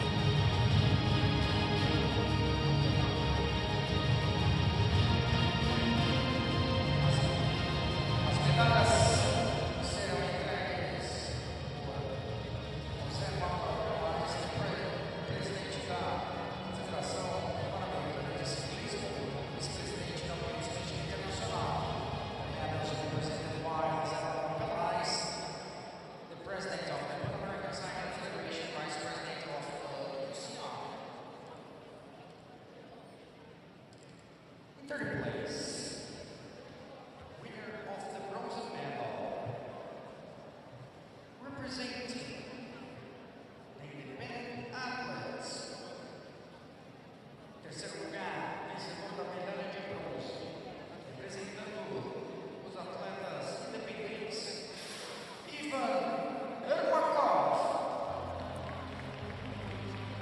So Ivan Ermakov makes that 4 medals in 4 races, taking the bronze medal in the 1 kilometre time trial, the silver in the scratch in the elimination race, a bronze medal here in the sprint competition. A phenomenal result from him, and a phenomenal championships. 4 medals, 4 days, 4 fantastic rides.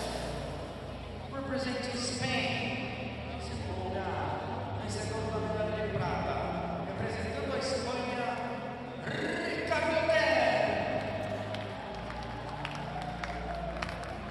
Well, what a championship for Ricardo Tenaguiles of Spain. 3 wins previously, today a silver medal. First place, UCI World Champion, and the winner of the gold medal, representing Malaysia. Em primeiro lugar, campeão mundial CI, e vencedor da medalha de ouro, representando a Malásia,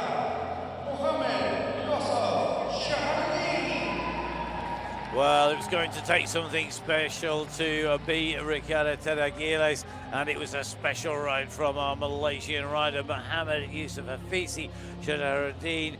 A phenomenal race, used all of that track craft to take away the win, to take the gold medal, to be wearing that rainbow jersey, the world champion in the UCI men's C1 sprint competition. Muhammad Yusuf Hafisi Shadaruddin of Malaysia.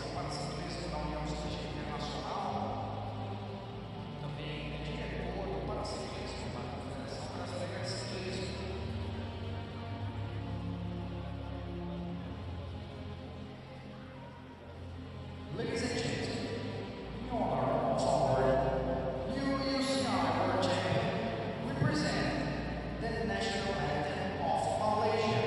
Senhoras e senhores,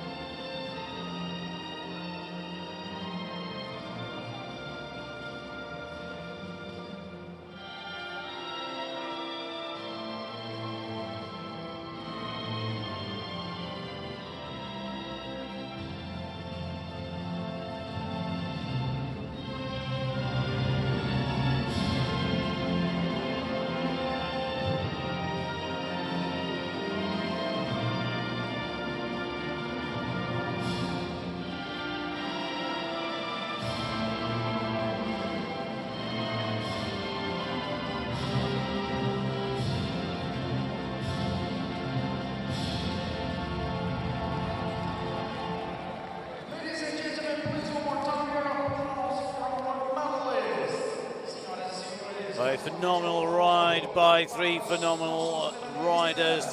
Taking away that bronze medal, it is Ivan Ermakov. Taking away the silver medal from Spain, Ricardo Tenagiles. Taking his second medal of the championships, a silver previously. This time it's the gold medal, the iconic rainbow jersey for Mohammed Yusuf Hafiz Shaharuddin, the rider from Malaysia. Really showing some serious skill and track craft and holding off a incredible champion in the shape of Ricardo Tenagiles in that final. Joined by Todd Fraser, the UCI Paracycling manager. Todd, it was a brilliant race that we saw unfold between these riders, and the track craft to take away the win against the speed of Tenagiles, absolutely stunning. These were really two experienced riders, and they put a lot on the line. And honestly, it was really cool for Malaysia and Mohammed to get this gold medal, because I don't think I've ever heard the Malaysian national anthem. And so that was a really cool experience there to see that for the first time. And a very proud Malaysian rider there, ready to sign the jersey. The jersey signing a key part of the experience of being a world champion. And you can see the riders signing that before we move on to our next medal ceremony.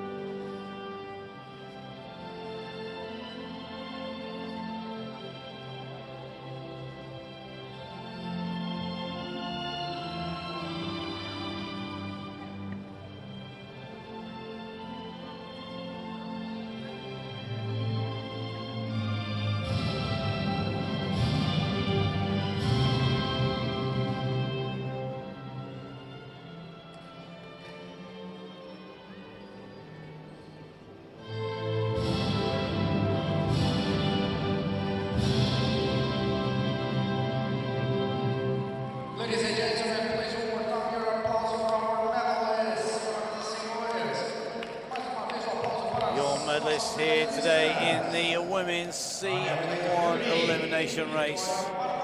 Taking away the silver medal, it is Victoria da Camargo y Barbosa of Brazil, the world champion, taking home that rainbow jersey and that gold medal. 4 wins for Talia Clayton-Goody of Australia.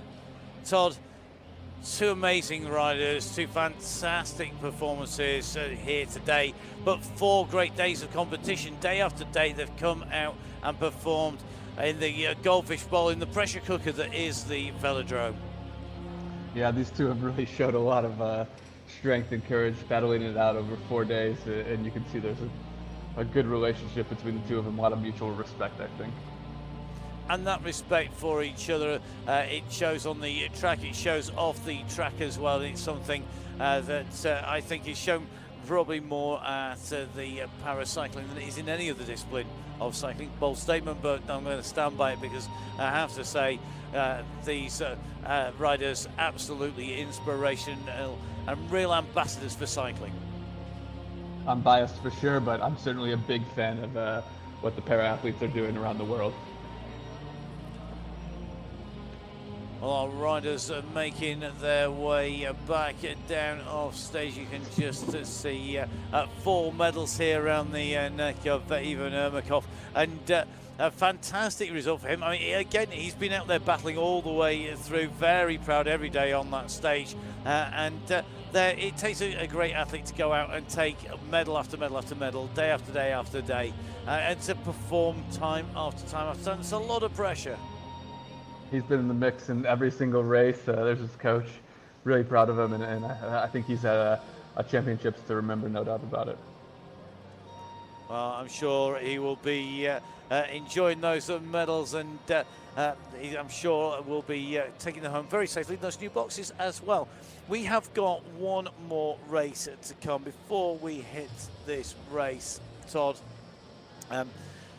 Just for me, can you sum up what these last 4 days have meant? A new format and a known venue, some new riders, some great champions. We've seen retiring champions as well. A real mix of experiences. Can you sum it up? Yeah, I think the athletes, the team officials, the organizing committee, the volunteers, the City of Brazil, our sponsors, everyone has really shown out and delivered something that's just memorable. It's the year after the games. A lot of people are in transition, and these athletes didn't settle, and they came here and just did some really, really positive racing, and it's going to carry over for the next few years. And then from the UCI side ourselves, I think just a lot of pride. We put a lot of work into this last year, into this championships, into the new format, into all the events that came before this as well too. And so I'm really proud of our team. Marie, Sahil, Isabella from my team directly, who have put so much work and care so much. And we've had a great year, and it's a really nice event to cap off the season. And as we look to 2026 and 2028 and 2027 with Haute Savoie for the All Cycling World Championships, where paracycling's back in there as well too. And so, just excited for the future, I think is the best way to put it. I mean, it certainly does look bright heading to Apple, going across to the Haute Savoie as well, where all the disciplines come together, and always one of those great memories, the memories of Glasgow, where everything came pretty much together before, and really the show why sport is just so inclusive. Now, let's move on to the last event. So the team sprint, 3 riders basically out on course, but with the team sprint, we now have a mixed team of 3. It's a really interesting event. They've got to work together as a team, and yet you need 3 incredibly talented and driven individuals as well. 3 really different individuals too, different genders, different sports classes, and they have to work together to time everything up, get a great start, get into the slipstream of riders 2 and 3, and then just power to the finish for that last person, 750 meters. The last 250 meters all to themselves with nobody else to help them. Well, let's see who can make it work today. This is going to be the race for the bronze medal. Brazil lining up with Sabrina Custodia da Silva on the inside. You can see in the center there Ricardo de Freitas, and then you have got Lara Cesar Moro Shaman on the outside for Brazil. They're up against Spain. Hernandez Santos, Santos Asenio, Jeremy Gallardo. Here we go, time to see who will take away that bronze medal. What time can they set? You can see Spain setting of Isabel Hernandez Santos on the inside. But this could be very, very close indeed. Who's going to take away the win? You can see the sprint is on. The riders having to come through, and in the moment you can see the Spanish team absolutely dialing this, looking strong at the moment. They're up at the moment by nearly 3 seconds. The riders peel off, 2 riders left here for Brazil. That kick coming from De Freitas here with Maro Shaman, and they're starting to pull back on the Spanish here, I think. It's going to be close at the moment. At the moment, it's going to be just over a second separating them. What can Brazil do here? They're up against Spain. Spain absolutely rocketing their way down towards the finish here. Spain are going to cross the line first. They come through 51.427 to take away the bronze medal. It's going to be a 4th place for Brazil here today.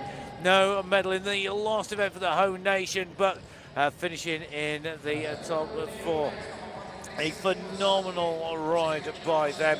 And we've got to remember, of course, these teams have had to go through qualification just to get into the run-offs for the 3rd and 4th places and for the gold and silver. Yeah, that was really fantastic. I mean, Brazil should have no shame getting 4th place here. They had a great qualifier this morning. Great team that they put out. Fantastic start by Isabela Hernandez Santos, though. First World Championships for her, and she's going to lead her team out of the gate, and they're going to take home a bronze medal, and that's great for Spain. It is, and it was a really tidy ride as well. You know, the riders sitting really just in one line. It gives you so much advantage with that aerodynamic drag to hold that. Brilliant to see that. Now, we are going to see the teams make their way up after seeing Spain take away the bronze medal with that fantastic ride. They're winning the battle for 3rd and 4th place against Brazil.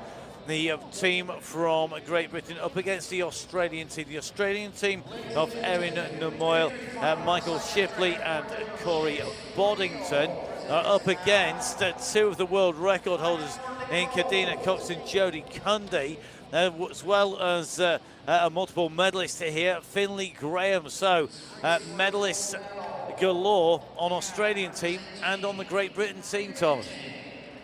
Yeah, I think Britain has a lot of experience here, both in their 2 current world record holders with Finley Graham. Australia, kind of some new and upcoming athletes here. I think they've had a great championships. I think Australia's actually leading the medal table right now. Corey Boddington himself has 3 gold medals, and he kind of sacrificed maybe a little bit in that men's C3 scratch race to be ready for this race. So I think it's going to be a really close race here. Yep, we've got Erin Namoyle down on the centre there. She's taken a bronze, taken away a win. She took away the win in the sprint, so we know she's got a great kick on her, and that's going to be so important. You got Kadina Cox in here again, another multi-medalist here at the championships. This really is going to be exciting. I can't wait to see how this unfolds. The riders are ready. The track is being readied. It's the final race of the UCI 2025 Paracycling Track World Championship. The race for gold is on. This start's so important. Kadina Cox and Erin Namoyle, the 2 riders leading out the Great Britain and Australian team respectively. Namoyle stamping down on those pedals. Great Britain heading towards the line, and it looks very, very even at the moment. 0.5 of a second to the good at the moment. Great Britain as Cox moves up, as does Namoyle, and now we're going to see the next kick onwards. Graham and Shipley taking up the baton, taking on the track, and they're getting close. There's not a lot to separate them. The handover is going to come to Jody Cuddy. It's going to come to Corey Bonington. Both have won multiple medals. Both have shown they've got the speed. And look at the time as they come around here at the moment. This is going to be close. Who's it going to be? It goes to Australia, and by 0.02 of a second, 0.02 of a second, Australia take the gold. Great Britain take the silver. You can't get much closer than that. Wow. I think that's the closest team sprint I've ever seen there. It even goes back to Britain a few years ago. That was a fantastic race. Absolutely love that. What a race. Great Britain up, then Australia closed in the gap, and that final run for the line, you could see they were giving it everything. The times were so close. I mean, a quick time as well, coming in at 49 seconds, but they were battling each other, and you can see that it's 0.020 of a second. That is 2/100th of a second. I mean, that is nothing. You can't imagine how brief that is. At the speed the riders are travelling, I think that's literally the thickness of the rubber on the tyre. It's nothing. Absolutely nothing. Really, really amazing there. I mean, you know, we got to go back to the photo finish because that was fantastic. I don't think we'll see it because of our opposite sides. But unbelievable resilience from Australia. You know, that's the magic of the team sprint, is that you have so many different categories and genders and speeds that you're never out of the race because you can always come back. And Australia never gave up.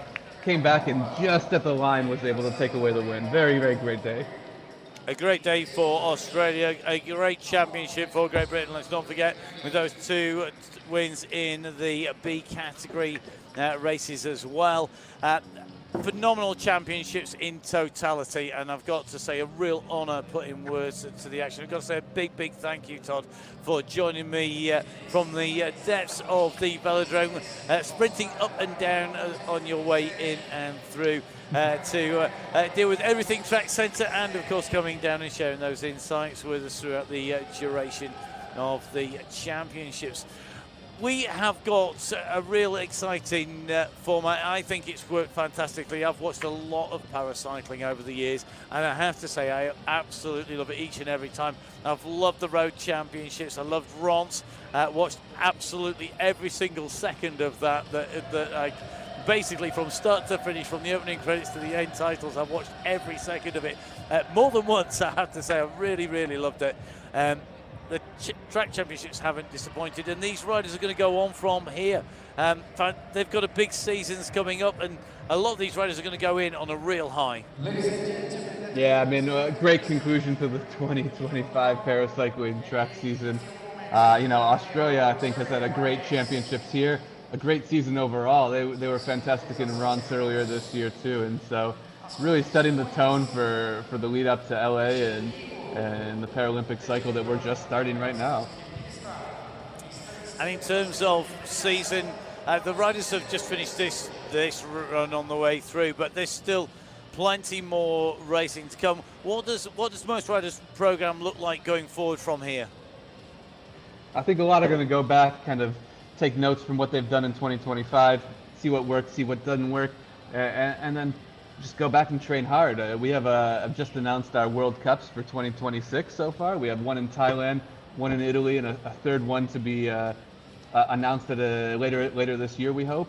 And that season's going to start in March. And so a lot of these riders, especially the Asian, African, Western Hemisphere, Oceania kind of places, or Eastern Hemisphere, sorry, are going to be looking forward to that World Cup, I hope, and trying to start off the 2025 UCI Paracycling Road World Cup season in strong form as we work toward 2 more championships in Huntsville, Alabama in the USA in September for the road, and then, as we mentioned earlier, Apeldoorn in October in the Netherlands. So big season to look forward to.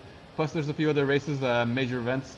A lot of the Asian nations will be looking forward to the Asian Para Games, which take place in 2026 as well, and those will be in Japan. And so lots of different goals, and everyone's kind of setting their sights and preparing because qualification will be starting really soon for LA.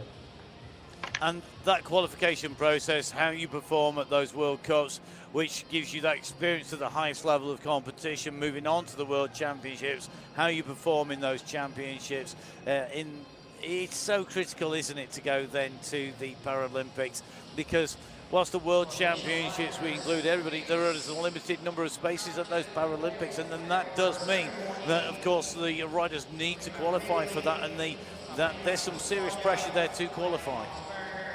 Yeah, I mean, it's all proving grounds. There's really a limited number of slots for all sports at the Paralympic Games, not just cycling.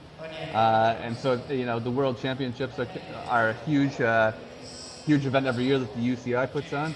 But I would even say those World Cups that we have are the proving ground. We get over 500 athletes sometimes at Road World Cups, and it's the first contact point at the UCI where those athletes have those major races to start proving themselves and showing their team managers that, hey, maybe I should get my seat on the plane to LA. Well, let's see if they've managed to book those things when we get to LA. It's a lot. It feels a long way away at the moment, but my goodness, it really will accelerate. We did say earlier on. I mean, Todd's shaking. It's a shame we can't show you the camera. Todd's shaking his head like it's right around the corner, like it's tomorrow. But time does seem to disappear fast. We did say this earlier on in the 4 days of competition, that it does seem to get quicker and quicker the closer we get to the games and the closer we get into that once every 4 year opportunity for our riders to shine. In terms of going to those games, a number of riders won't be there. We've seen some retirees, thinking particularly riders like Stephen Bates, who I still struggle to believe. I think he's 48. Is Stephen Bates going, and he's actually changing. Giving up the cycling, he's going to be making presentation stands for medals. That's he's a carpenter by trade, so using part of a velodrome, part of the old Manchester track velodrome is what he's going to do. So a number of riders won't be there at the Paralympics, and I'm sure he'll be looking on thinking, ooh, could I have made it? Could I have made it? Like I'm sure all those riders do. I'm not going to ask you for one standout moment, one standout ride. I think it's impossible to pick one, and to pick any one thing. I have a personal favourite moment, and when we saw Tara Neylan along with Siobhan Terry going across to assist somebody else on the podium. And you could see they wanted to literally disappear and go help the moment the national anthem played. And you could see that urge just to help, that humanity there on the podium, on that ceremony. And for me, that summed up what is great about sport full stop, never mind cycling or paracycling. That's my moment. I'm going to let you have a little think about that, because I think we are about to start our ceremony. Todd, I may well be back to you to ask you to pick a moment for us, but we will see. So we're going to move on to the victory ceremony for the women's C2 elimination. We saw the riders in the C1 elimination just earlier at the last of our preceding ceremony. So we get our riders ready. The presentation party making their way onto the stage by those iconic white badges, as well as the medals. Big thank you to everybody who's made that happen.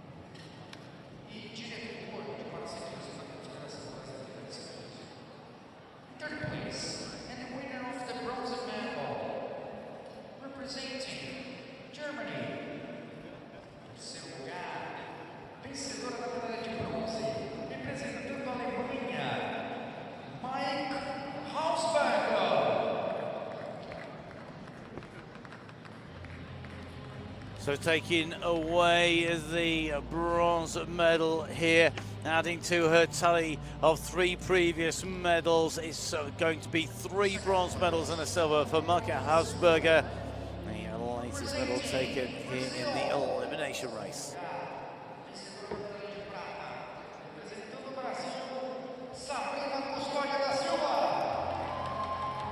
A silver medal for the Brazilian rider Sabrina Custodio da Silva. Well, she took the bronze in the scratch, she took a silver in the sprint, she took a championship win and a world title in the 1 kilometer.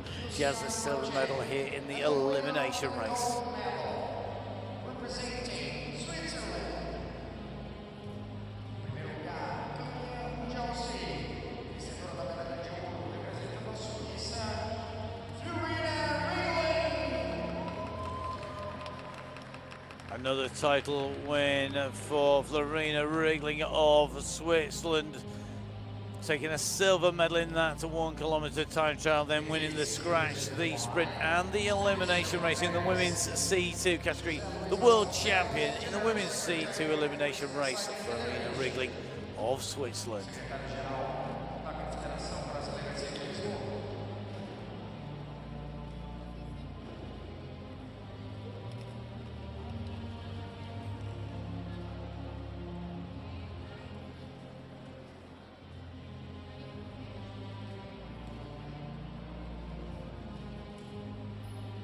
Ladies and gentlemen, your new UCI World Champion, representing the national anthem of Switzerland.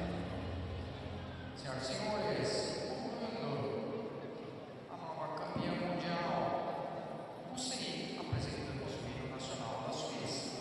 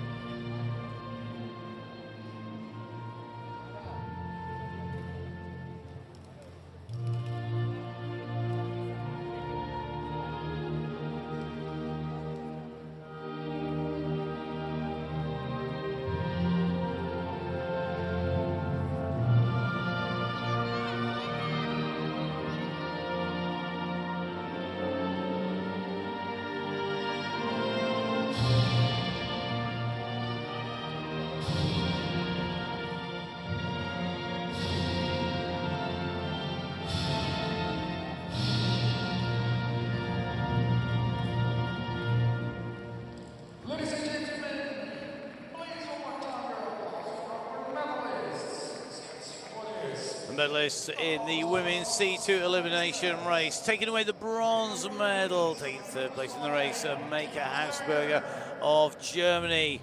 A second place, taking the silver medal for Brazil, it is Sabrina Custodio da Silva, the world champion, taking that rainbow jersey home, and another gold medal to add to an extensive collection. Florina Riegling of Switzerland. Three phenomenal riders. Florina Riegling, a fantastic championship, taking 3 titles out of the 4 available. Such a talented rider. Yeah, she had a great championship. She's just an all-around great person. You know, shares a hotel. I've actually spent a lot of time with her. We spoke at the junior conference last year at the UCI, and she's just a real role model for paracycling and just cycling as a whole, because she's faster than even some of the non-paracyclists. She's that fast. She's just a great person.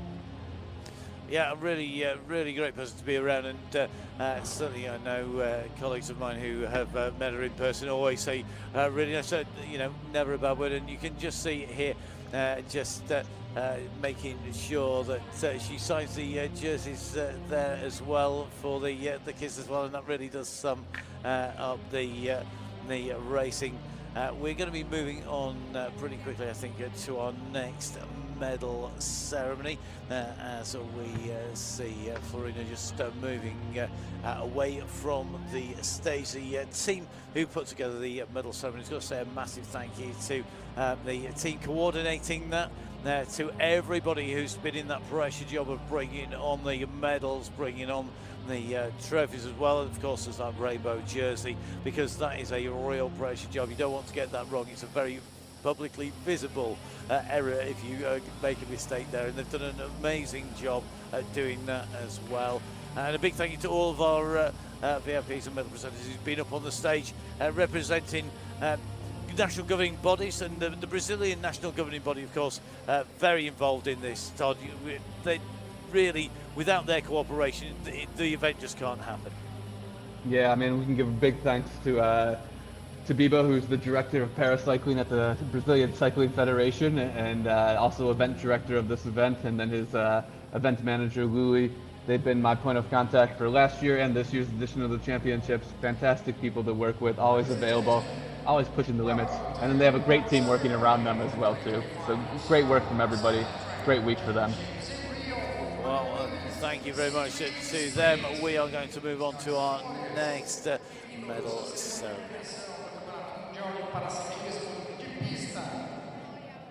UCI 2025 no Rio de Janeiro para a categoria feminina C3 prova de sprint.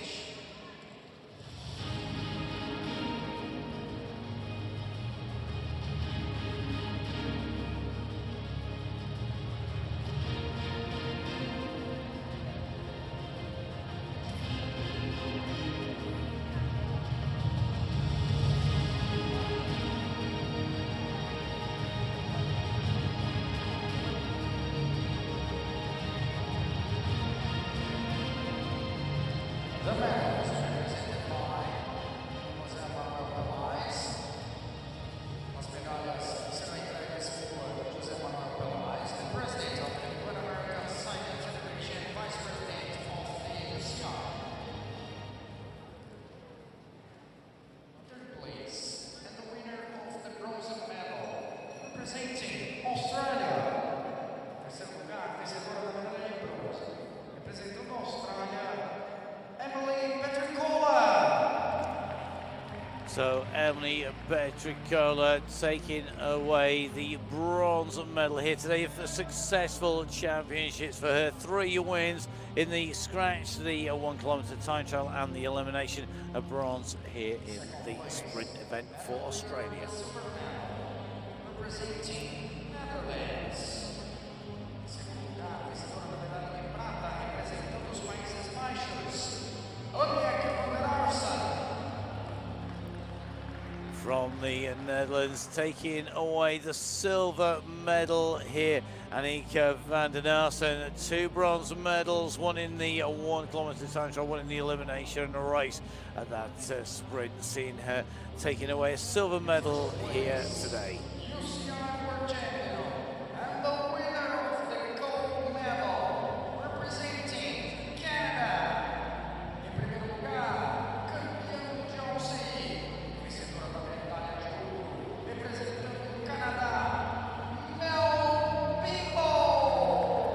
Well, Mel Pemble started off her championships with a bronze medal in the scratch. She took away a silver medal in the 1 kilometre time trial and in the elimination race. Today, it's top step on the podium. Centre stage, the rainbow jersey as world champion, the golden medal. UCI a world champion in the women's C3 sprint competition, Mel Pemble of Canada.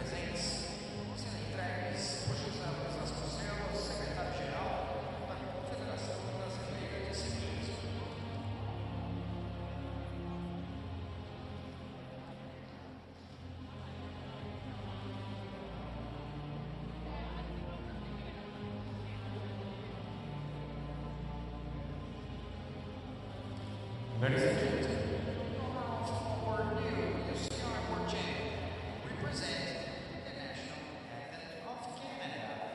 Senhoras e senhores, concluindo a nossa nova campeã mundial UCI, apresentamos o hino nacional do Canadá.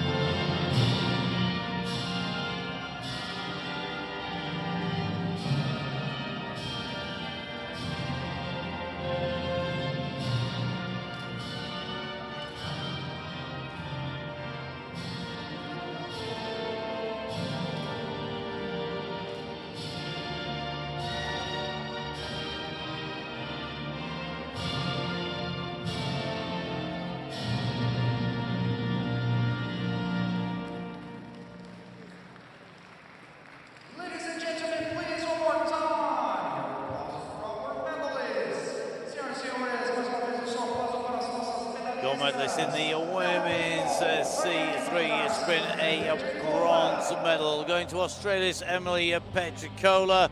Then taking second place, taking away the silver medal, Annika van der Narsen of the Netherlands. Top spot, world champion for Canada, Mel Pemble, who takes away the rainbow jersey, the gold medal as world champion. A phenomenal ride by Mel, Todd. I mean, the right way to do it, isn't it? Finish the championships with a win. Yeah, she was really strong today, and I mean, you could see the emotion on her during the playing of O Canada there, the national anthem of Canada. She was just really happy with that gold medal and to pull the rainbow jersey on her first time this championships. And that's signing the rainbow jersey, a moment that all champions across all disciplines do. You know, putting that autograph down there, it's a real moment in history. Yeah, it's a really special opportunity, and we take those jerseys and are able to share them with important people all around the world who are fans of cycling, and usually they hang them up in their offices. So we give everybody a list of who signed which championship, and they can show those around the world. And it's a really cool opportunity, really cool memento, really something special of cycling that not any other sport has, I think. And it's one of those things, isn't it? It's a nice way to say thank you to people who have made the racing happen, because you know there's a lot of people behind the scenes who maybe from afar are supporting cycling through various commercial partnerships, as well as support, lots of partners providing technical expertise as well. Yeah, just a lot of thank yous to say everywhere. You know, the unique thing about paracycling is we have 48 medals here, so we have 48 different signers. You know, at the Road World Championships, Matthew Van der Poel or whoever Pushkar, he has to sign 30 of them by himself. So we split the work between our athletes here. It's a definite benefit of having multiple categories, and we are going to get our next riders up on stage. This time it's going to be our next B riders taken to the stage for the Men B Sprint Victory Ceremony.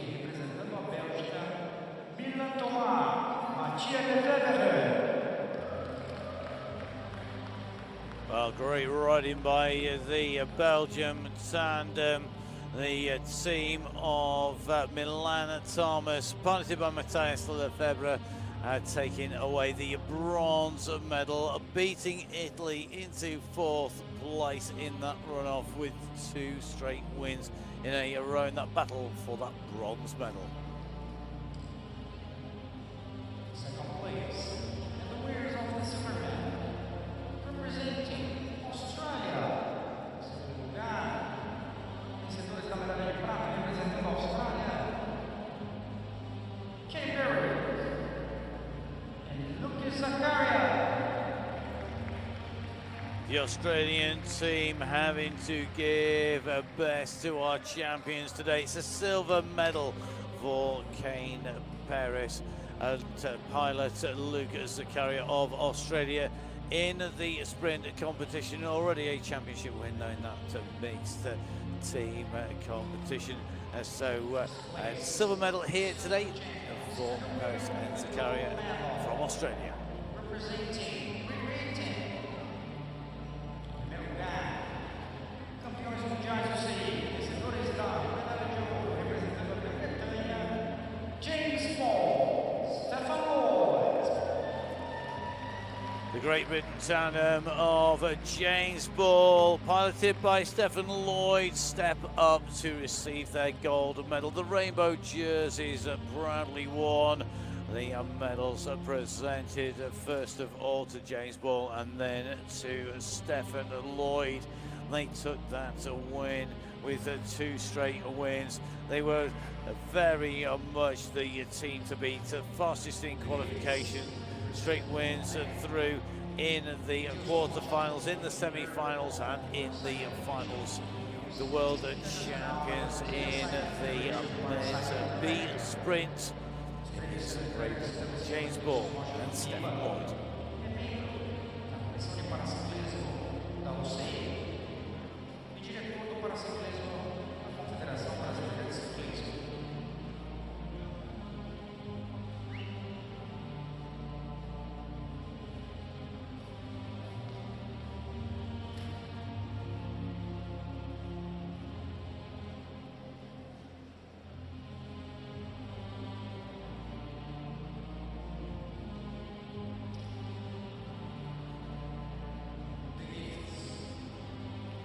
Now, ladies and gentlemen, in honor of our new UCI champions, we present the national anthem of Great Britain, senhoras e senhores. Agora, honrando os novos campeões mundiais do UCI, apresentamos o hino nacional da Grã-Bretanha.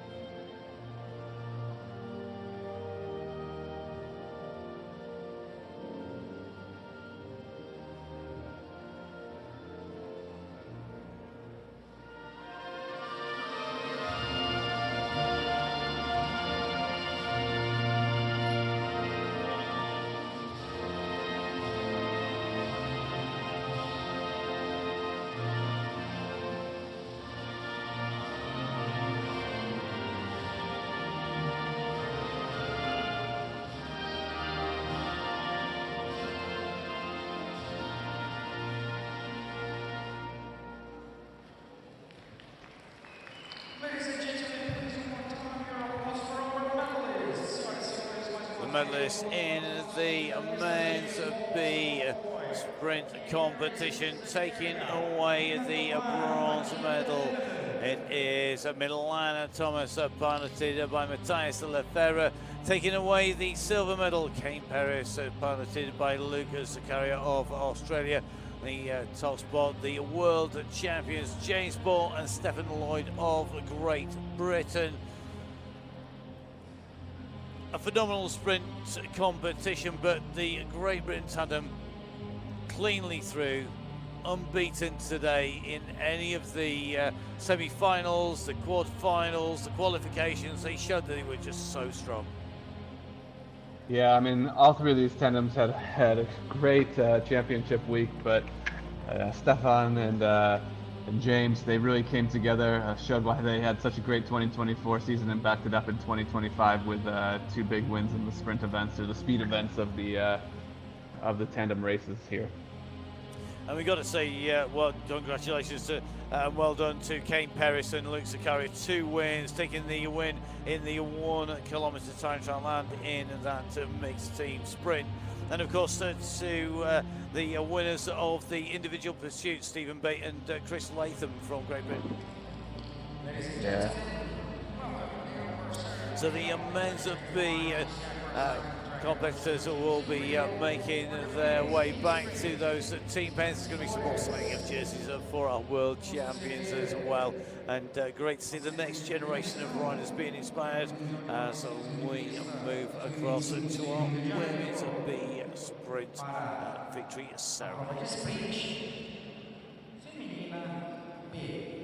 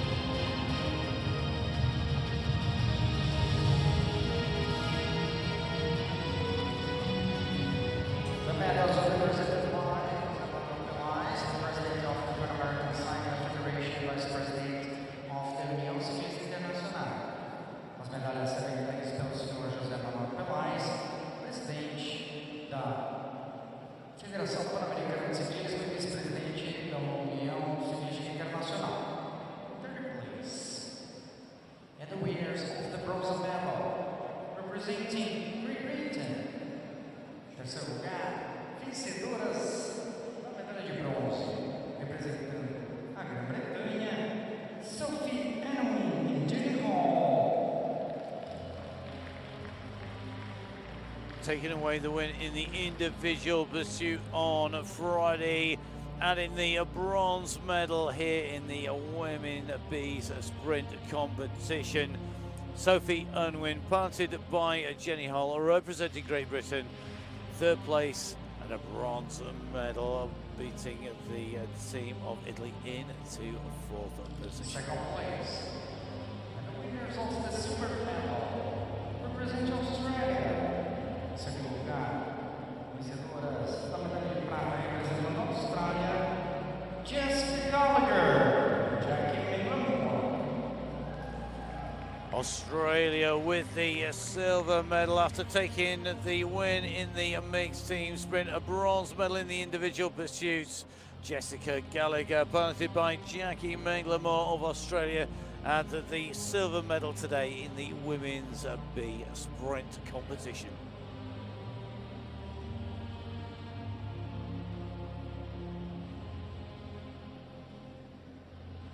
First place, UCI World Champions, and the winner of the gold medal, representing Great Britain.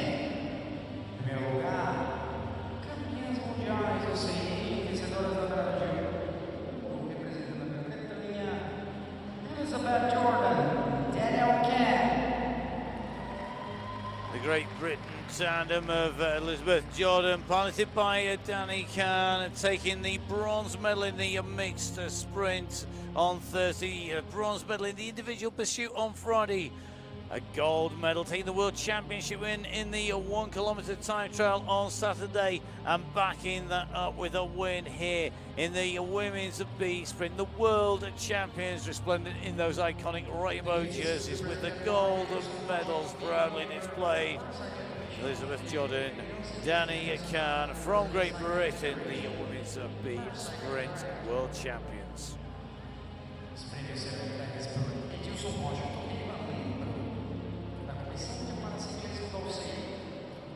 Diretor de Paracyclismo da Confederação Brasileira de Ciclismo.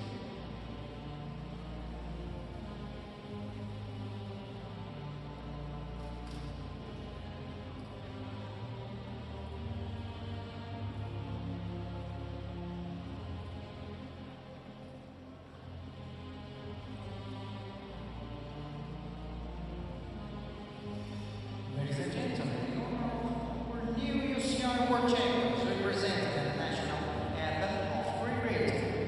Senhoras e senhores, das novas campeãs mundiais do UCI, apresentamos agora o hino nacional da Grã-Bretanha.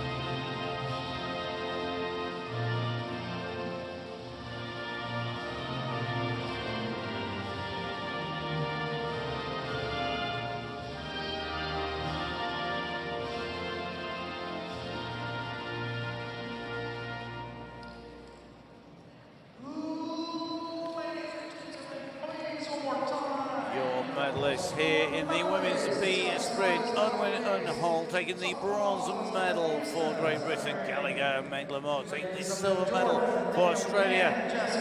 Here's Elizabeth Jordan and Danny Kahn of Great Britain, the world champions for 2025 in the women's B sprint competition.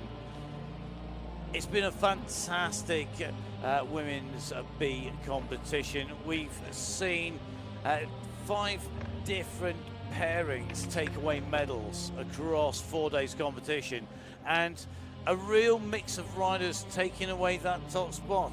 Only Elizabeth Jordan, Danny Kahn backing that with a double win, really. And I have to say, really interesting to see that spread, the different specialities, the riders who are better in some disciplines than other. But Jordan and Kahn, 4 sets of medals across 4 days. That's a phenomenal performance. Yeah, they've been fantastic. They were really great last year in Rio too. So I think they like the track here because it showed with a lot of results for both Great Britain, but especially for those two personally, who have formed a fantastic team over the last couple of years. Certainly that bond between them, you can see very much a fantastic pairing who have shown just exactly what you needed to take away medals. 2 bronze, 2 gold medals. You know, a phenomenal performance by them, and again showing just the speed that can be achieved by those tandems. Incredible speeds around the track today from the pair. Yeah, I mean, the tactics too, especially in the sprint, they were able to go every type of race you could imagine. Strong from the start, close late, just take the lead and charge down the track. They did everything today, and yeah, first qualifiers in the qualification round as well. And their qualifying time, I mean, super quick, but impressive. Over 65 kilometers an hour over the last 200 meters. It shows you just how fast they're moving. And 12 teams from around the globe competing in that qualification to make their way into the quarterfinals and into the semi-finals. So phenomenal riding by our world champions, and that is going to leave us with 1 more medal ceremony to go here at the UCI 2025 Paracycling Track World Championships.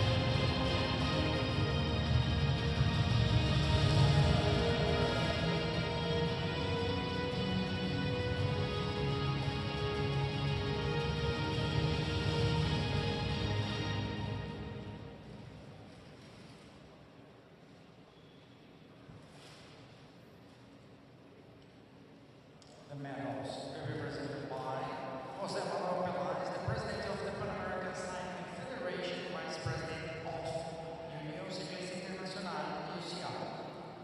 As medalhas serão entregues pelo Sr. José Manuel Peláez, Presidente da Federação Pan-Americana de Ciclismo e Vice-Presidente da União Ciclista Internacional.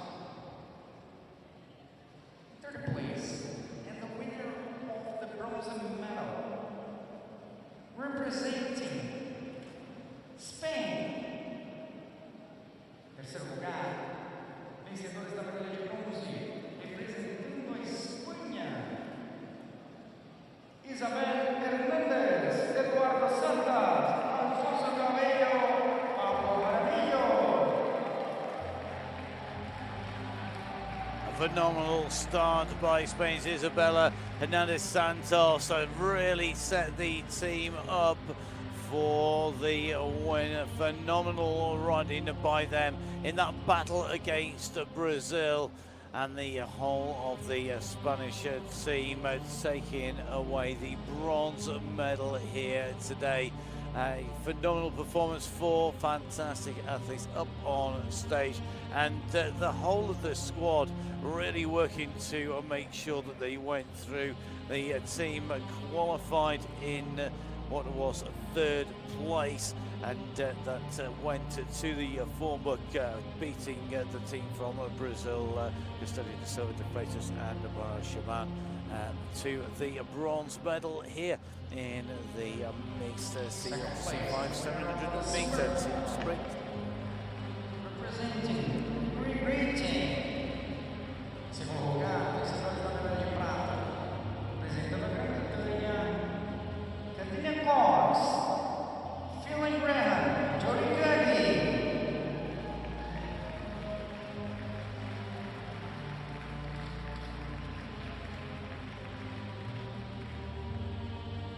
So the team from Great Britain in a phenomenal battle against Australia.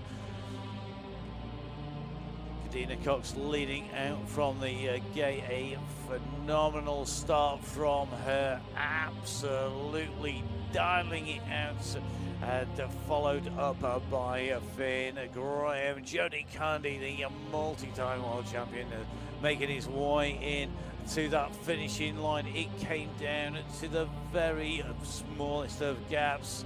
The silver medal going to Great Britain. First place, UCI World Champion, and the winner of the gold medal, representing Australia. Primeiro lugar, campeões mundiais do CI, vencedores da medalha de ouro, representando a Austrália. Harry Norman, Gordon Allen, Corey Wallington, Michael Shipley. Taking away the win by 0.020 of a second. The team from Australia, a final that saw Erin Namoyle kick away from the blocks, backed up by Michael Shipley and Corey Boddington. You can see Gordon Allen down there, who set the time with Namoyle and Boddington in the qualification. A phenomenal performance by the team from Australia, taking away victory, taking the rainbow jerseys, taking the gold medals as the world champions in the mixed C1 to 5 750 meter team sprint competition.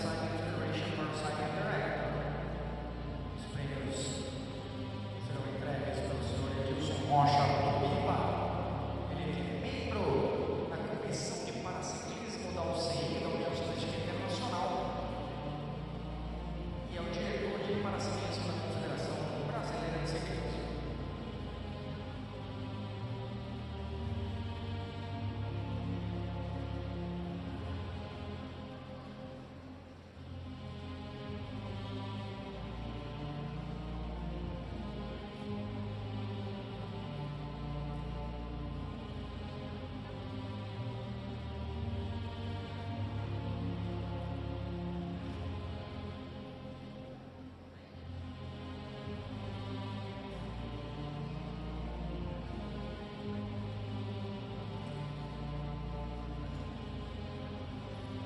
Ladies and gentlemen, your forward new UCI World Champion represents the national anthem of Australia.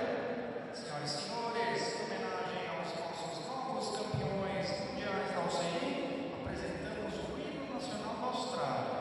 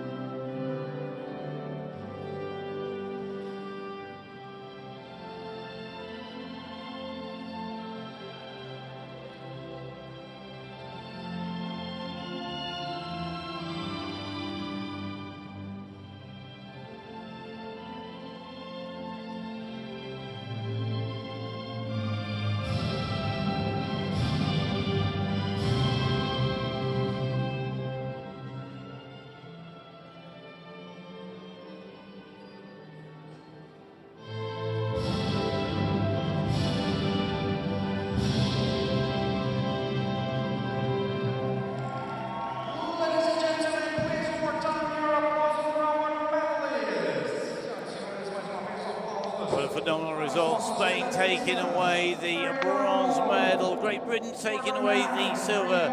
The world champions in the mixed C1 5 750 meter team sprint. 2025 Australia taking the title.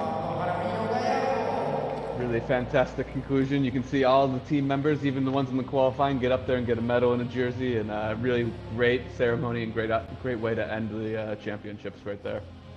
And we've got to, let's start off first of all with Australia. They ended with the gold medal, the very last ceremony. They have been absolutely phenomenal as a team. Yeah, they brought a lot of great athletes here, and they did not disappoint. They showed all these fantastic races, and they really came to perform. Maybe it's just Australia, it's the summertime there, and they're in good form, but yeah, it was a great championship for Australia, and they should be really proud of what they did here.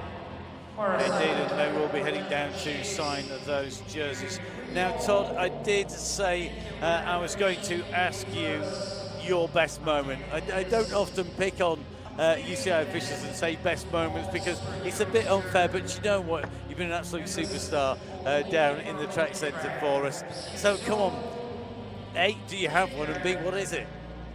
I have a few for you because I think there's personal ones, professional ones, there's the operational UCI ones, and we can go through them. I mean, first of all, I think I was really thankful to have this opportunity to join you, and you know, my colleagues kind of pitched the idea last minute to try to join if there was the opportunity, and it was a great experience for me to be able to talk, share with people, and just enjoy the championships in a different perspective. So that was definitely a personal goal. I just think also I have to be really proud of my team who was here and let me be able to come down here and talk about that, and so they were absolutely fantastic. You know, I have all the faith in the world in them, and they delivered as always. So it was a great opportunity for that. And you know, I'm not going to give any best moments about the racing because the whole week was just an absolute fantastic championships, but just some really proud moments that I had personally were athletes today stopping me and just saying thanks for all the hard work, and we're really happy with everything that's been going on. And so for me personally, that was just really nice to hear that at the end of the championships, and you know that what we're doing is going over positively with the community.